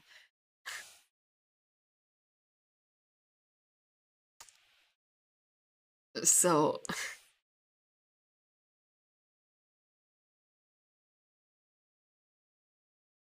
just kind of a like diluted dragonborn essentially is what they seem to be implying here. Not dragonborn, diluted dragons somehow. Like maybe half dragons eventually had dragonborn style children, maybe? Yeah, I could see why you're maybe not completely thrilled by this.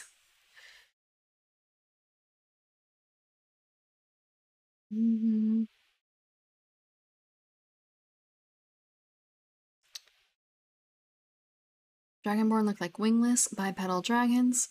Bipedal dragons. Scaly, bright-eyed, and thick bones with horns on their heads.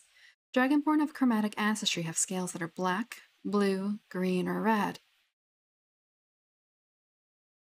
Black, blue, green, red, or white. Whereas Dragonborn of metallic ancestry have scales that are the color of brass, bronze, copper, gold, or silver. Like their draconic ancestors, Dragonborn can exhale acid, cold, fire, lightning, or poison. One can tell the type of energy a Dragonborn breathes by the color of the Dragonborn scales. Vampire rules?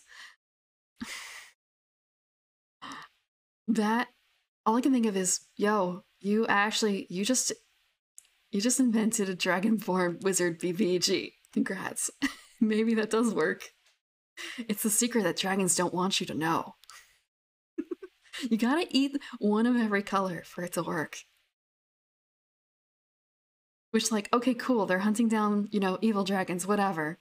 And then they start hunting good dragons, like, oh shit. Maybe that's how it works.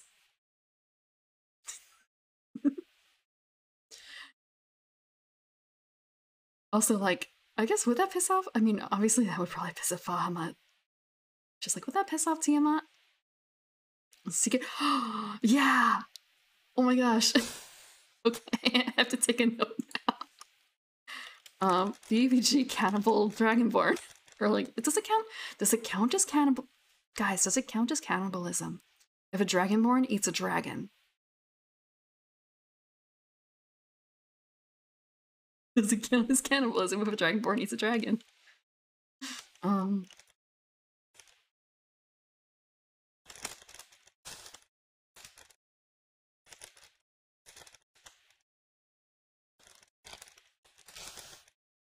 Half cannibalism? Just like a half dragon.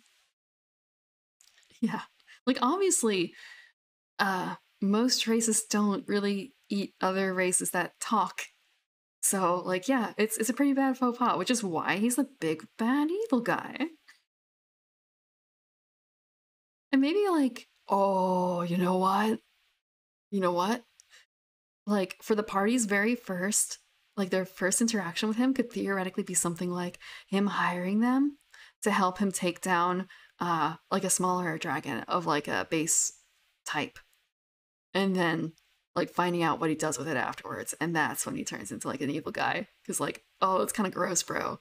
Unless the party just like joins in with him, which in that case, then you're playing an evil campaign after a while. Dragon hearts. That's true. That's true. Eat the heart to gain its power. Okay, yeah. And then I suppose it's the case of like, why doesn't everyone do that? But I suppose it depends on how. Actually, dragon hearts. Okay. I mean, hearts are brains. Hearts are brains. Oh, has anyone done lore on how different monsters and creatures taste? Mm -hmm. I feel like there is actually a book on that. I have a book on scavenging. It's not quite the same though, but like stuff you can glean from monsters. There's also Dungeon Meshi, yeah. Dungeon Meshi.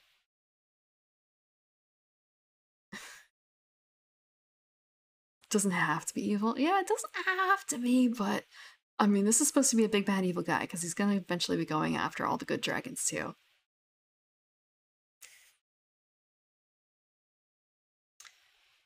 I want to say, I guess there were some.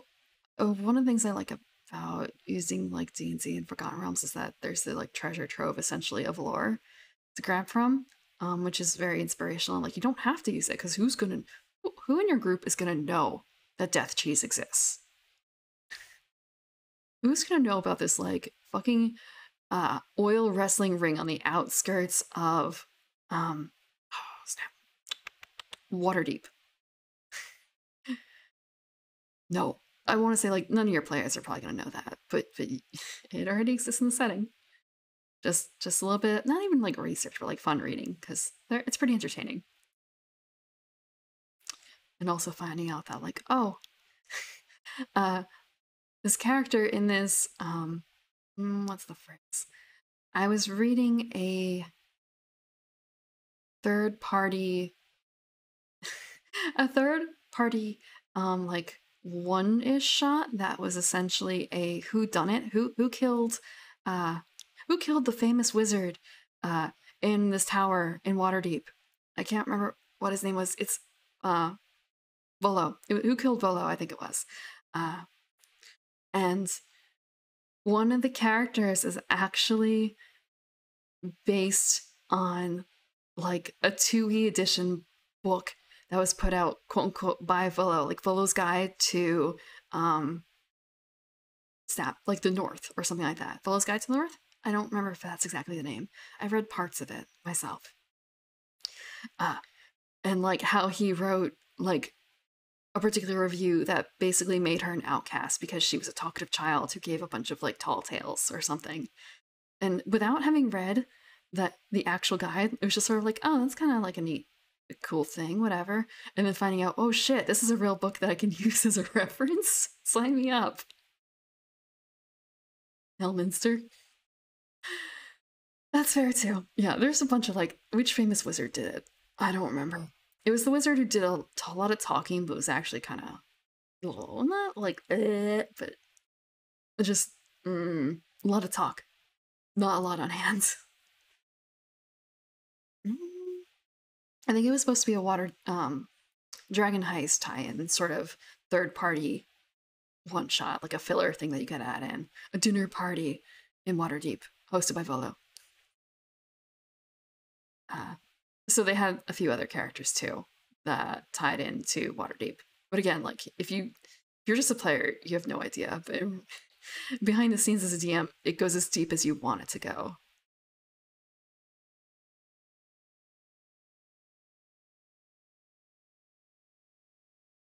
Thank you for the follow, Titan.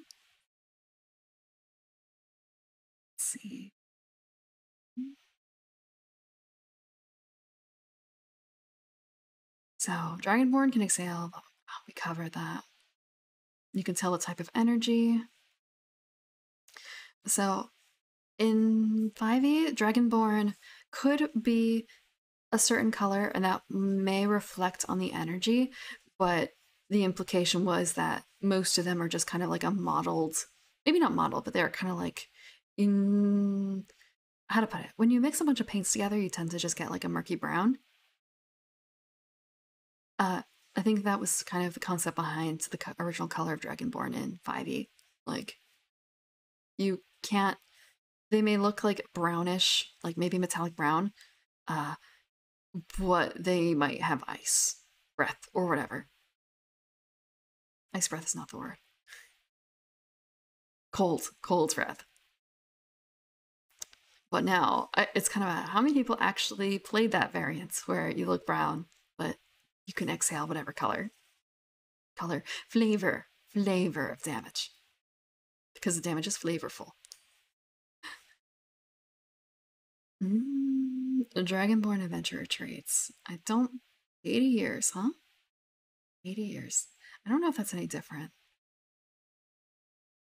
But that's flavor. You can change it, just like you can change a turtle's age limit.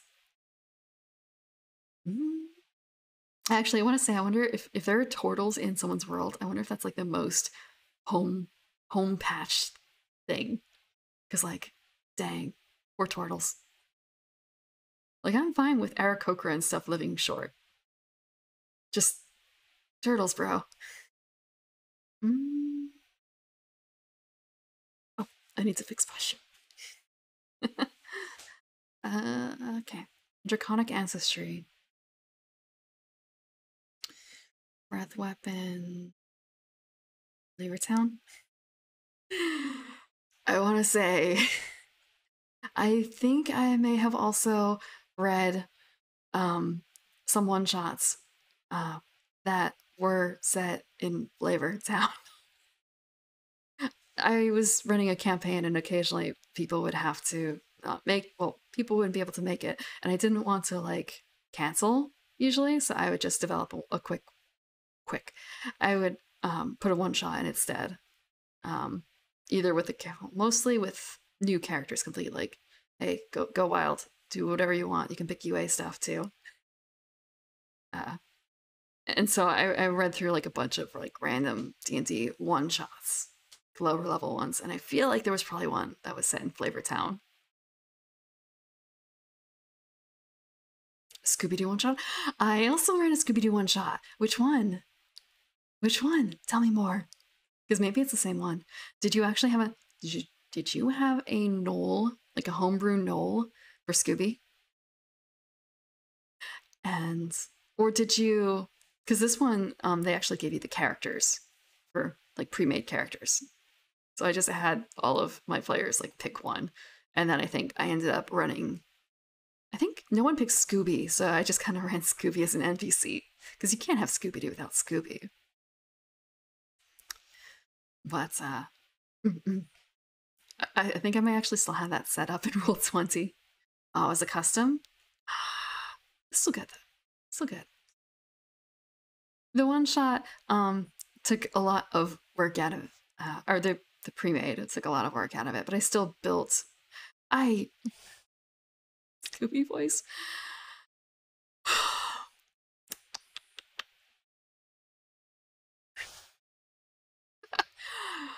Ruh-roh, Shaggy. No, it's not Shaggy, it's Ruh-roh, Raggy. Use some more Scooby. Ruh-uh. Something like that? Yeah. I don't think I had to do the voice too often. I think I ended up doing I ended up probably doing let's see. Actually, maybe Scooby was the one I did the most, thinking back on it. A lot of the other characters didn't make it through the game. Stands for Scooby. I wonder, actually, there has to be Scooby-Doo video games, right, that aren't junk? I wonder how many of those exist. I feel like I should find out. I'll put that in later. But Yeah, no, the other one was pretty fun. It's probably still available on like DM's Guild or something like that. Uh, you'll know by the cover that it's Scooby-Doo. There's mm, they provided a pretty good map, but I did a full like Roll20 map with lighting and stuff. And I also found the sound effects and stuff for it too, and the music that I think really helped sell it. It's surprising how much Scooby-Doo reuses music, and of course sound effects. And animation. God, so much reused animation. Okay. Yeah, dynamic lighting is I was doing the old dynamic lighting, and I also um I I I went deep into it. I went really fucking deep into it. Um and it turned out really cool when it worked. And then they updated to the new dynamic lighting, which is better in some respects. But at the time when they said we're going to sunset the old stuff, it was sort of like, you can't, you cannot, please don't. Oh wait, you can't do this. What am I gonna do? Everything's broken. Do you know how many maps I've already made that's using this? I don't know if the players are gonna get to it now or in like 8 months because they're players. I can't. I can't make that decision. But yeah, I did eventually update some, but I think the old lighting is dead. And honestly, I want to say there's Roll20 is good, or rather, I should say, Roll20 had an advantage. Foundry acts better when you can get it to work. I mean that in the sense of like either you have to pay or you host it yourself, and you have to be trust other people with information in order to do that. But Foundry had some, Foundry had some really neat stuff, like music coming from a source. But then again, most people don't have to play with that. But I'd be the person. I'm the person who would like add in that shit.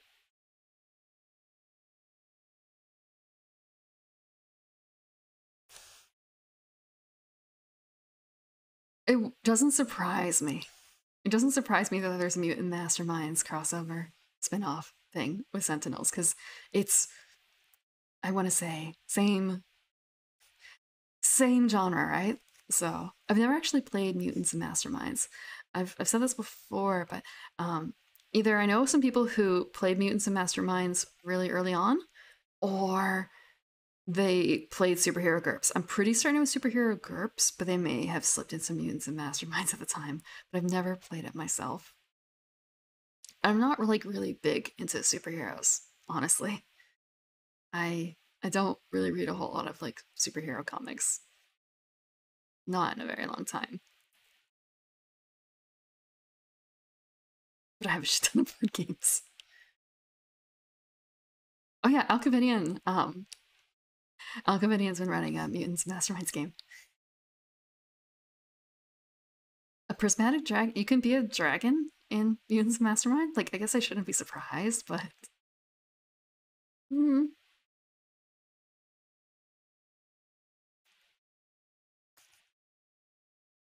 It's kind of a man. A prismatic dragon's actually in not 5e, but like in the D&D world.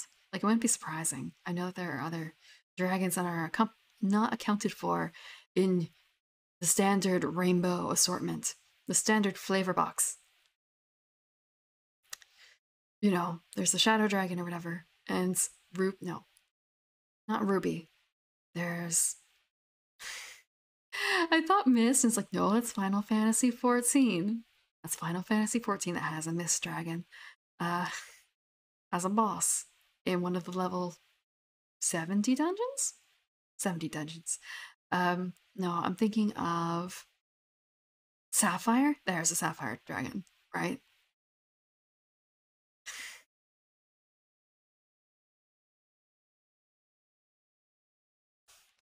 There's a lot of things that they do in Eminem. Can you list 100 things that they've done that's been, I don't want to say like offensive, but like there's 100 things that you're no longer allowed to do. 100 things that Mutants and Masterminds was not intended necessarily to do, but has been allowed. Things that have slipped through the cracks.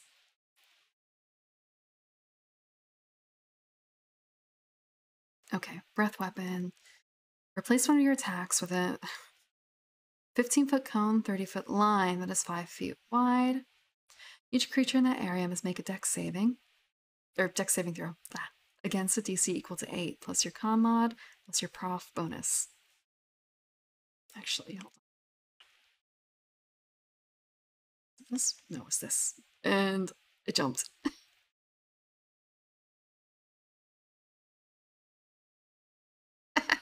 Whoa, grapple range? Like at least they should let you monologue. It's just like the polite thing to do.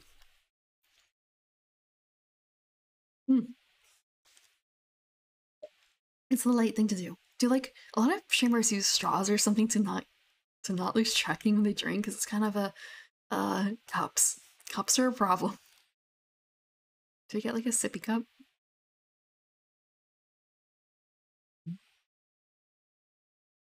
I feel like, I mean, I have straws that I can reuse. It's just more of a I can't do that with tea, actually, not with hot tea.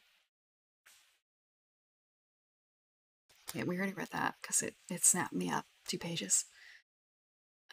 Oh, yeah. 15-foot cone.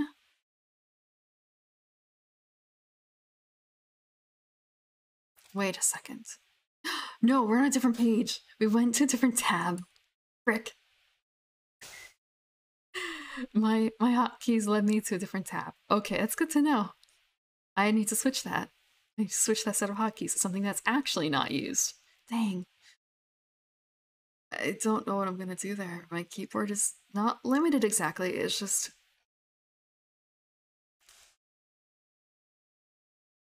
not a good idea. Okay, 30-foot cone. 30-foot line, not 30-foot cone. 15-foot line, 30-foot cone, 5 feet wide. Each creature in that area dex save against a DC equal to 8 plus your con mod plus your prof bonus. On a failed save, the creature takes 1d10 damage at the type determined by your Draconic Ancestry trait. On a successful save, a creature takes half as much damage. This damage increases by 1d10 when you reach the following character levels: 5th level, 2d10, 11th level, 3d10, and 17th level, 4d10. You can use this breath weapon a number of times equal to your prof bonus, and you can regain, or rather, you do regain all expended uses when you finish a long rest. Okay. So, like, how much is that different from the normal stuff? Like, how much is that different from the previous one? Damage resistance equal to your Draconic Ancestry trait, and Dark Vision, 60 feet. 60 feet. I guess that's standard. 5th level, you get Temporary Flight. As a bonus action, you sprout spectral wings on your back that can last for 10 minutes, or until you are incapacitated or you retract your wings as a bonus action. During that time, you have a fly speed equal to your speed. Your wings appear to be made of the energy used by your breath weapon. Once you use this trait, you can't use it again until you finish a long rest.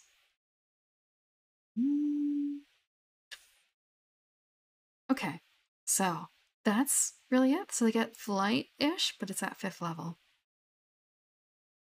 So before they got the Ancestry, which determined their type of damage, breath weapon, 15-foot cone, or... so they added the cone. Well, there was a cone. It was either a line or cone now. DC8 plus con mod plus prof bonus, I think is probably the same. Yeah, okay. 1d10. 5th, 11th. Okay. 1d10. Plus your character level. Okay. So they changed the scaling a bit. Huh. Okay. So I guess now...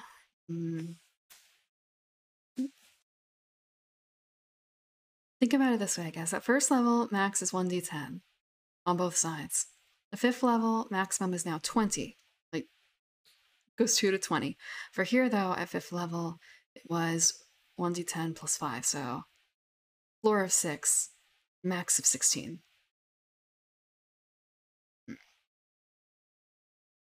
So I suppose it depends on if you want maximum damage or if you want to play it safe.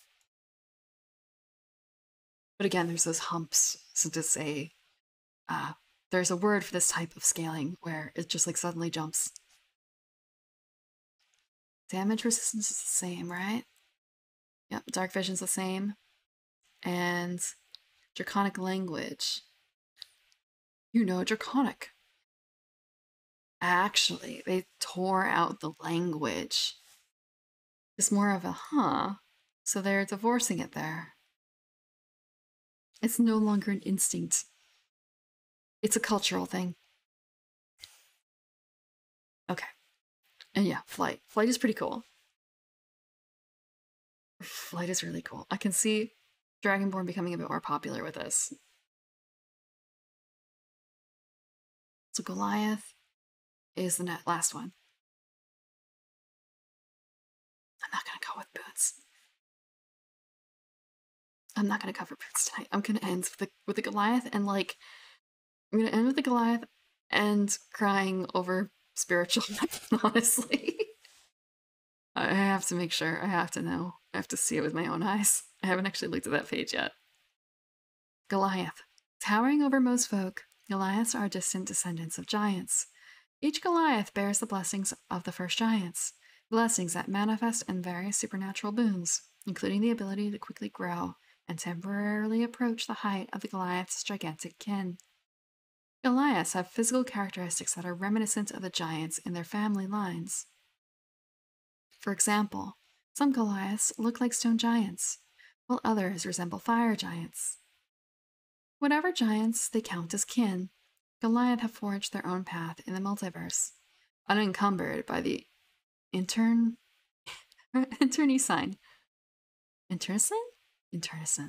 conflicts that have ravaged giantkind for ages and seek heights above those reached by their ancestors. Nice pun. Nice pun. Okay. Humanoid, 35 feet speed, and they're still medium because, of course. Oh, wait, that's dwarf. I got excited. Is a Goliath even in here? I feel like there isn't a Goliath. Let me just quick check. Goliath. There is no Goliath. Goliath is completely new. Okay. I know Goliath is not a base, it's not a base race. But then again, they added Ardlings in here, and also there's another one that's not a base race. I guess the fact that like Orc, but Orc is kind of now I don't want to say in a weird spot, but like they elevated Orc and removed Dragon or half Orc, and I guess same with half Elf actually, honestly. So I guess if you count as that way, we lost 2 races but gained 1.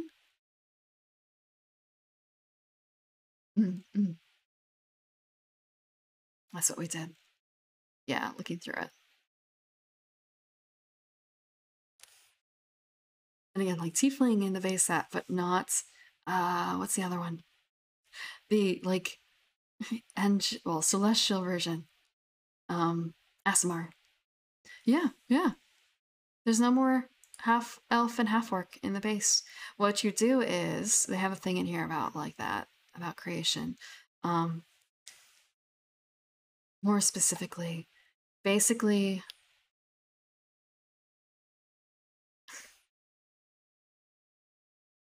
I think it's essentially like you can take children of different humanoid kinds. So they talk about human and orc, or human and elf. So choose 2 race options, determine what this race. Okay, so determine which of those races options provides your game traits. Then you mix and match visual characteristics. So basically, if you're a half elf, you either have like human stats or elf stats, and visually you look like whatever you want to look like.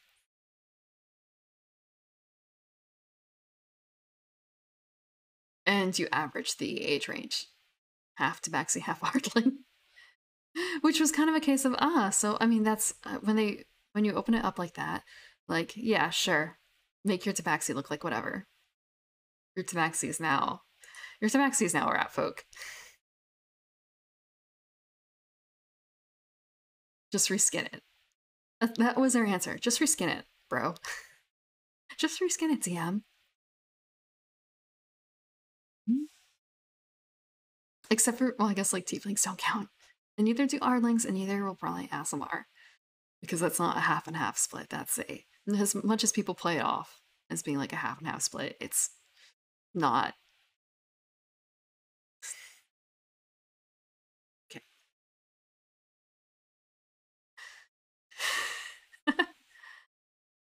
I think it also kind of, the problem with the reskinning often, or not often, but like sometimes, is it's a reskin, but it gets kind of like pushed, so like,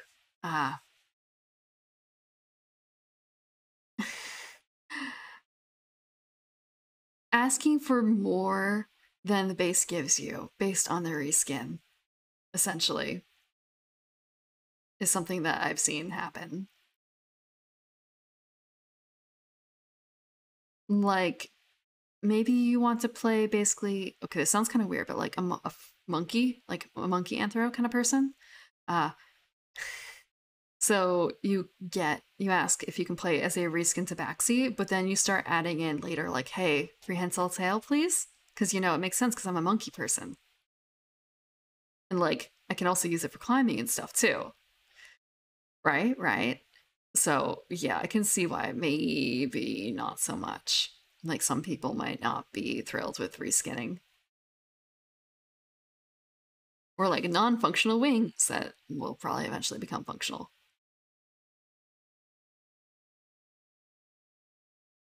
Yeah. Which is why, like, I'm... yeah, you can say no, but... yeah, but then you're the one who kind of feels like a jerk over it. Monkey goblins stats? Mm. I'm not... okay, I look really mad at that. I'm not mad at that. It's just more of a Okay, that looked really bad, too. It still doesn't look good.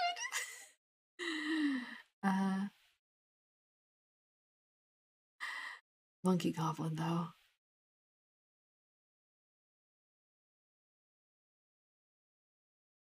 So,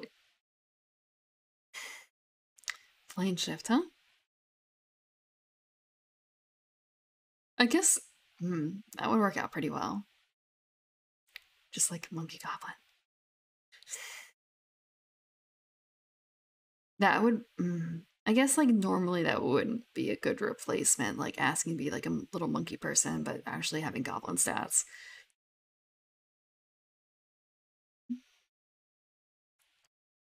Okay, so as a Goliath adventurer, you're descended from giants.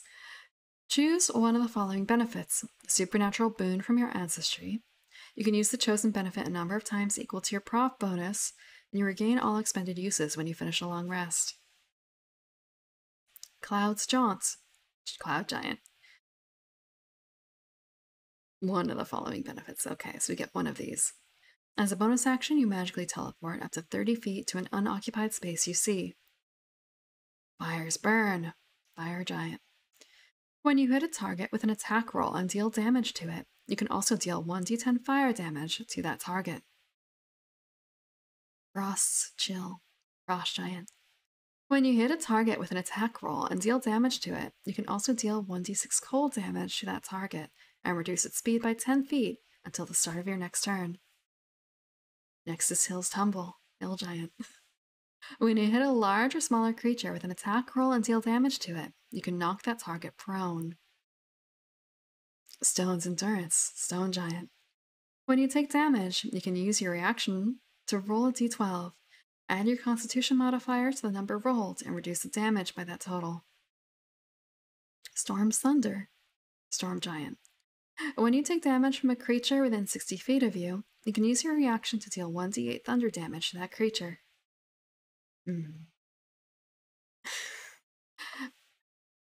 I want to say there's so many different groups that are parts giant in here. Like, you have the Goliath, you have the, I hate to describe them as cow people, but that's what they've kind of turned into. Those ones. I've forgotten the name. Uh, what is their name? What's their name? You know what I'm talking about, though, right? The cow people. No, not Tauren. They're not Tauren. It's not World of Warcraft. They're not. No, no. Let me check. Furbolg. Furbolg. They were never actually. I don't want to say they were never intended to look like cow people, but due to like a popular description of them, they kind of turned into Furbolg in fan art. So they're just supposed to be like big, friendly, giant-esque. Sorry. I mean, like, you're. Like, I guess that's kind of one of the benefits of ASMR, like falling asleep. Um, Furbolgs? Furbolgs? Oh, okay, wow. Primeval Man? No, I think that Furbolgs were actually supposed to be a bit giant-y. I think. But I could be wrong. Yeah. It might be a case of like, so in whatever place that they were originally from, they were what you describe, but once they got inserted into like Forgotten Realms or whatever, bam, we're Giantkin. You're welcome. We're just gonna like give you another Giantkin spin-off, just like some other things. Like, okay, so how many flavors of lizard would you like? How lizardy do you want your lizard? But with giants, it's kind of a, okay, so you have like big hairless, well, like, yeah, I guess big hairless people, big furry people, um, and then you have the ones that are actually just like half giant, whereas it's kind of like, so you're big and you're not too bald, but you're not too furry. You're just right. That kind of thing. Mm-hmm. Or a goblin troll. Yeah. Yeah. Where sometimes it's hard to tell. I mean, there's been a pretty good differentiator since then. I feel like I know what a moomin is, but I'm a little afraid to like confirm. That's the like big white thing with the like rounded nose, right? It's a children's cartoon. Is that a moomin? All I really know about it is like memes, especially the meme of like pulling out a knife. Is that a moomin? Yes, it is a moomin. Okay. Okay. I am correct. I never really read about moomins, and there's some other like European, I guess. It's a European thing, right? There's some other European comics that I've missed out on until recently. Like, I've only read one or two things of Asterisk and Obelisk, but I've read something about them. I know that they exist, and that counts for something, right? Then again, thinking like Smurfs is also a European comic too, right? But that transition to American culture.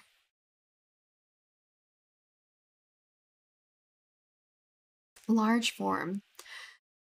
Starting at 5th level, you gain the ability to supernaturally grow. As a bonus action, you change your size to large, provided you're in a big enough space. This transformation lasts for 10 minutes or until you end it as a bonus action. During that duration, you have advantage on strength checks, and your speed increases by 10 feet. But once you use this trait, you can't use it again until you finish a long rest. Powerful builds. You have advantage on any saving throw you make to end the grappled condition on yourself. You also count as one size larger when determining your carrying capacity and the weight you can push, drag, or lift. Okay, so you still have powerful build. That's good. Trying to think. Too many funny faces. I wonder if part of that is because of the ASMR settings. I might have to tweak it for that. Mm.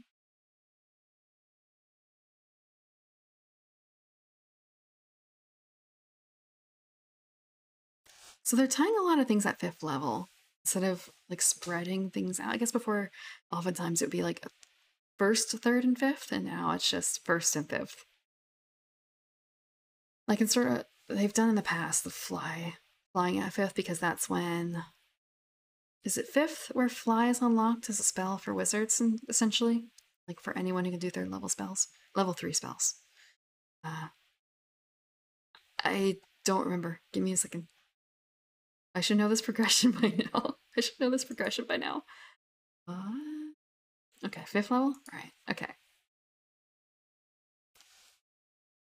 Because it's kind of, okay, 1, so at 3rd, like every other level for a little bit, and then it kind of spaces itself out a bit more.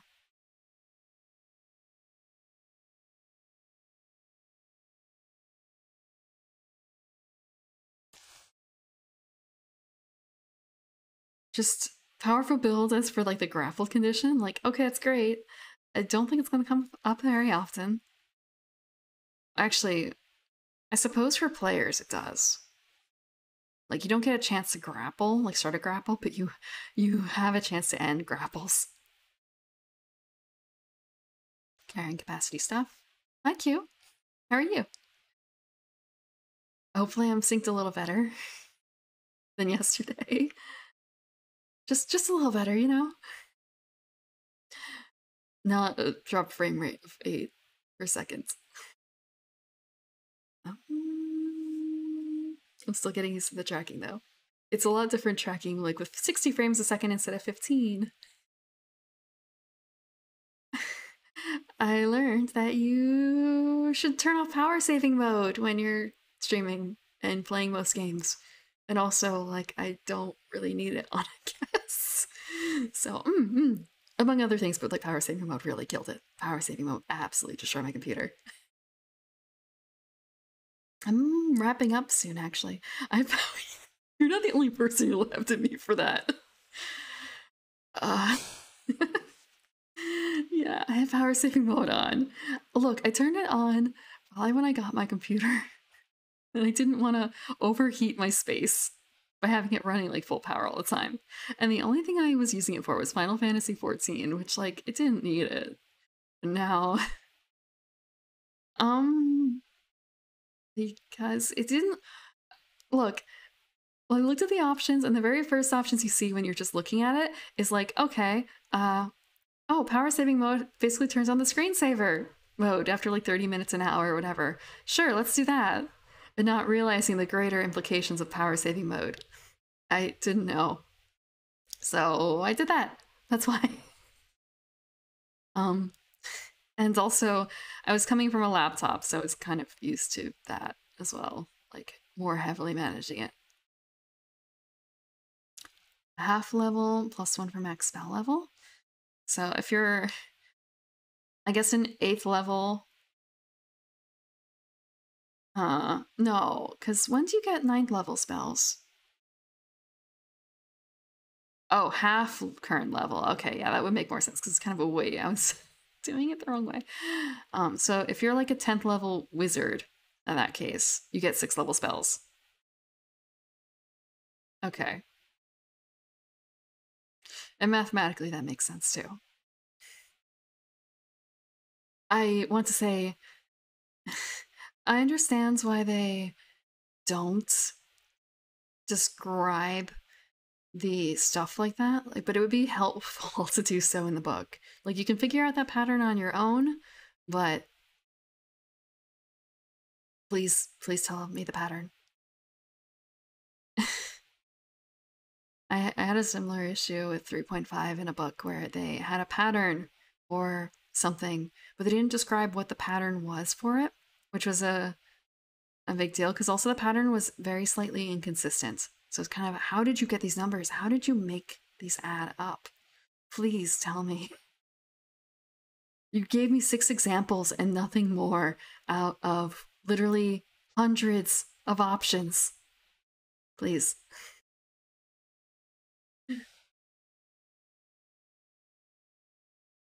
It came to you in a dream.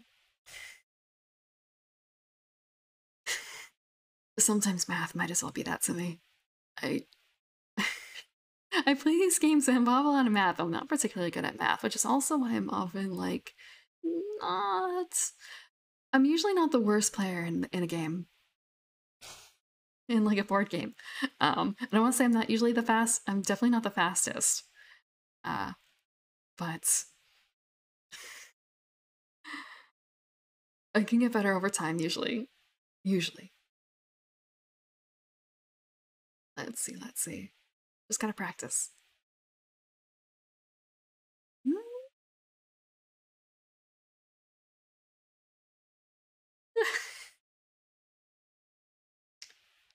Not having an attention span. I feel like that when I'm streaming, honestly, too. Not like paying attention to chat, paying attention to this. Any other thoughts I have in my head, everything all jumbled up. That's why I love Roll20, just for doing the math for me.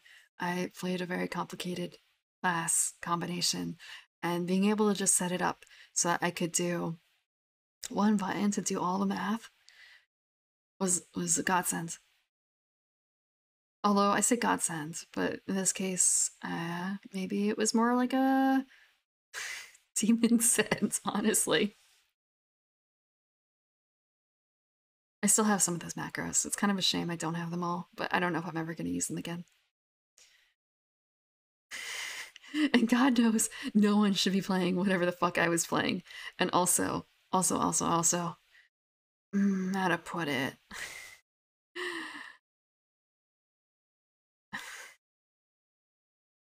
Not just like no one should be playing it, but like, no one should have to do that math. Yeah. And then comparing and contrasting against another number. Greater, lesser? Do you need to explode the roll?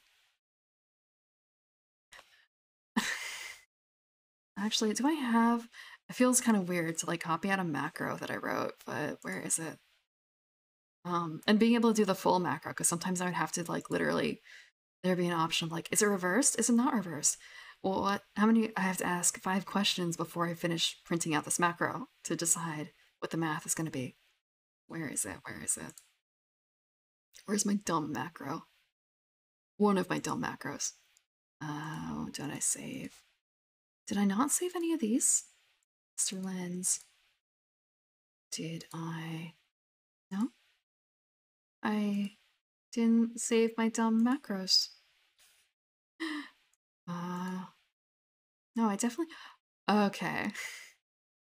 Oh, that's kind of like... That's dumb. I probably actually still have a file somewhere for it, but I didn't save it in my normal spot for spells. I say spells, it wasn't a spell. It was a spell-like ability. Foundry? Yeah, Foundry is like leaps and bounds better. Once you get it done. With a caveat of like, so sometimes Roll20 like fritzes out. Foundry sometimes has that issue too. Like it might have an issue of like initial loading, I found. But I've also played with people having a local version and not like a server maintained version, like a proper server maintained version. So that might affect it. But yeah, Foundry has a lot of fun bits and bobs. I've been able to see the DM side of it too. And you can do some really cool things. You don't have to do any of those things as a DM. Well, you know, atmosphere. Yeah. We were willing to make the jump for a game that didn't have anything in Roll20 yet. So it's kind of a, well, if it's gotta be from scratch either way, we might as well try it in Foundry.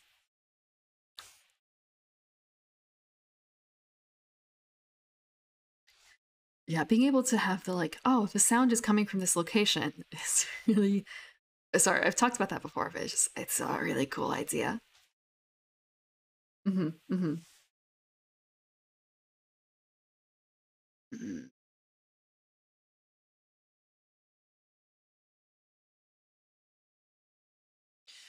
So yeah, I have I guess I know what 2DMs who use it. 2DMs who use it. I never played with her, never Winter Nights. I never did. I didn't have a computer, I think, able to play it at the time when it was released. I was a bit limited. That's another one where it's kind of I've heard a lot about it. Not as much as Baldur's Gate 2, where I had the manual computer. Uh, no, I wasn't able to run Neverwinter Nights. It just I had a PlayStation, I had Nintendo, I had a Super Nintendo, and sometimes I got to like go over to people's houses and play games with their systems, but not very often. Not very often. So it was much more limited to, well, have you ever played I couldn't play MMOs because I couldn't pay for it either. Um, have you heard of a MUD, a multi-user dungeon? I used to play Materia Magica. That was a lot of hours lost in a summer. Yeah. I didn't I I personally didn't make it beyond my second class, but I had a friend who uh made it all the way to I think 240 or 241, whatever the cap was. She could do a tremendous shout, you know. Um and sometimes I look back and think very fondly of it.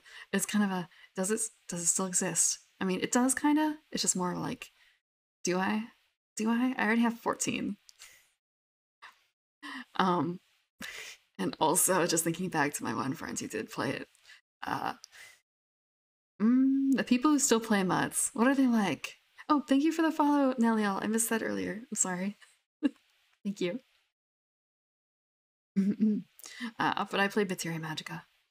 I think that was probably the mod that I spent the most time in. I didn't spend a whole lot of time in other ones, but I did do some research. But Materia Magica seemed to be it at that time. I want to say it's not like there was like a huge boom in mods when I joined. WoW was still out and vastly more popular and probably not. I don't want to say it was good, but or like better than the mud. It's just different visual versus only text.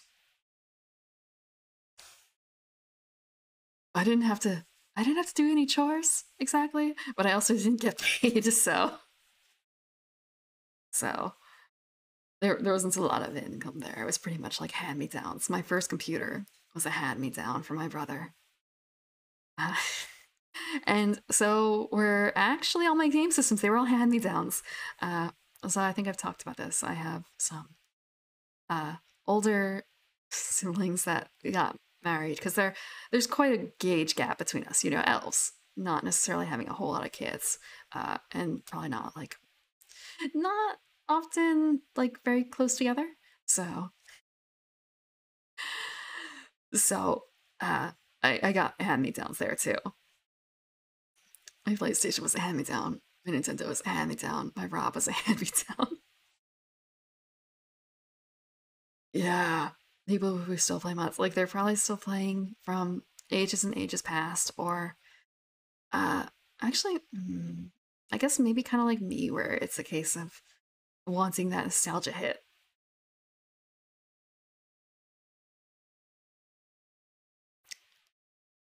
Cooking companions, cooking companions, Vardine. That was cooking companions. um, Sometimes I think back and like, oh, maybe I should play that again, and just kind of, I just have to look at my one clip of myself like freaking out over the chibi in the corner and like, yeah, okay, maybe not. Maybe not. Maybe not.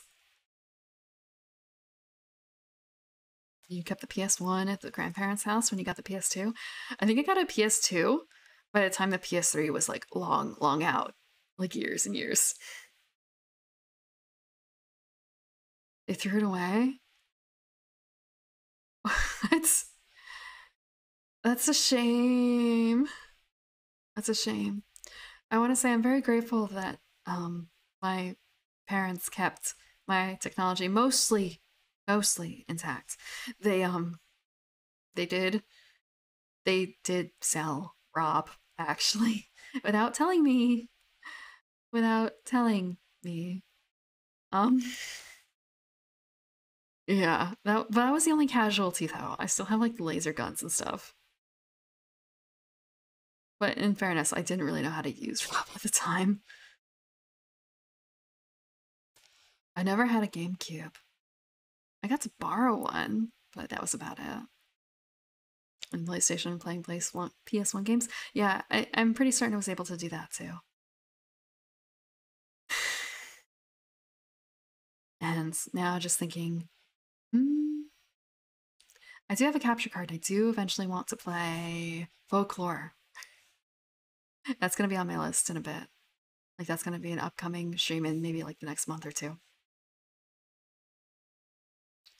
Let's see. Thank you. Thank you. 12-hearted humanoid? What is a 12-hearted humanoid? Hello, Balor. Yes, yes. I just it feels weird to be like, I just got this skin last night. Thank you for noticing. But it's kind of it's different. But it's also the same, you know? Folklore, yes, yes, on the PS3. I remember when it came out, but I did not have the system to run Folklore. PS3 is tricky to capture. Okay, thank you for that. Because I had some trouble with the Wii trying to capture that, but part of it was just like technical stuff. Strip 8. I don't know what HTCP is. I do know that like I have a family Christmas list, and I put like some chords on that that's supposed to help. What I don't remember, what it was. Ah, comrade friend. Okay, thank you, thank you. It's nice to meet you too. But because I was thinking like, oh, I saw my Nintendo. I can hook that up, right? No, not easily. Not easily. Not easily. Yeah, humanoid I will accept. Humanoid I will accept. Like humanoid with like a dash of plant. Just like a dash, you know? Okay, so let's see. Let's see. Feats. I'm gonna skip feats. A smidge. Yeah, yeah. I mean, like, oh, what elf? Garden elf.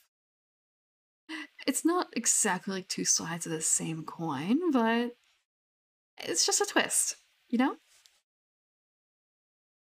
It's not, again, like, it's not like I photosynthesize or whatever. It's just coloring and some flowers.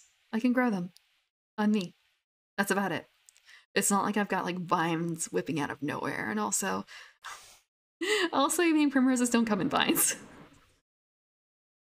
They're more of a, they're not like a shrub either, exactly.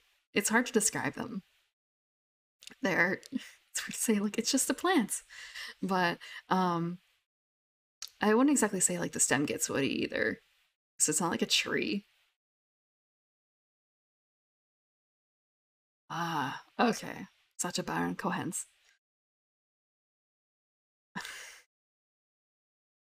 I get that. I haven't actually seen a lot of his stuff. Like I never even saw Borat. Um, I skipped out on that entire thing. I was asleep. I was sleeping. I missed a lot of pop culture because I was sleeping. All day and lazy. Yeah, that would be nice. No, I. It's dark in there. It's dark in the bedroom. It's just not daylight.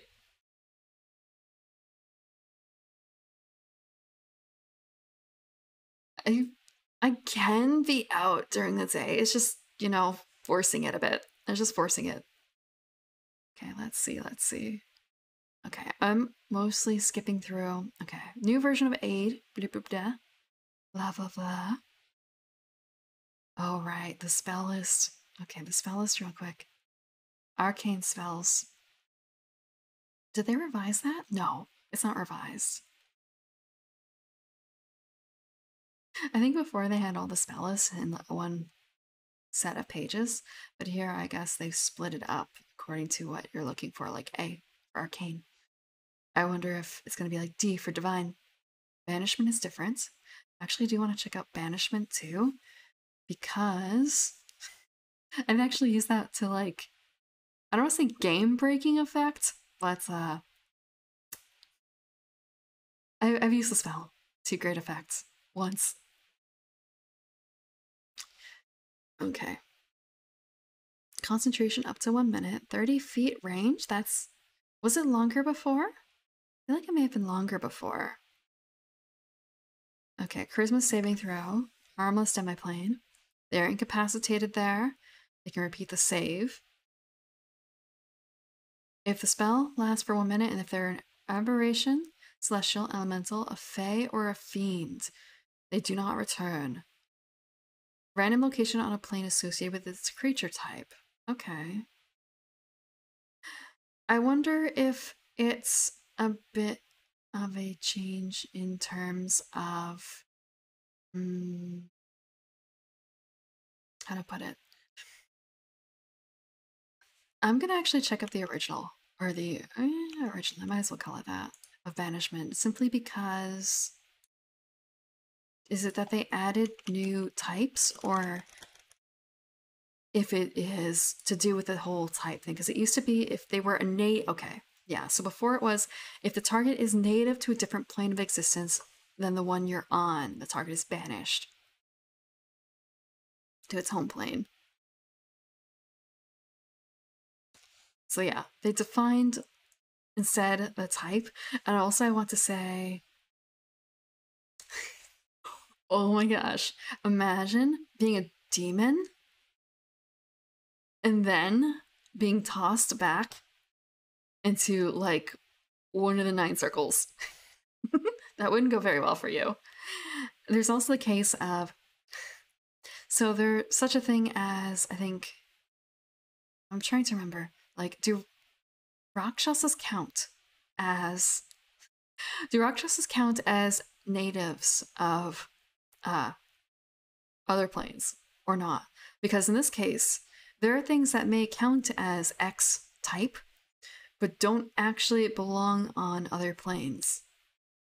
So it might be like that. You know? Let's see. I don't know how many categories of thing that would fall under. Oh. Although part of that might also be a case of this is okay. So I've talked about playing a Fiendbinder. So part of that I literally grabbed the entire list in 3.5 and 3.0, all demons that were mentioned, and basically made an Excel spreadsheet of their names, what their CRs were, where their homes were, if they were a specific unique creature or not, because that was the case in a few things, and special abilities that they had that I would be able to use as a Fiendbinder, or maybe not use, but like be able to make them use as a Fiendbinder. And that was like over 100 demons with some repeats, but mostly not repeating.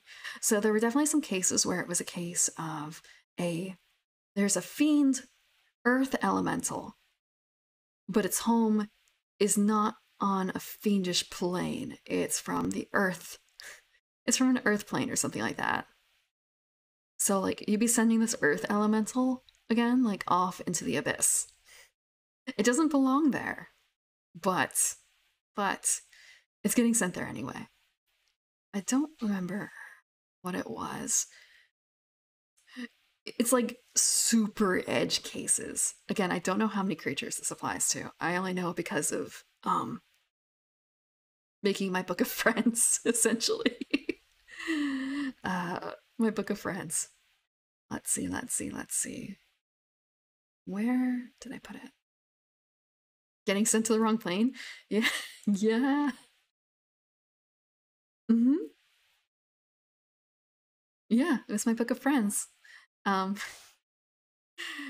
want to say that the R was kind of scratched out The R was kind of scratched out. Again, I was a fiend binder for that.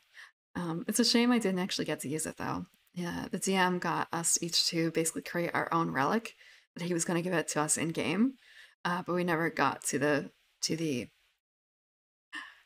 to more than I think 2 sections before, like 2 characters arcs before the campaign fizzled. It happens. It happens. I've had a lot more campaigns end that way than ends, I guess. Well, actually, I shouldn't say that. Since going to like shorter campaigns instead of open-ended campaigns, I've had a lot more campaigns that successfully, you know? Yeah, so that's why I don't usually like bother to think about like too far in the future. We're not gonna get to level 20. Not unless the DM says it up front, like this is gonna be a 20, well, maybe like a 12 episode thing, 12 session game, and we're gonna go from like 10 to 20 or something. You wanna do a hex crawl? Hex crawl. Just thinking, I think I've had some DMs who run it kind of in that style, but not literal hexes for the most part because, okay, once it was literal hexes, you chose that option, but that was also Dungeon World, so the system was not actually conducive to that sort of playstyle. But otherwise, yeah.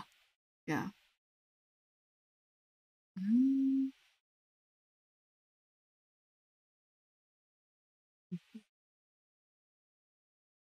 No, I'm not poofy. I'm not pouting. Let's see. So I wanted to check that, and then there's stays, condition, divine spells. Exhausted, guidance. What is guidance like now? It's a 10-foot range reaction. So they have to fail. You can help save them. Okay. I don't mind that, I don't think. There's very... Actually, are there any other cantrips that are reactions? I don't think there are. Influence. Ah, okay.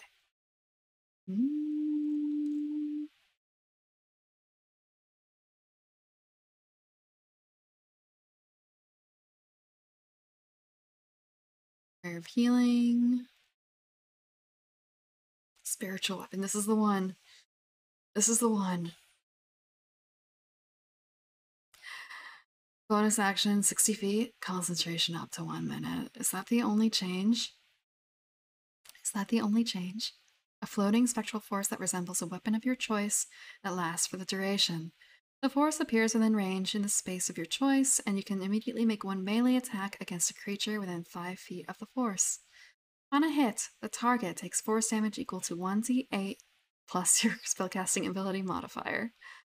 As a bonus action on your later turns, you can move the force up to 20 feet and repeat the attack against a creature within 5 feet of it. I know the 20 feet bonus action move is normal, and the 5 feet attack is normal.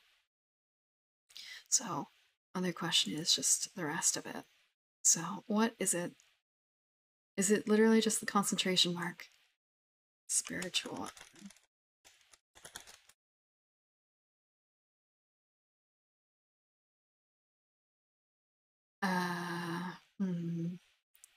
They also removed the flavor for it a little bit too. I'm gonna read that out in a second. This is also basic rules. Actually, because this is basic rules, I could pull it out here, but okay. Immediately make something within 5 feet of the target. It's always 1d8 plus spellcasting ability modifier. Third, 1d8 for every. Okay, so literally the only difference is the removal of flavor. So this is slightly bland, and also the concentration up to 1 minute. Okay, so the flavor they removed was the weapon can take whatever form you choose. Clerics of deities who are associated with a particular weapon, such as Saint Cuthbert, with a particular weapon, as Saint Cuthbert is known for his mace and Thor for his hammer, make the spell's effect resemble that weapon. I want to say there's a whole bunch of Forgotten Realms deities that have weapons associated with them, but they are, well, like Thor, hammer. Yes, people know that one. Saint Cuthbert, I guess if you're into the lore of that particular region, you would know it. But then there's some other ones where it's kind of like, what do you mean that that Ogma has like a great sword, a bastard sword? Actually, I don't know if it's a bastard sword or a great sword. I should know this. I played a cleric of him, which is why I know this. But I guess like bastard sword, kind of funny. Great sword, it's not funny. Ogmanite, Pantheon, okay.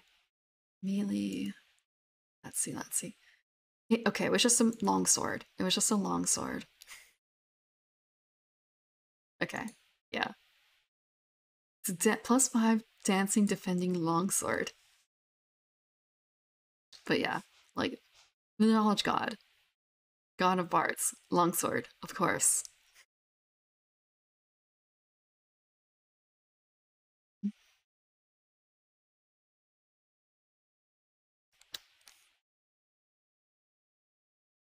Cthulhu worshipping bonuses?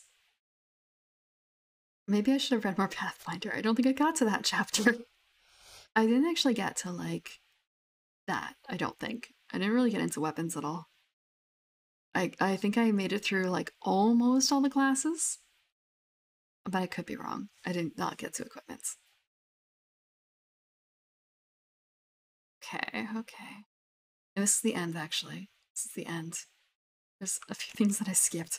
But again, like, who's gonna get epic feats? Who's gonna play at level 20? Who here has played a level 20 game? I'm not saying it's impossible, it's just unlikely.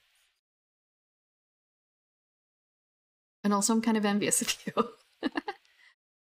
I know someone who was actually planning a one-shot, a level 20 one-shot that I signed up for, but it didn't actually work out. A little sad, but this thing happens. I can't blame them. I want to say I did the same thing. Okay, who do we raid? Who is on? Let's see.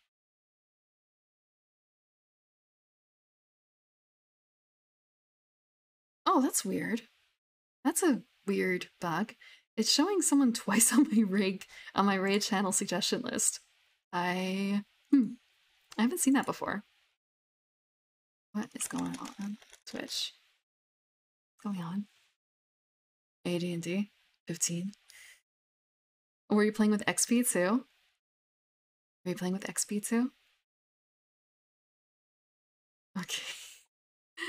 I kind of don't know. Do I go to like ASMR or do I go to someone who's also talking nerdy shit? Because I don't really know if there's going to be someone doing ASMR who's also doing this kind of thing. So the question is, which direction do we go? Which direction? Thank you. Nerdy stuff? Okay. Okay. In that case, we'll go to... Oh wait, no, I'm putting in the wrong name. We'll go into Halbernaut, because he is currently painting minis as he does on Sundays.